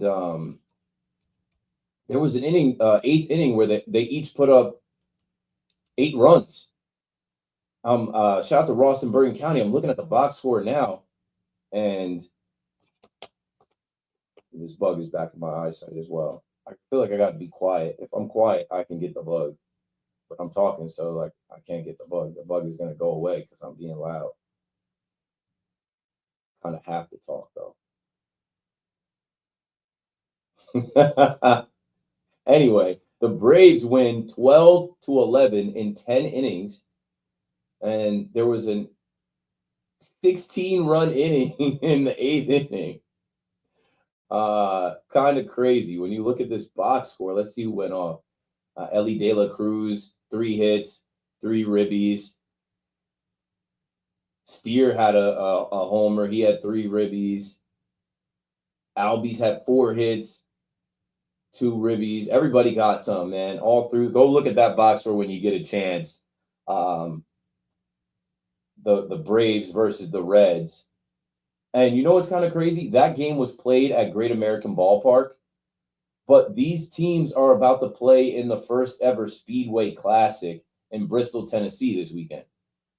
On Saturday, that's the kind of game you wanted there on Saturday. 16-run inning, 23 runs scored. But yeah, they will have Tim McGraw and Mr. 305 Pitbull performing pregame. NASCAR, Tennessee, Bristol, Tennessee. The Cincinnati Reds will take on the Atlanta Braves. Should be a spectacle. I've never seen a NASCAR race. I've wanted to go to these like Field of Dreams, even the Rickwood Field game they had.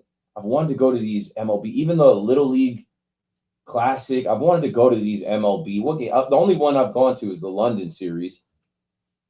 which was cool. Yankees, Red Sox London series. But I've always saying like, oh man, it'd be cool to go to this. It'd be cool to go to that.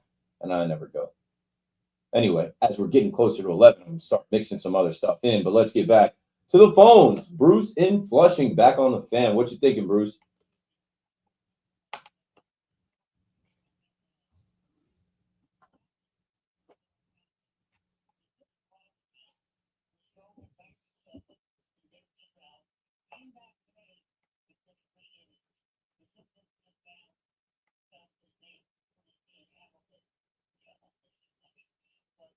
But he definitely deserves a shout out for the 3 innings. Yes.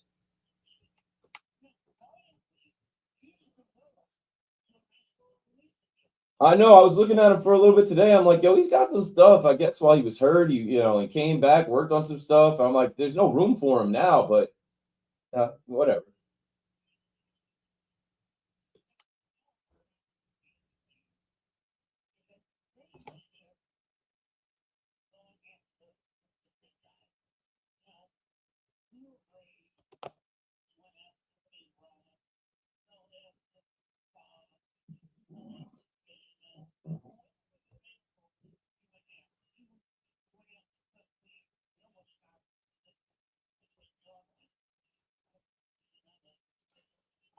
Yeah, I do.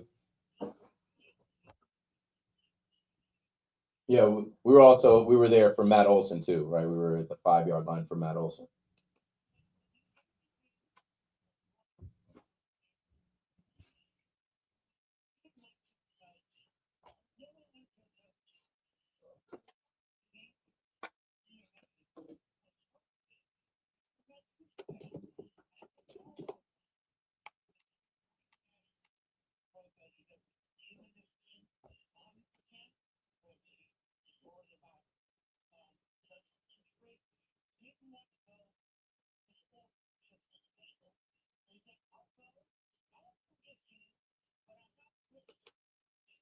I just think more so he believes in not losing trades and like definitely some prospect hugging and thinking about the future. I don't know. Like when was the last? Now you're making me think over these last few years. Let's just in this Judge era.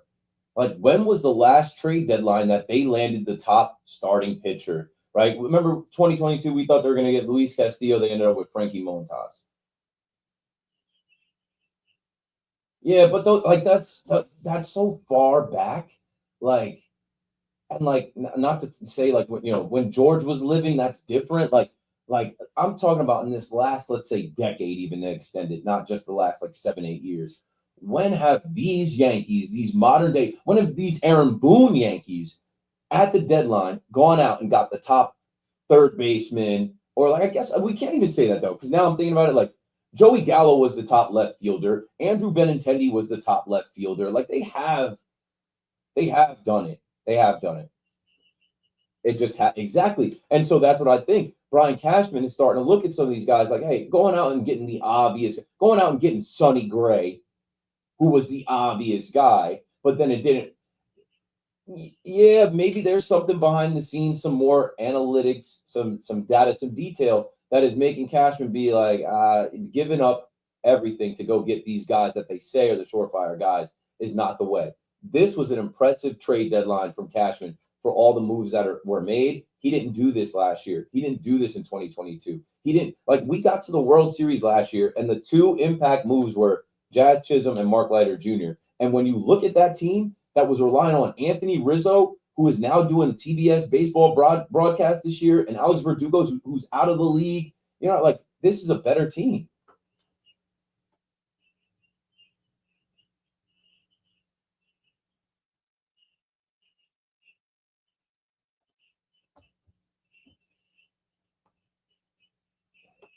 He just started to rise up the ranks because he was tearing up Somerset. Yeah. Yeah.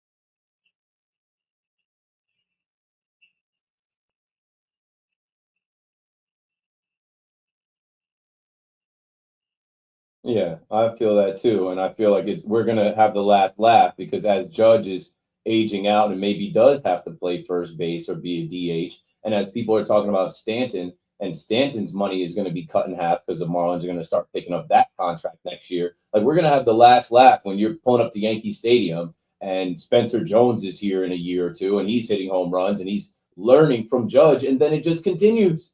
It's just a left-handed Judge light. It just continues. Right.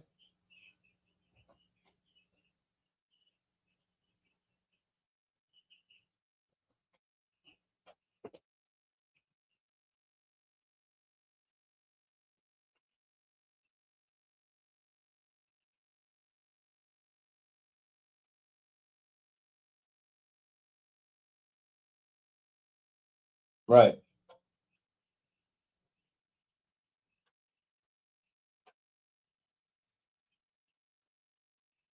Yeah. It's taken 4 or 5 months. Give him another month. Maybe we won't see any errors out there. I'm fine with it. For what he brings with his speed on the base paths, his eye, switch hitting, I'm okay with him. He's a young guy. It's his first year. He's an old rookie, and nobody gives him that grace. Right.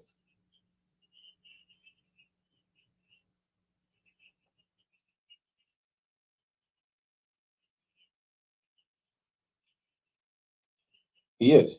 He's not really a first baseman.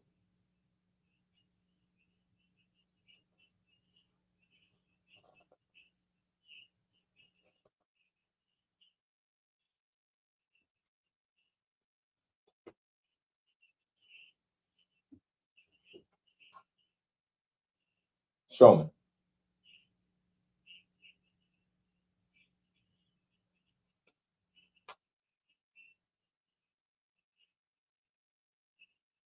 He is now because Ascara's gone.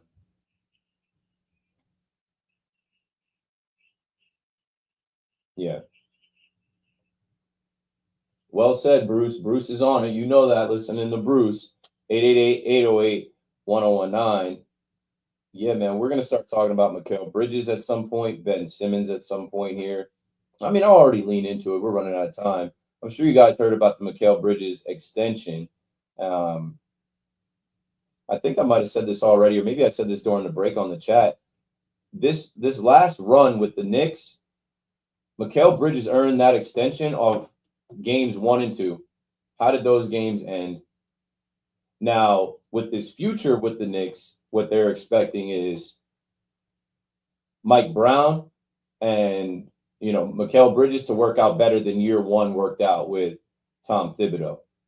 And what I will always cite is at some point during the regular season, Mikal Bridges telling the media, "Yeah, I talked to Tibbs about playing guys on the bench. Like they deserve to play. We got some good guys on the bench, like Landry Shamet, DeLon, right? Like Mikal Bridges went out there and told that to the media, and then when the media talked to Tibbs, he kind of tried to play it off like, "No, we didn't talk about anything."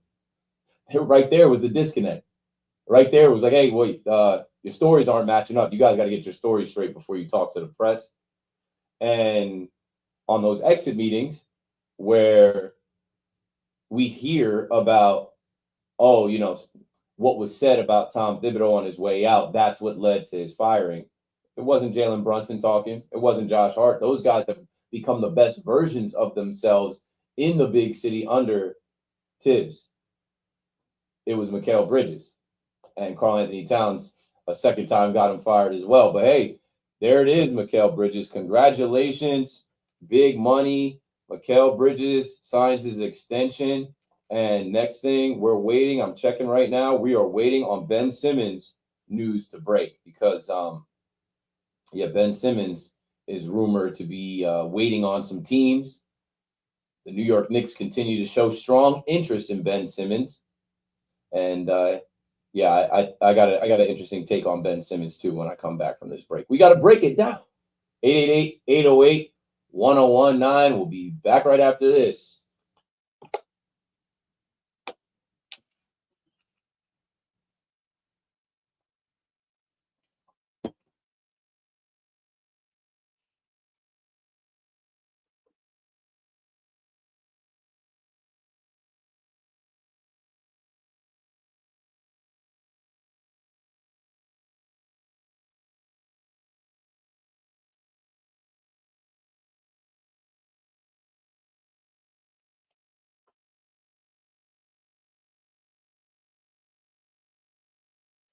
All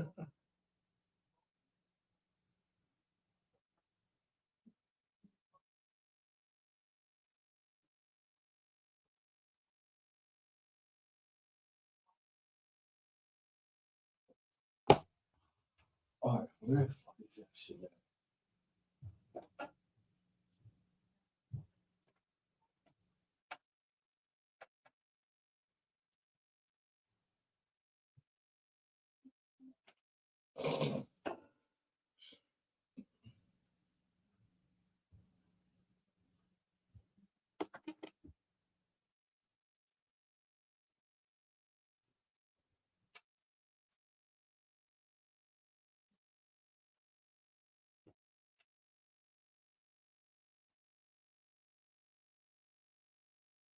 Hey, Eugenio Suarez.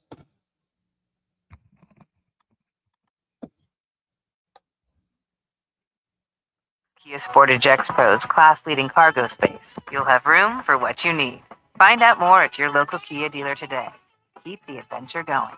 Kia, movement that inspires. Call 800-3334-KIA for details. Always drive safely and obey all traffic laws. Comparisons based on second row legroom and cargo space behind second row seats in the subcompact SUV class according to Kia segmentation as of June 2025. Are you searching for a welcoming community for mom or dad? River Spring.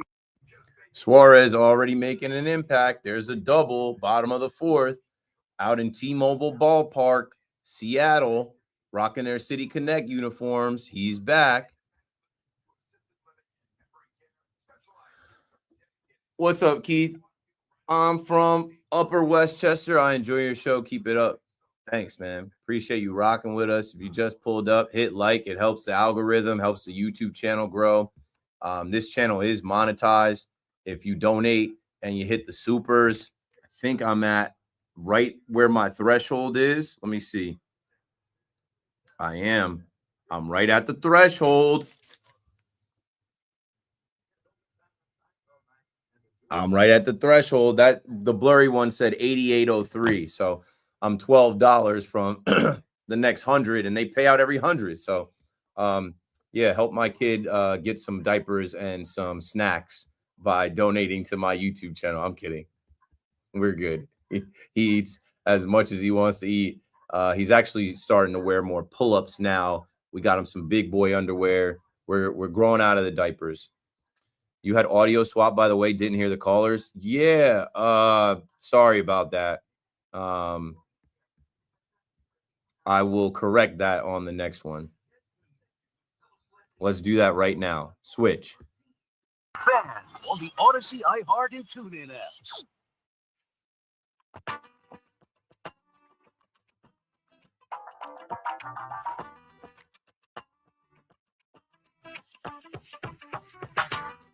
Hey, hey, hey, hey, hey, must be the money. What a jam. Nelly, Country Grammar. What's this? Nellyville, I forget. I'm getting pages out of New Jersey. Hey, Eugenio Suarez, making an impact already with a double. Tags up. He's on third, watching the Mariners playing here. Trade deadline is done. I feel good about what the Yankees did. I feel like the Mets did a lot as well and improved the team. I think we're set for this, not second half. And maybe they'll move the trade deadline to later in the season, but whatever. It's fine where we are. You know, I'm sprinkling in some things. I just talked about the Bristol Motor Speedway and the game that will be played Saturday between the Braves and the Reds after they just had a ridiculous game that ended in 10 innings, 12-11, where 16 runs were scored in the eighth. Before we went to break, I started to try to pique the interest of the New York Knicks fans. It's about to be August. Before you know it, it's September, then October, and then you crazy Knicks fans, you're going to be in the Mike Brown era. You might be in Ben Simmons' second act as a New York basketball player. If you heard me talk about Ben Simmons, I never wanted him on the Brooklyn Nets. I felt like he was just a street clothes fashion model. Could never stay healthy. This guy would be out with an eyelash in his eye. But I don't think he'll be like that with the Knicks. He could get that off in Brooklyn with the secondary team. He could get that off in Brooklyn where they're always in flux and they didn't know what they were going to be. He came in when they had KD and Kyrie. Then he ended up being there and they weren't there. You know what I'm saying? He could get that off there.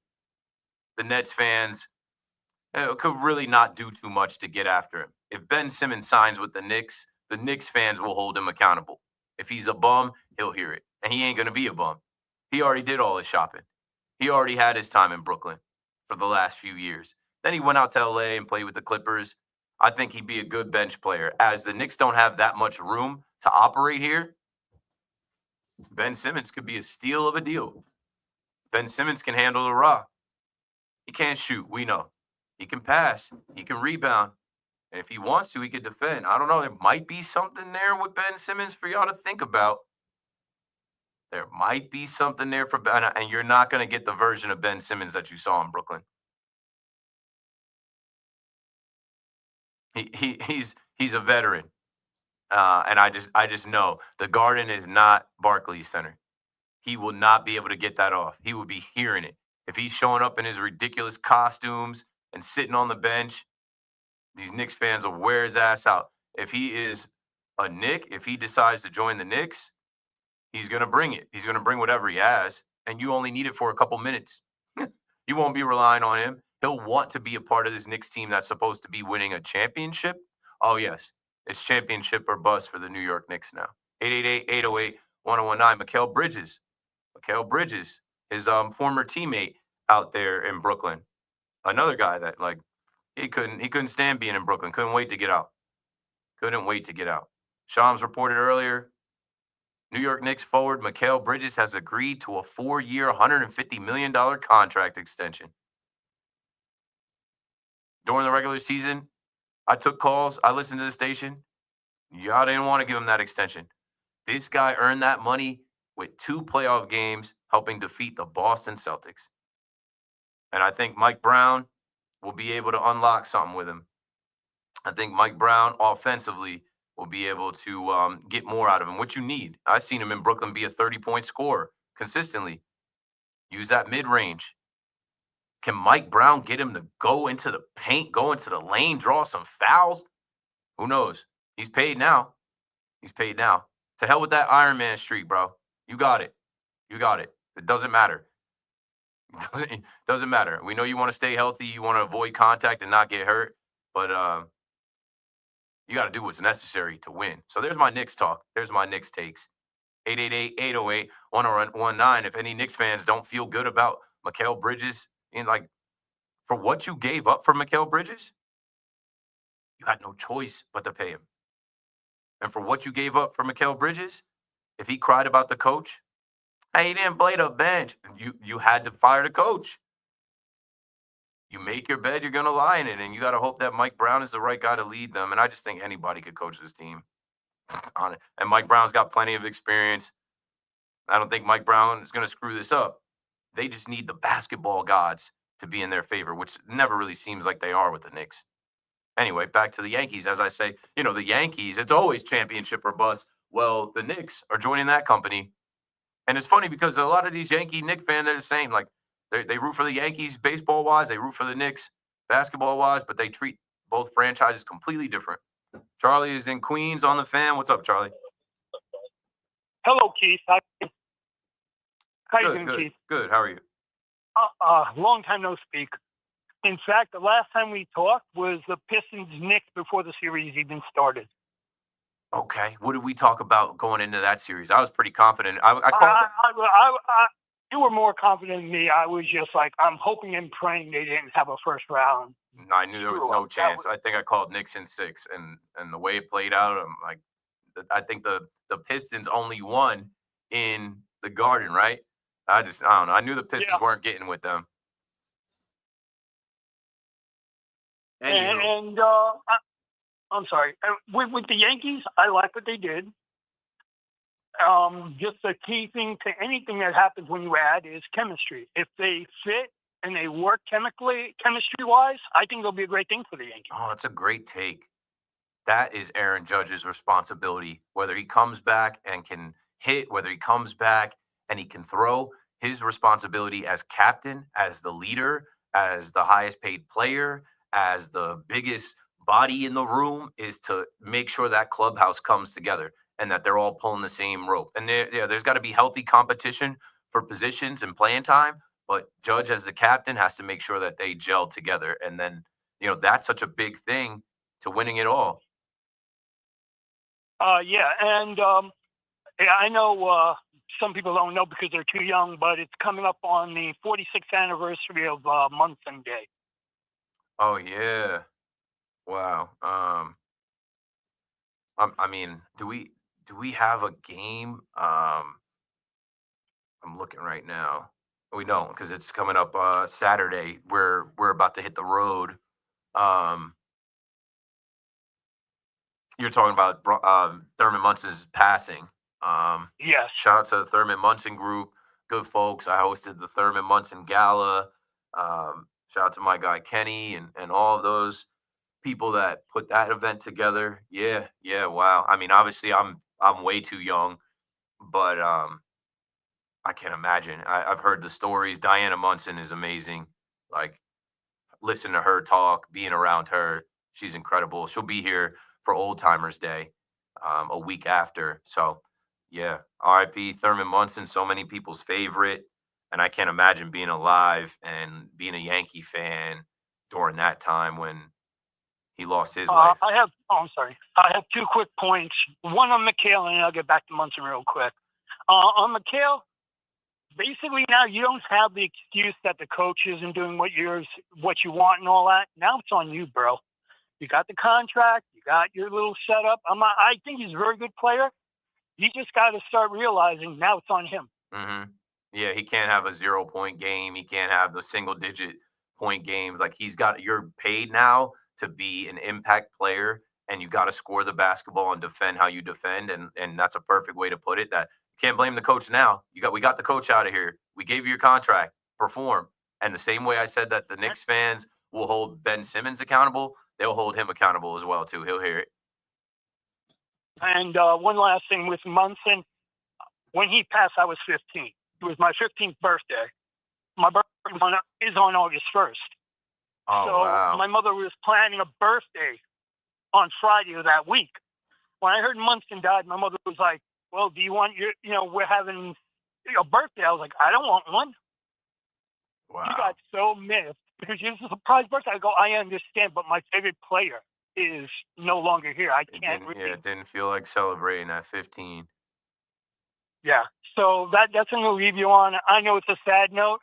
I just hope little Action Jackson and you and the family are doing well, and hope the best and continue the best for you. Yeah, Charlie, we're good, man. I brought him out to the bleachers on Sunday. He's big enough now, and he's getting really confident in the stadium, walking around. So if you want to look for a ladder, I left one over there.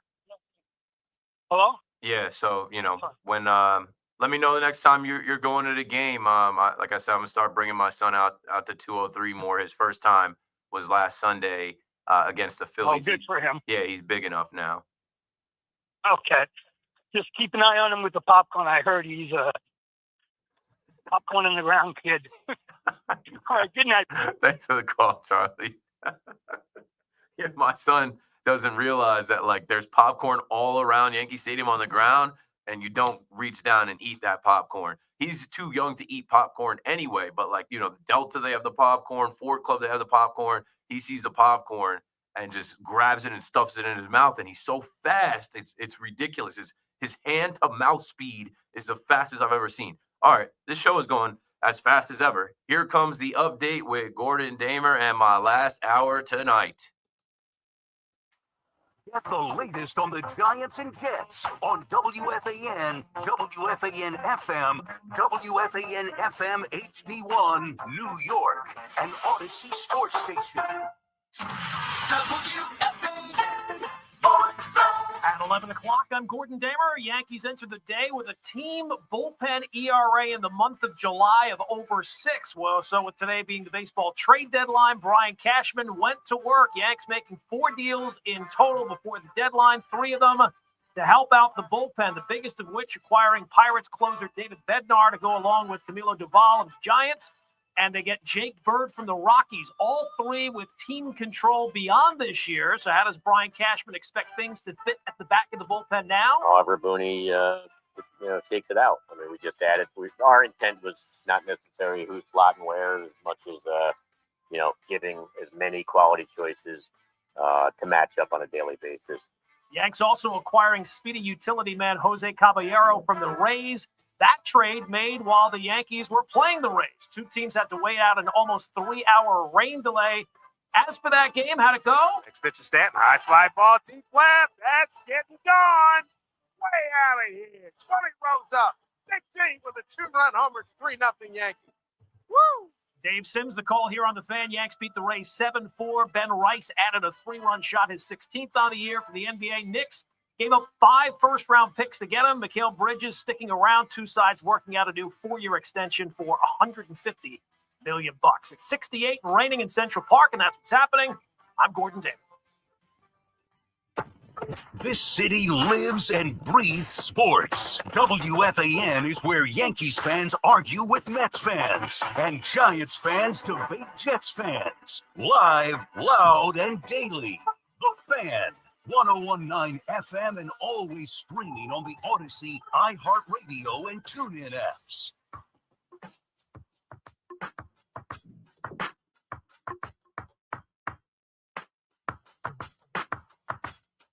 New York! Last hour for me. Last call for calls. Open mic time. We're going to talk sports. I kind of kicked it off talking about the Knicks, bringing them into the conversation. Then we end up talking with Charlie, who I run into in the bleachers, about Thurman Munson. You can always talk Thurman Munson. Also talked about the Bristol Motor Speedway, the first ever Speedway Classic with the Braves and the Reds coming up. And we'll also do the big shot of the night, and we'll talk a little bit more about the Yankee game and the Yankees series they just won. Surprise me. And then look ahead to Miami and Texas and the rest of the season. And then I will continue to look at things from the NFL. The guys were out there at Giants camp today. Maybe we could play some audio, some cuts from that.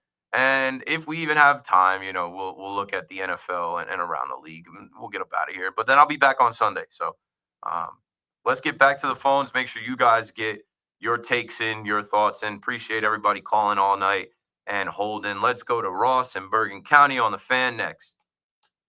Hey, Keith, what's up, man? What's up, bro? How are you? I'm doing all right, man. Just got back from Miami. It was a good trip. It's always a good time down there. I just wish they had the Marlins were down there. I know you just brought up, you guys are starting a series with them. They weren't down there all week. Obviously, last time we were there, we got to check out the ballpark, and it's empty, but it's a nice one down there. But they were away all week. It's nice to go there because it doesn't cost anything. Costs nothing. Yep. Nothing. Same. I'm sure Tampa's the same. It don't matter if they're in the Trop or Steinbrenner. Nobody. I mean, Steinbrenner they sell out kind of. I was gonna say it's actually expensive. Or for in the beginning of the season, it was expensive to go see Tampa play at the Boss. I have avoided Trashicana Field all of these years. I've never wanted to go there. I just think it's whack. The catwalk and the tent disgusting, and the cowbell they play in there and the stupid mascots they have. The excuse that they shared it with the Raiders, or at least once the Raiders left, but still, like, it was the last multi-use venue. The Trop was built solely for baseball. They had the no bullpens. I think they still don't have bullpens, or even though it's still up, they're not using it, but they still don't have bullpens. I mean, the place is a joke, and it's pretty much the MetLife of the MLB. Not a great place to see a game. Yeah, no doubt about it. So Mets deadline, it's just kind of like last year. It's not so much that I have a problem with what they did. I just don't think they did enough. It's what they didn't do. And I know, like, a lot of the go-to starters to name off, like, aside from Merrill Kelly, didn't really get moved.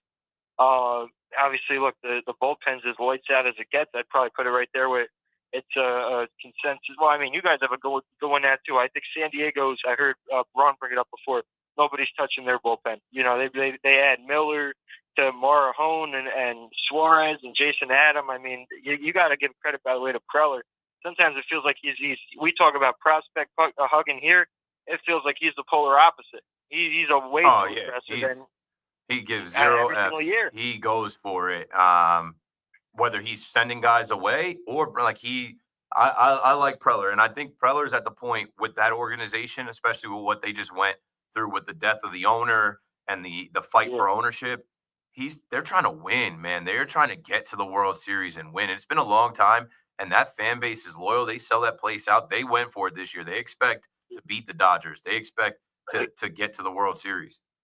He brought it up before. Braun did. I mean, they had the Dodgers on the ropes more than us. Than anybody else. And they almost had him done in the DS. I mean, what was it? The Profar play, I think, in the outfield is kind of what flipped the switch in the series. But you talk about last year, they didn't bring Tanner Scott back, but what they gave up for him and getting Jason Adam, retaining him, I mean, it kind of feels like that. You respect it, but you respect it. But at the same time, is it worth it if you don't get the ring? And year after year, Preller, like you said, he doesn't give two what. He's going to keep going out there and doing it.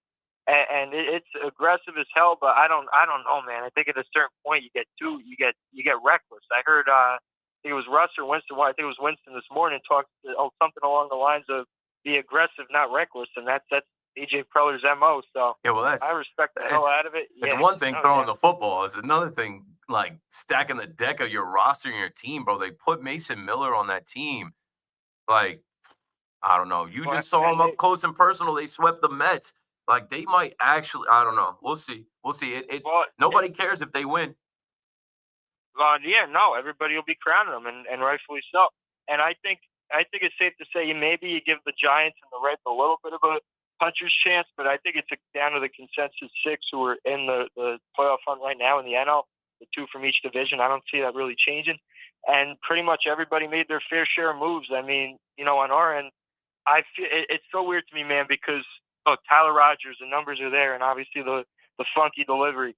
But just something about trading with the Giants, man, specifically with the pitchers, they're like one of those teams you don't trade with. You know what I mean? Yeah. Like it wasn't a pitcher last time, but look, we gave up 4 living human beings for Darren Ruff. And I know none of them were really like high leverage or wound up amounting to anything for them, but 4 living human beings, breathing air, walking this earth, were traded for Darren Ruff to be sent to the Mets. And look how he didn't even last the following offseason. And talk about pitchers, I mean, that's their specialty, right? We got Rodon here, got paid off of 1 year with them. Gosman's career completely turned around. Alex Cobb, the list goes on. They're one of those teams you just don't trade with, man. Jordan when you Hicks. see right, and they turn them into Devers. DeSclafani is another one. That, you know what? And I tweeted at you too. And I see people go online the day before. We're talking about, you go back to the offseason, Garrett Crochet. You heard Drew Gilbert's name thrown into basically every player, and that's why you can never really take the mock trade seriously, because they wind up being completely off the boat from what the trades wind up being. But how many all-stars or all-star caliber players was Drew Gilbert being mock traded for? He wound up getting traded for a setup reliever who's good, don't get me wrong, but at the same time, I factor in the Giants tax to that because you look at what pitchers turn into once they leave more often than not, and B, at the end of the day, he's a setup pitcher. I can't believe we gave up more for him than Helsley. And I know we gave up Baez is solid, but I thought Helsley on paper would cost a lot more. I think Stearns was looking at Blade Tidwell and Jose Buto as like, whatever, y'all. Throw them in, and it makes it seem like a bigger deal. Thanks for the call, Ross. 888-808-1019. A few things. I'm just like watching this game. Programming alert. If you're not watching MLB Network, the Rangers Mariners game. 3-0 Mariners, Cole Young homers off Kumar Rocker. The next guy comes up, back-to-back jacks, Cal Raleigh homers. He's got 42 homers on the year.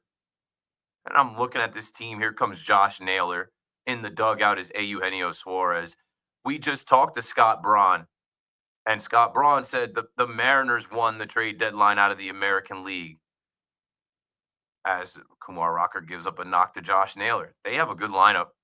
They've been going for it. They went and added Randy Arozarena last year. They've got the pitching. They've got the hitting. But they're the Mariners, so we just don't expect the M's to get it done. But getting it done for them is different than getting it done here in New York. All they got to do is make the postseason, and their fans are dancing in the streets. The Yankees got to win the World Series. So we'll see. Keeping an eye on that. If you missed Scott Braun, he was on almost exactly 2 hours ago, right after 9:10. If you rewind in the Odyssey app. I had him on for 30, 35 minutes talking about the trade deadline, the entire league. He said he thinks the Padres won in the National League, like I was just talking to Ross about, and he thinks that the Mariners won in the American League. I'd argue that the Astros are right there next to them. And then, the Yankees and Mets aren't far off, but I don't think you can give either the Yankees or the Mets an A. Neither one were able to get a starter. And, Ross was talking about the San Francisco Giants and what it took to get Rodgers off of them. I immediately was like, oh, they got fleeced. They gave up 3 players, 2 major leaguers or guys that have played at the major league level. And then as Ross was talking about Gilbert was in mock trades as like one of the pieces that you had to give up to get the Durans of the world. You know what I'm saying? Or get and he gets thrown into that deal. What I also looked at it as with the Mets was like, yeah, you just swept the Giants and the Giants are fighting for their lives, but you're about to see them this weekend. They come to Citi Field. So you just handed them a couple players that, I mean, I don't know, they're going to make an impact right away, but like you just helped the team that is fighting a similar fight as you. In the wild card right now, it's the Padres, the Phillies, the Cubs. But who knows how this month is going to go? I think the Mets will be more than fine, though. I just think the Mets, they have a super bullpen now, and they have all these home games, and they have a home field advantage, and more fans have been going out there than ever. And it's peak summer. It's the dog days. It's going to be hot as hell. But, you get your bats going again, and I think the Met fan is going to enjoy August with all those games you got. They got this Blippy Day I've been looking at. I got to get in touch with somebody at the Mets. I'm sure somebody's listening. The one contact that I had at the Mets, I reached out to and they curved me. I'm sure they saw Keith McPherson pop up in their inbox and they were like, Blippy Day. You guys know who Blippy is? As it's open mic time and we could talk about anything, right? It's still sports. Blippy wears Mets colors, so I should have known. Blippy, as I watch Blippy with my son, Blippy is my son's favorite player. He doesn't play anything. He just plays. He goes around the country playing in like aquariums, and he actually hit a couple ballparks. He went to Citizens Bank Park in Philly, and he went to Chase Field in Arizona. And next, he is coming to Citi Field. Now, I haven't been to Citi Field all year. I don't even go there. But I'm like, if I can get my son to meet Blippy, I just want to see what my son does when he sees Blippy not on the TV screen, not on the iPad, not on the phone. So the last day of the month, and exactly a month from right now, August 31st, is Kids Day at Citi Field, and they're having Blippy pull up and throw out the first pitch. I think the first 10,000 kids get a pair of Blippy glasses. I was like, oh, I'll drive to Citi Field for that. I told my wife, she was like, can you imagine Jackson seeing Blippy in real life? I'm like, yeah. I'm like, might have to try and do that. That's a reason for me to go see the Marlins face the Mets. So, yeah, anybody from the Mets, hit me up. I got a credential. I could probably go down on the field and interview Blippy, but I don't need to do that. I just want to see what my son does when he sees Blippy in real life. 888-808-1019. Let's go to Ohio and talk to Andy. What's up, Andy? Hey, Keith. I can't believe that I actually got through. I'll tell you, when I first heard you on the radio years back, I was not really a fan, but you have grown on me, and I really like listening to your show now. Thanks. I wasn't a fan either. I always tell stories about how I would go home and listen to the podcast, and I'm like, I suck. I'm terrible. I would beat myself up. This is before my son was born and before other things happened, but I had time to go home, and I'm like, if I misspoke or I said something wrong, or I would beat myself up about it. I don't even care about that now. At this point, hang them and bang them. So thanks for sticking it out with me, Andy. I was always planning on improving. I was always planning on figuring it out. Well, I don't know if you figured it out or I figured it out, but I'm here tonight. I'm pretty happy. Hey, I agree. Mariners and Padres. That was my thought earlier in the day too. But I think the Yankees actually did pretty good, considering. Considering the talent that they added to the talent that they already have. Yeah, right. And I don't think that they've done a terrible job. I think Cashman has a unique trading environment now. It's not like it was 20 years ago. I think it's a lot different. different now. A Yeah. lot of teams got tired of being fleeced basically by Brian Cashman. Sure. And, with social media, when the team makes a mistake or does something wrong, I mean, they just get ripped apart now. That never existed. Yep. So teams don't want to get fleeced because they're gonna hear it from their fans. You're 100% correct. How social media has changed everything. There is a place now, Twitter, for us to go read opinions and takes and stuff like, Bruce and Flushing was talking about David Justice. And I'm like, that's so long ago. Like, that doesn't count. Like, it's got to be within these last like 10 to 15 years. Yeah. You're seeing how the Met fan is hearing about Pete Crow Armstrong and like, look at Pete Crow Armstrong. He's an all-star. Look what they gave up. They had to go get Cedric Mullins. They had Pete Crow Armstrong. What are you doing? So, yeah, I always say that there are 29 teams versus the New York Yankees, and there's a Cashman tax.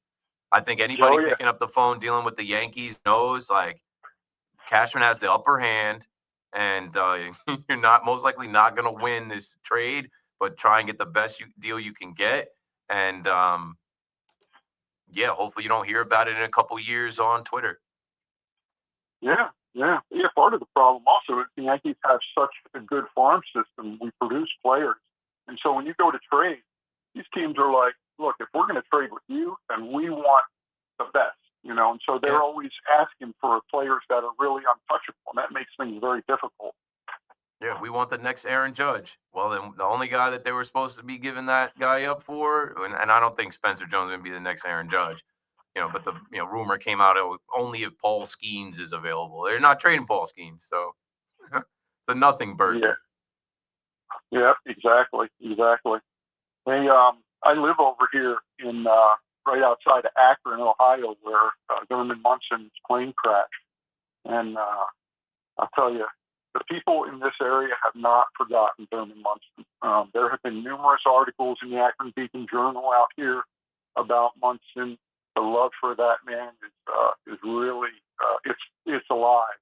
And I don't know if you've ever been to Munson Stadium or if you've ever been down here, but they got a really nice stadium down here I don't know who all plays on it, but I think some of the high schools might. And I have a friend whose son plays in an adult baseball league, and they play down there. And that's kind of how I've gotten to know it. But Thurman, we will never forget Thurman. Thanks for that. Thank you for that call, Andy. I've never been to Ohio.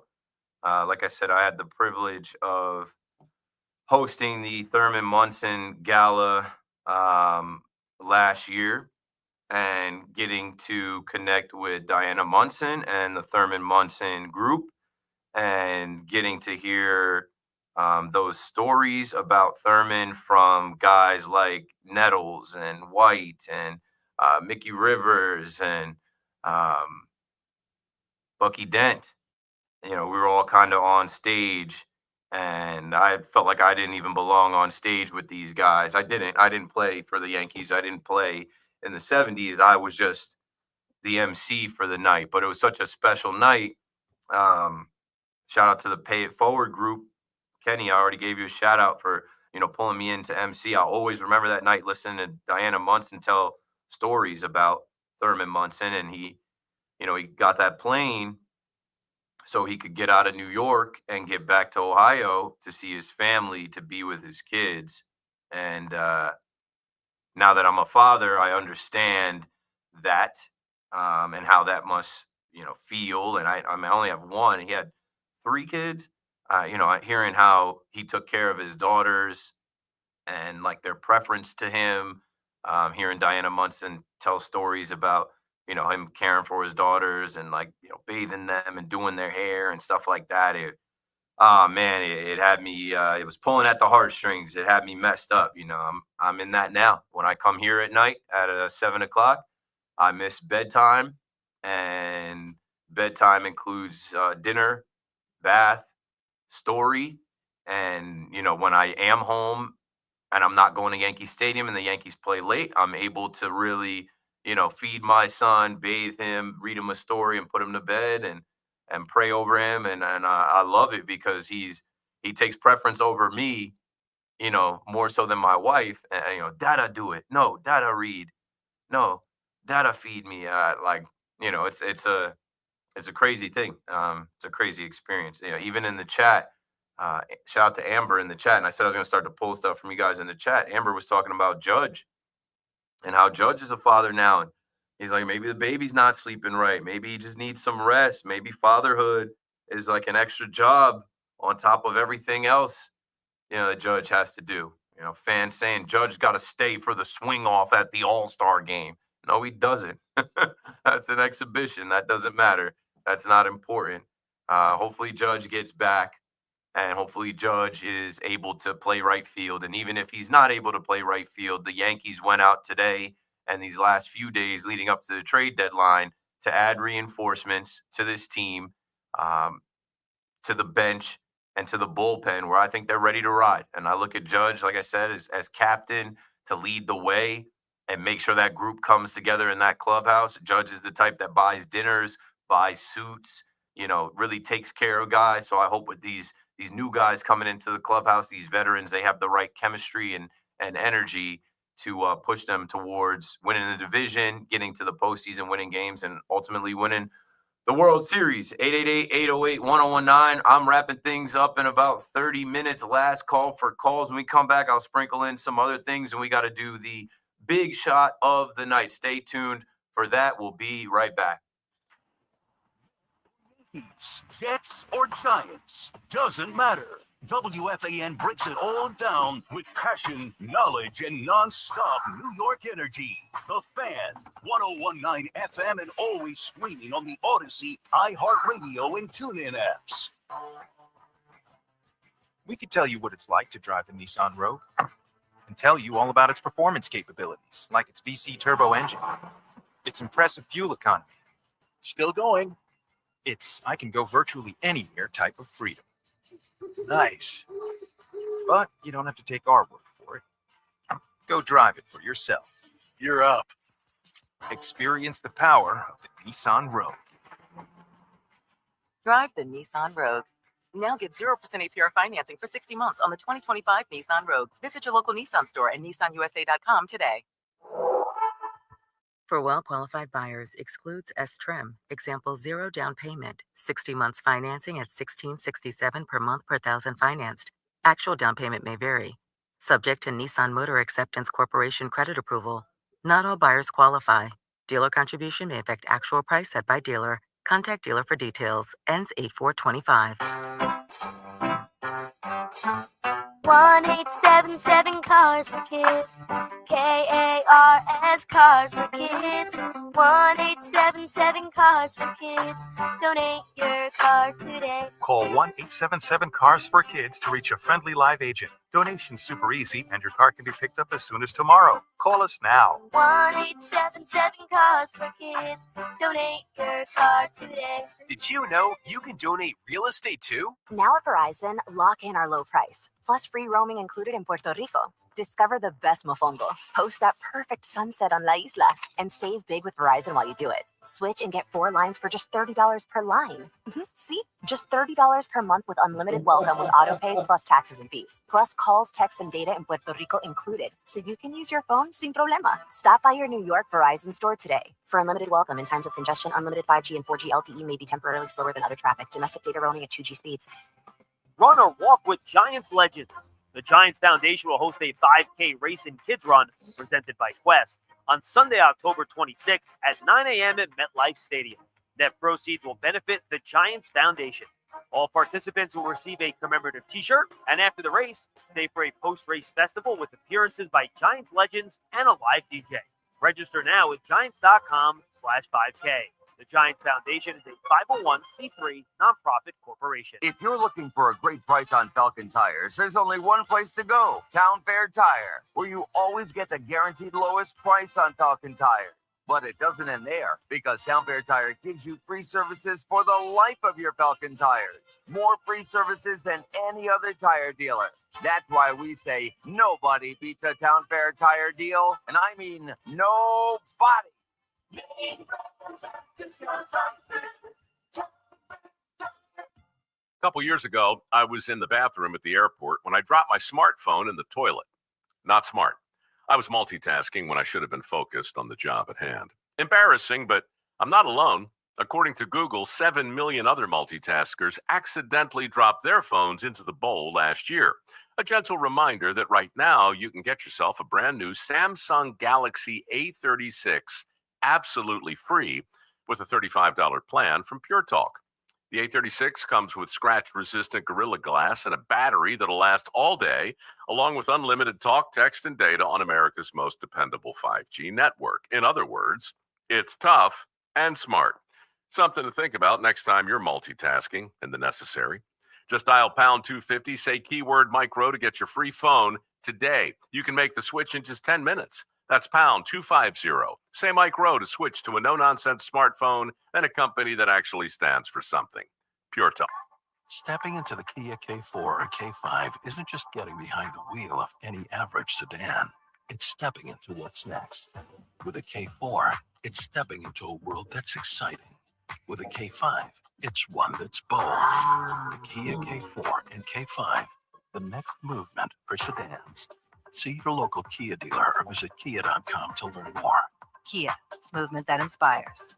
Call 800-333-4KIA for details. Always drive safely. Town Fair Tire, Connecticut's largest discount tire dealer. Because we give you the guaranteed lowest price and we honor every manufacturer's rebate. We even honor all our competitors' rebates. Nobody beats Town Fair Tire. Nobody.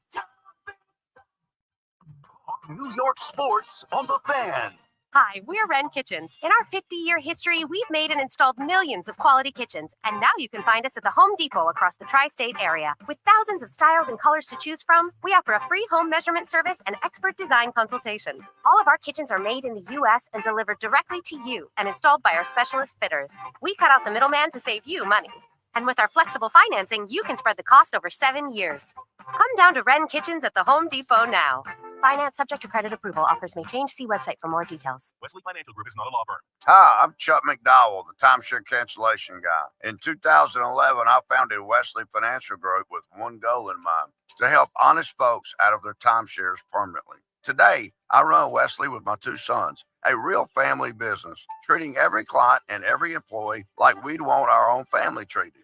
That philosophy has helped us grow into the largest, most trusted timeshare cancellation company in the United States. Fortune magazine even recognized us as one of the best places to work. Why? Because we genuinely care. In fact, some of our former clients were so moved by their experience working with us, they joined our team so they could help others to timeshare freedom. If you're stuck in a timeshare, give us a call. Let our family help your family. Call Wesley now for your free timeshare exit kit. 800-581-1414. That's 800-581-1414. 800-581-1414. Tune in to the BT and Sal Show weekdays from 10 to 2 on The Fan, presented by your tri-state Cadillac dealers. Cadillac is the official luxury vehicle of the New York Mets. Get the scuttlebutt on your favorite team, The Fan, on the Odyssey, iHeart, and TuneIn apps.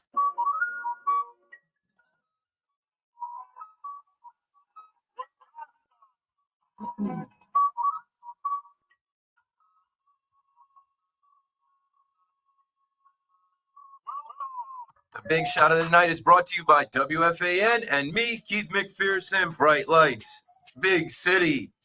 You know, we got a bunch of big shots, but we got to go back to earlier before the rain delay and after, whatever. It's Ben Rice. Benny Blanco Arroz. Ben Rice didn't get traded. Yeah, I know a lot of you were talking about Ben Rice being moved. I bet a lot of teams call for the guy. Ben Rice hit a 3-run bomb. Ben Rice homers and blows that game open. And yeah, man, we needed it. The difference in the game was 3 runs. And he caught the game, helping Marcus Stroman out. And, you know, Ben Rice has a future. His future just got brighter here. I know he's a fan favorite, wearing that 22. I know a lot of you guys didn't want to see him go. I mean, now without JC Escar, he's got to be ready to go behind the dish. And I think he's going to have a place here in this run to the postseason with that bat for sure. Honorable mention, Brian Cashman. Yeah, straight cash, homie. Put respect on his name. In Cash we trust. Cash rules everything around me. This roster has been constructed terribly, Brian Cashman. He fixed it. We're all right. We're all right. We're going to be all right. Help is on the way. They're going to get healthy, and they're going to have a different vibe and mojo. The last thing is on you, Booney. I don't want people calling and saying, yo, this is Booney ball. Why they can't do the fundamental, basic, simple things right. It's on you, Aaron Boone. This is it. You got the roster now. You got the pieces to the puzzle now. You have to manage these guys, and we'll be behind them. 888-808-1019. Jonathan in Los Angeles back on the Fan in New York. Yo, what's good, my guy? What a difference 24 hours make, right? I mean, 24 hours ago, I'm right here calling, talking about we should trade Devin Williams, and that same package, we should add a few pieces and go all in on Mason Miller. I told you, Hold on, nah. bro. Not only did we kept Devin Williams, but I'm all right. Well, I got to deal with it, right? Now, but we got the Pirates closer and the Giants closer. Oh, and we're not stopping there. We also got Jake Bird, bro. Yep. And you know what? Put a little sprinkles on top. Throw in Caballero, too. Oh, am I missing someone else? No, that's about it, right? Sent Peraza pack in. Sent Carlos Carrasco pack in. Added Ahmed Rosario, Austin Slater. Have the nerves. People still have the nerves. I think it was Bob from LA talking about that. This is not enough. Well, what superstar? What else was on the trading block, bro? Eugenio Suarez. Oh, one more thing, bro. We did not lost top 5 prospects. We still have Spencer Jones. We still had George Lombard. I mean, we lost the number 8 prospect, but bro, come on, you gotta. He was blocked. Rafael Flores is not coming up here in the next year or two. He's not coming up here at all. I had Rafael Flores on the Fan 2 weeks ago today. Rock Reggio is another one that's blocked. You got to give to get. They're trying to win the World Series this year or next year. Those guys were 8 and 10, and they just rose up there because they both got elevated. Rock Reggio got elevated to Somerset, and he mashed, and then Rafael Flores got elevated to AAA. So it's like they know who they have, and they made the right moves, and they did not get fleeced, and they did not pay the price that some of these other teams paid for the Mason Millers, the Durans. You know what I'm saying? And a lot of people disappointed because we didn't get started. Keep in mind, we still got Luis Hill coming back, and we got Cruz coming back more in the bullpen. Ryan Yarbrough, Mark Leiter Jr. The Dodgers won the World Series last year because of what? The bullpen. They just had 2 really good starters, which was Yamamoto and which was Flaherty, which he wasn't even that good. It was the bullpen that dragged their asses Walker to the World Buehler. Series. Yeah. Exactly, man. I'm good where we at. We got to give Cashman his props. He cooked really well. He took us to town, bro. I'll say that, man. And I'm happy where we at, man. Yeah, and we uptown. We up now. Bring on the Astros, bro. Bring on the Astros. I'm ready for it. Yeah. All right, T, have a good one, my guy. Let's go Yanks. Yeah, I like that. Jonathan, diehard Yankees fan that lives amongst Dodgers fans and comes out here. You know, last night he called me and he's like, hey, we might have to trade Devin Williams. We were literally thinking last night about like who we'd have to give up to be able to get. Like, how are we going to fix this? Last night I went to bed thinking like they didn't make a move yet for relievers. They might feel like, we got enough coming back. Nope. Got better today. In Forest Hills, Bill. Hey, Kate. Hey. How are you? I met you like 2 weeks ago at Fanatic. Okay. Okay, and you just turned it down. We were Right getting at the end of the day. We're getting a little interference. What were you wearing? I don't know. I don't remember. Yeah, I don't remember. Anyway, I want to talk about the Yankee trades. Okay. I love the bullpen moves, but there's a couple of deals that I don't really understand. I mean, what roles do Austin Slater and Jose Caballero going to have with this team? Okay, Austin Slater, in the event that Judge can't play the outfield, you're going to need another outfielder. They also say about him that he mashes lefties. He's got good numbers against lefties. That's a matchup play. That's a pinch hit. This is what the Yankees do analytically. Jose Caballero, the number one thing that he's going to do is not steal bases, not be a utility guy. They don't feel like Ahmed Rosario is an actual option to play shortstop. This is your insurance for Volpe. If Volpe keeps spiking the ball into the ground in front of first base, you got a guy to put in there. You also have a guy that could challenge him in workouts and just like let him know, like, hey, it's not a guarantee anymore that you're out there every day. We've got somebody else in this clubhouse that can do the job if you don't get it done. Thanks for the call, Bill. 888-808-1019. We're running out of time. Less than 20 minutes left in my show. What have we not spoken about? I mean, we talked about the price for these guys, the control, their roles. I talked about Devin Williams is not the closer. I don't care what Boone said after the game. He's got to say that. Boone got to say a lot of stuff after the game. Devin Williams, you got competition, buddy. Devin Williams is not a guarantee to be out there right now, yeah, but like that's subject to change. Let's see how these other guys fit into their road grays this weekend. That's what I said I was going to do. I was going to look ahead. So the Yankees, they get out of this Tampa series. Great. I did not think after that first game, I'm like, now they'll be lucky to work a split. No, they rip off 3 wins in a row. They've won 4 out of their last 5. They're up 3 games in the wild card.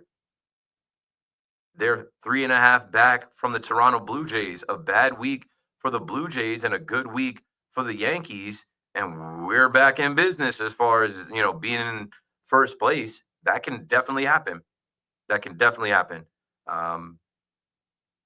Handle business with the Marlins. The Marlins are not a complete pushover. Got to go on the road and handle business with the Marlins. I'm sure there's going to be Yankee fans taking over that building. Same thing in Texas. Looking forward to the weekend and there being reinforcements and new guys with this team where I just feel like, they're going to have a different vibe, look, and energy. You're just going to be watching the game and see these guys pop up. Who's that? Austin Slater? Oh, there's Ahmed Rosario, Jose Caballero. Like, cool. Coming out of the bullpen. Who's this warming up? Yo, who's this warming up? David Bednar, Jake Bird, Camilo Doval. So the Yankees will send Carlos Rodon out on the mound Friday. Cam Schlittler on the mound Saturday. I'll be leading you into Yankee coverage at 1 o'clock here on The Fan. After the Yankee game, I'll be out in Somerset with the Patriots. Myself and Willie Randolph will be on the field. We'll be interviewing 2 former Negro League players as the Somerset Patriots celebrate the New York Black Yankees. That'll be the theme for the night. I'll see you out in Somerset Saturday if you live out there or want to make the trip. And then Sunday, the return of the Rookie of the Year, Luis Heel, King of the Heel. Heel-matic will be on the mound Sunday as the Yankees go for the sweep of the Marlins. Let's go down to Florida now and talk to Mark in Fort Lauderdale nearby. What's up, Mark? You're on The Fan. The Yankees are going to play a pesky club. Clayton McCullough and Peter Bendix have done a real good job here. Yeah. And, I know they're better this year. They gave the Mets some trouble early on this year. They got a couple guys.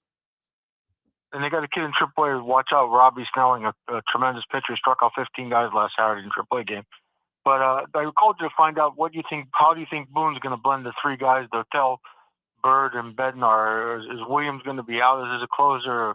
What do you think is going to happen there? And the last thing I wanted to ask you is, aren't you amazed by the job that Dave Dombrowski and AJ Preller do? Is they just use their farm system like, hey, we're worried about the big league club. We don't care if we have to trade prospects. We want to win now. Yeah, it's almost like they use those guys as they don't matter. They're chips. Like they're raising their value and they can't wait to punch it and get MLB proven caliber guys because it's about parades. It's about winning the World Series. The business comes through them hosting postseason games. Thanks for the call, Mark. Yeah, hell yeah. The Padres, man, remember was it 2020 when they got going? They were out in the streets in San Diego.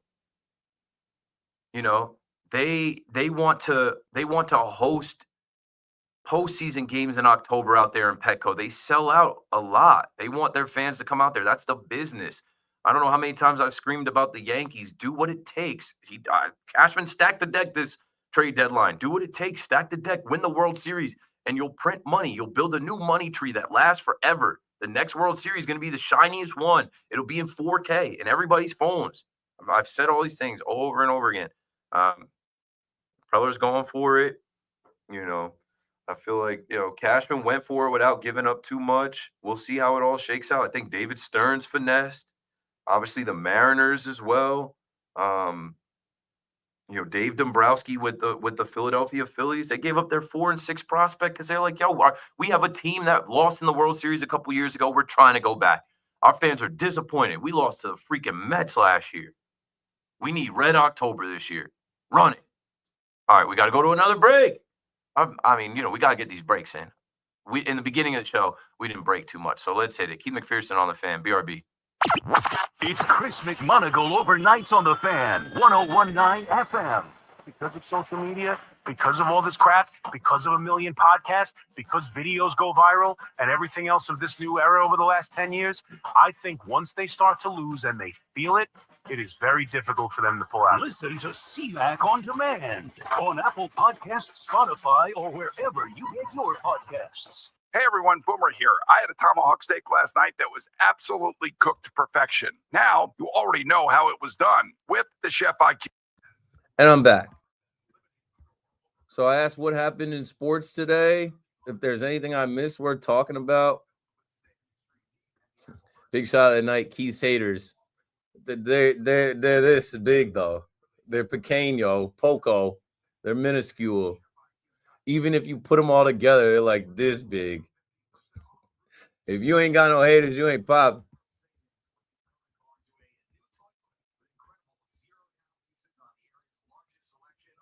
Jack Abrams in here. Why not make a oh Jack, I was at the game Sunday. I forgot to hit you up. Get a top 5 shortstop. These prospects really pan out, so may as well. Nah.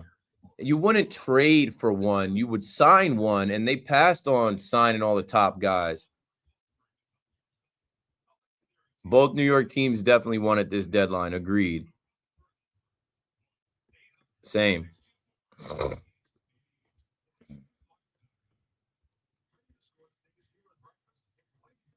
Next Friday, F. Altuve. I actually was in the bleachers in 2021, 10% capacity when Altuve first came back. We had trash cans.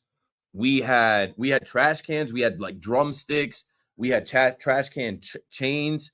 We had signs that said like 2 bangs, change up. We had all of these props. And since it was only 10% capacity of us out there, Yankee Stadium security confiscated all of our props and things. And next thing you know, Altuve comes out there to warm up. And that's how the F. Altuve chant was born.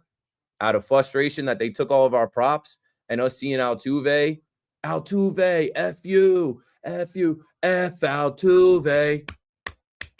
Did I know that would turn into like 4 years of Yankee fans chanting F Altuve at the stadium? I did not know. But people at home heard that stadium with 10% capacity, like 5,000 of us ringing out from the bleachers, F Altuve. Those were the days. Those were the days. I think Houston will get beat before we see them. I don't know who they play.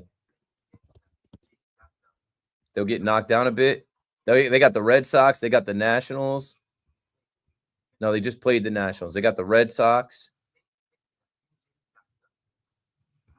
All right, back to the show. Only place where Yankees, Mets, Giants, and Jets fans come together and sound off. The Fan, 101.9 FM, and always streaming on the Odyssey, iHeartRadio, and TuneIn apps.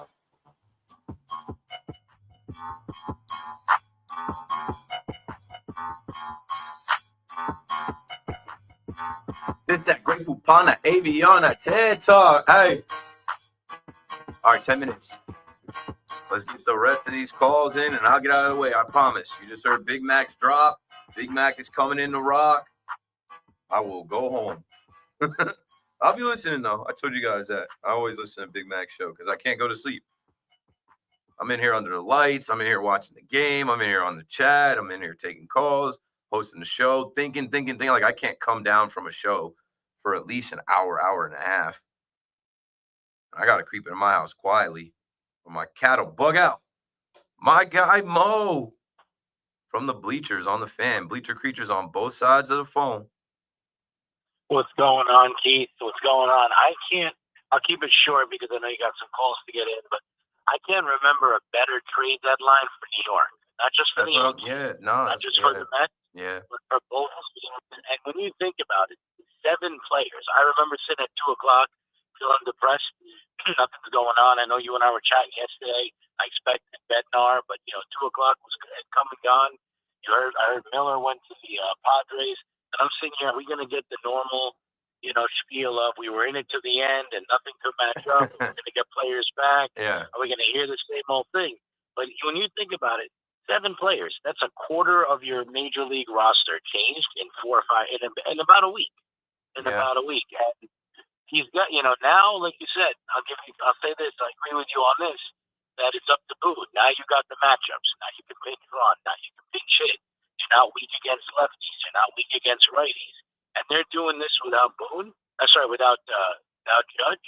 And the other thing too is that you played before. When you bring in reinforcements, that's going to jolt the team. Yeah. Basically, the front office said, "We believe in you guys. Now go out there and prove it." I'm expecting. I don't really see a better roster 1 to 26 in the American League right now than the Yankees. That's it, man. I'm going to hang up here. What you got to say? Thanks for taking my call, and I hope to see you soon out in the bleachers. Yes, sir. Next weekend, I'll be out there Friday. I'll be out there Saturday. The next homestand. Astros coming to town. I was just telling everybody a story about 10% capacity, 2021, that weekend leading into like Cinco de Mayo, and how the bleacher creatures we pulled up, we had trash cans, we had little plastic trash cans, we had signs, bang twice, change up, cheater. We had all these like props and things, but since it was only 10% capacity in the bleachers, security dominated us, took all of our stuff. We were trying to make a scene. And I remember I have the video on my Twitter somewhere. I got to resurface it. I remember when Altuve came out to warm up, it started with just like, F you, Altuve, you suck, F you. And then it started with the F Altuve, F Altuve, 10% capacity. So like less than 5,000 fans in the entire stadium, maybe like 30, 40 of us in the bleachers. That rang out where every Yankee fan watching that series heard it. And little did we know it would be every season after, until kind of like this year. Juan Soto kind of took the mantle. F Juan Soto. But for 4 years, 2021, 22, 23, 24, you hear, drunk frat boys pulling up to the stadium, drinking a tall boy and being like, yo, get this on video. F Altuve. And now the bleacher creatures turn around like, yo, he's not here. Can you not do that? Well, that'll be fired up on Friday. Yeah, I'm fired up for this roster, Mo. You talked about it, right? Like, they have just as good of a roster as anybody in the American League. And what I really feel as a former athlete is like when you add players, the organization, Brian Cashman is showing these players, we do believe in you. The fans are talking about selling. They're talking about firing me. They're talking about benching some of you guys, selling some of you guys. No, we're going for it. Hello.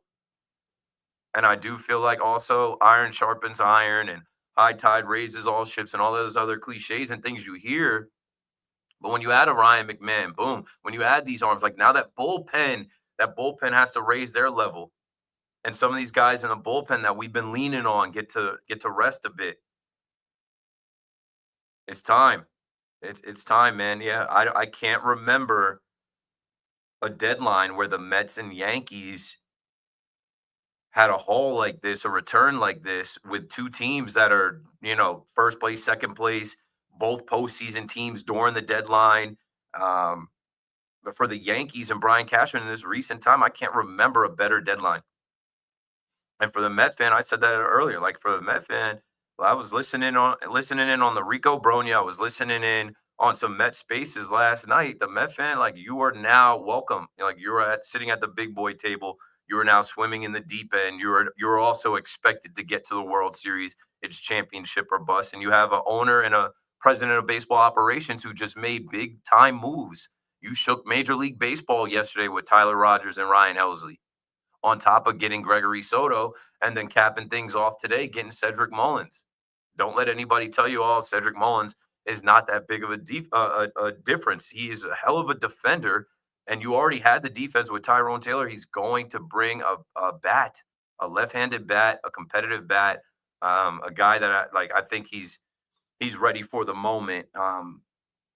And shaking up your clubhouse is going to help your leaders come alive. Pete Alonso, Francisco Lindor, Juan Soto hopefully is straight after Fallon went off his foot. Francisco Alvarez as well. And trust in David Stearns. When I talk about like Petco Park and the Padres wanting to have their fans come out for postseason, you think that This is the best attendance the Mets have ever had. You think they're trying to have a letdown in October? No, I think Stearns has a plan. So if you feel like right now, he didn't really go all the way, we didn't get a starter, that's because the prices weren't right for these starters. And a lot of these starters didn't move. But I guarantee you he has a plan for who's going to start these games. You might have a bullpen game. It might be an opener. You might see some of your young guys come up. It might be a McLean or a Sproat start. See what these guys got. Test them in these last 2 months. And then when you get to October, see who it is.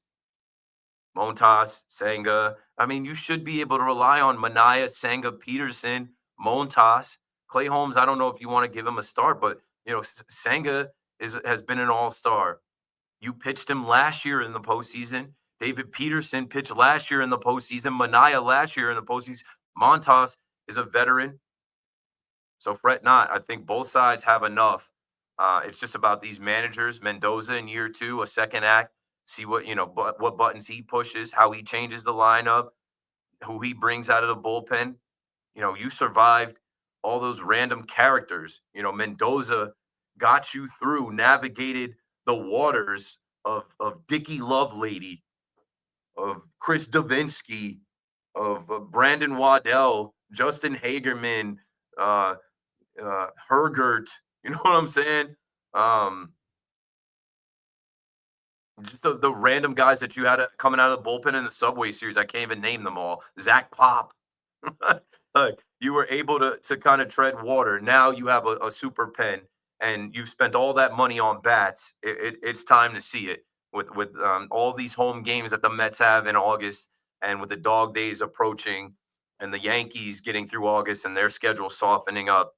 It's time. We expect both these teams to be in the championship series, and if they can somehow make it a Subway Series, it guarantees us a parade this fall. Last call goes, or actually not last call. I got 2 calls. I got to get them on. Eli's in Rockland County. Go for it, Eli. Hey Keith, how you doing? Good. How are you? I'm doing great, thank you. Long time listener, first time caller. Really love your show. Thanks. Show. Yeah. I just wanted to say, like last night you were saying about the Yankees. You're saying like, oh, maybe Cashman's gonna say it's enough, yeah. But I was very surprised today. Came out with the big, big swings. Yeah.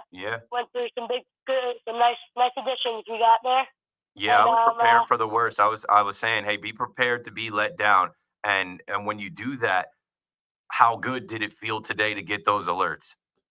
Yeah, so and then I thought like after Caballero, I was like, okay, nice. And all of a sudden, like seconds to go, and we got what's his name from Camilo the Giants? Duvall, Cashman Yeah. at the buzzer. Bang. That's what he does. He's a buzzer beater type. He works until his pencil's down. Thanks for the call, Eli. I appreciate you. I just want to get Adam in Manhattan on before I'm done. Adam, you're live. Keith, how you doing, brother? First time calling in. Thank you. Hey, you wanted to go at the end of the trade deadlines past now. What would you give the Mets and the Yankees as a letter grade? And if the Mets and the Yankees were to make it to the World Series and face off, who would win in a best of 7? And pleasure talking to you. And I'll take you to interrupt. Thanks for the call. We're just up against it. That music is chasing me down. I would say a B for the Mets, a B plus for the Yankees. I can't give them A's because neither one got starters. But the only edge that I give to the Yankees with the B plus is the bench that they built and the insurance that they created. Having backup plans for guys, even Judge, Volpe, and then even with this bullpen, with help on the way with guys getting healthy, I feel like they finally stacked the deck. And with Stearns, he won the day yesterday. Getting Helsley to go with Edwin Diaz on top of Rogers, Soto, great. And then adding a bat and adding Cedric Mullins in center field, a former All-Star, a left-handed hitter, a guy that I think Mets fans are really going to love. I give him a B. I won't say a B plus because I feel like the Mets' need for a starter was more, especially in the National League, which is tougher. If the Mets and the Yankees were to meet in the World Series, it would be Yankees in 4.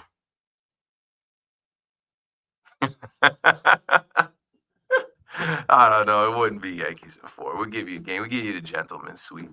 We'll give you the jacket. We dominate you Mets fans in your park and obviously in our park. but we'll give you a game. I don't know. Maybe you'll get a David Peterson start. But you know what? The Yankees, hey, they fixed some of their issues hitting against left-handed pitching, and I don't know. I don't know, man. Subway Series coming. It's not. I always say, like, you guys always want to talk about the Subway Series. Unlikely. All right, that's it. I'm done, man. Appreciate everybody in the chat, everybody that called. I cleared all my calls. I did not get to everybody in the chat, but that's okay because you guys know I'll be back on Saturday. And you guys know where to reach me online. I get hella DMs and tweets and stuff. I try my best to hit y'all back. The chat is hilarious. All right, Big Mac is coming up next. Get hyped for his show. Dial the number and stay tuned. Keith McPherson on the Fan. I'm out of here. Everybody have a good night. Sports Radio 101.9 FM. In life, a curveball can be thrown at any moment, and you need a team that knows how to hit it out of the park. The Rothenberg Law Firm has been crushing curveballs, sliders, and fastballs for more than 50 years. We're a team of personal injury lawyers with billions recovered for our clients, because every setback deserves a major comeback. The Rothenberg Law Firm. Yo, that's it, yo. That's it, yo. That's it, yo. Appreciate y'all, man. Appreciate y'all, man.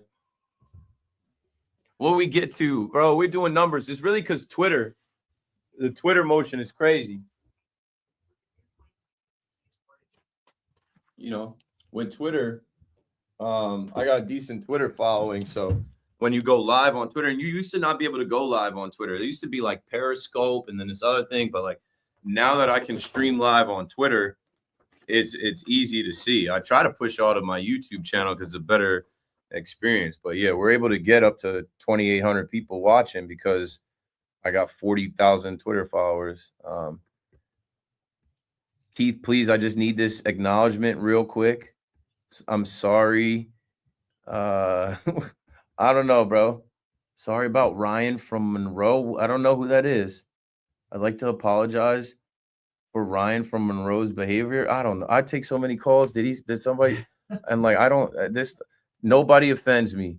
Even when I turn up, like people write terrible things about me online and call and say stupid. I don't care. I don't care.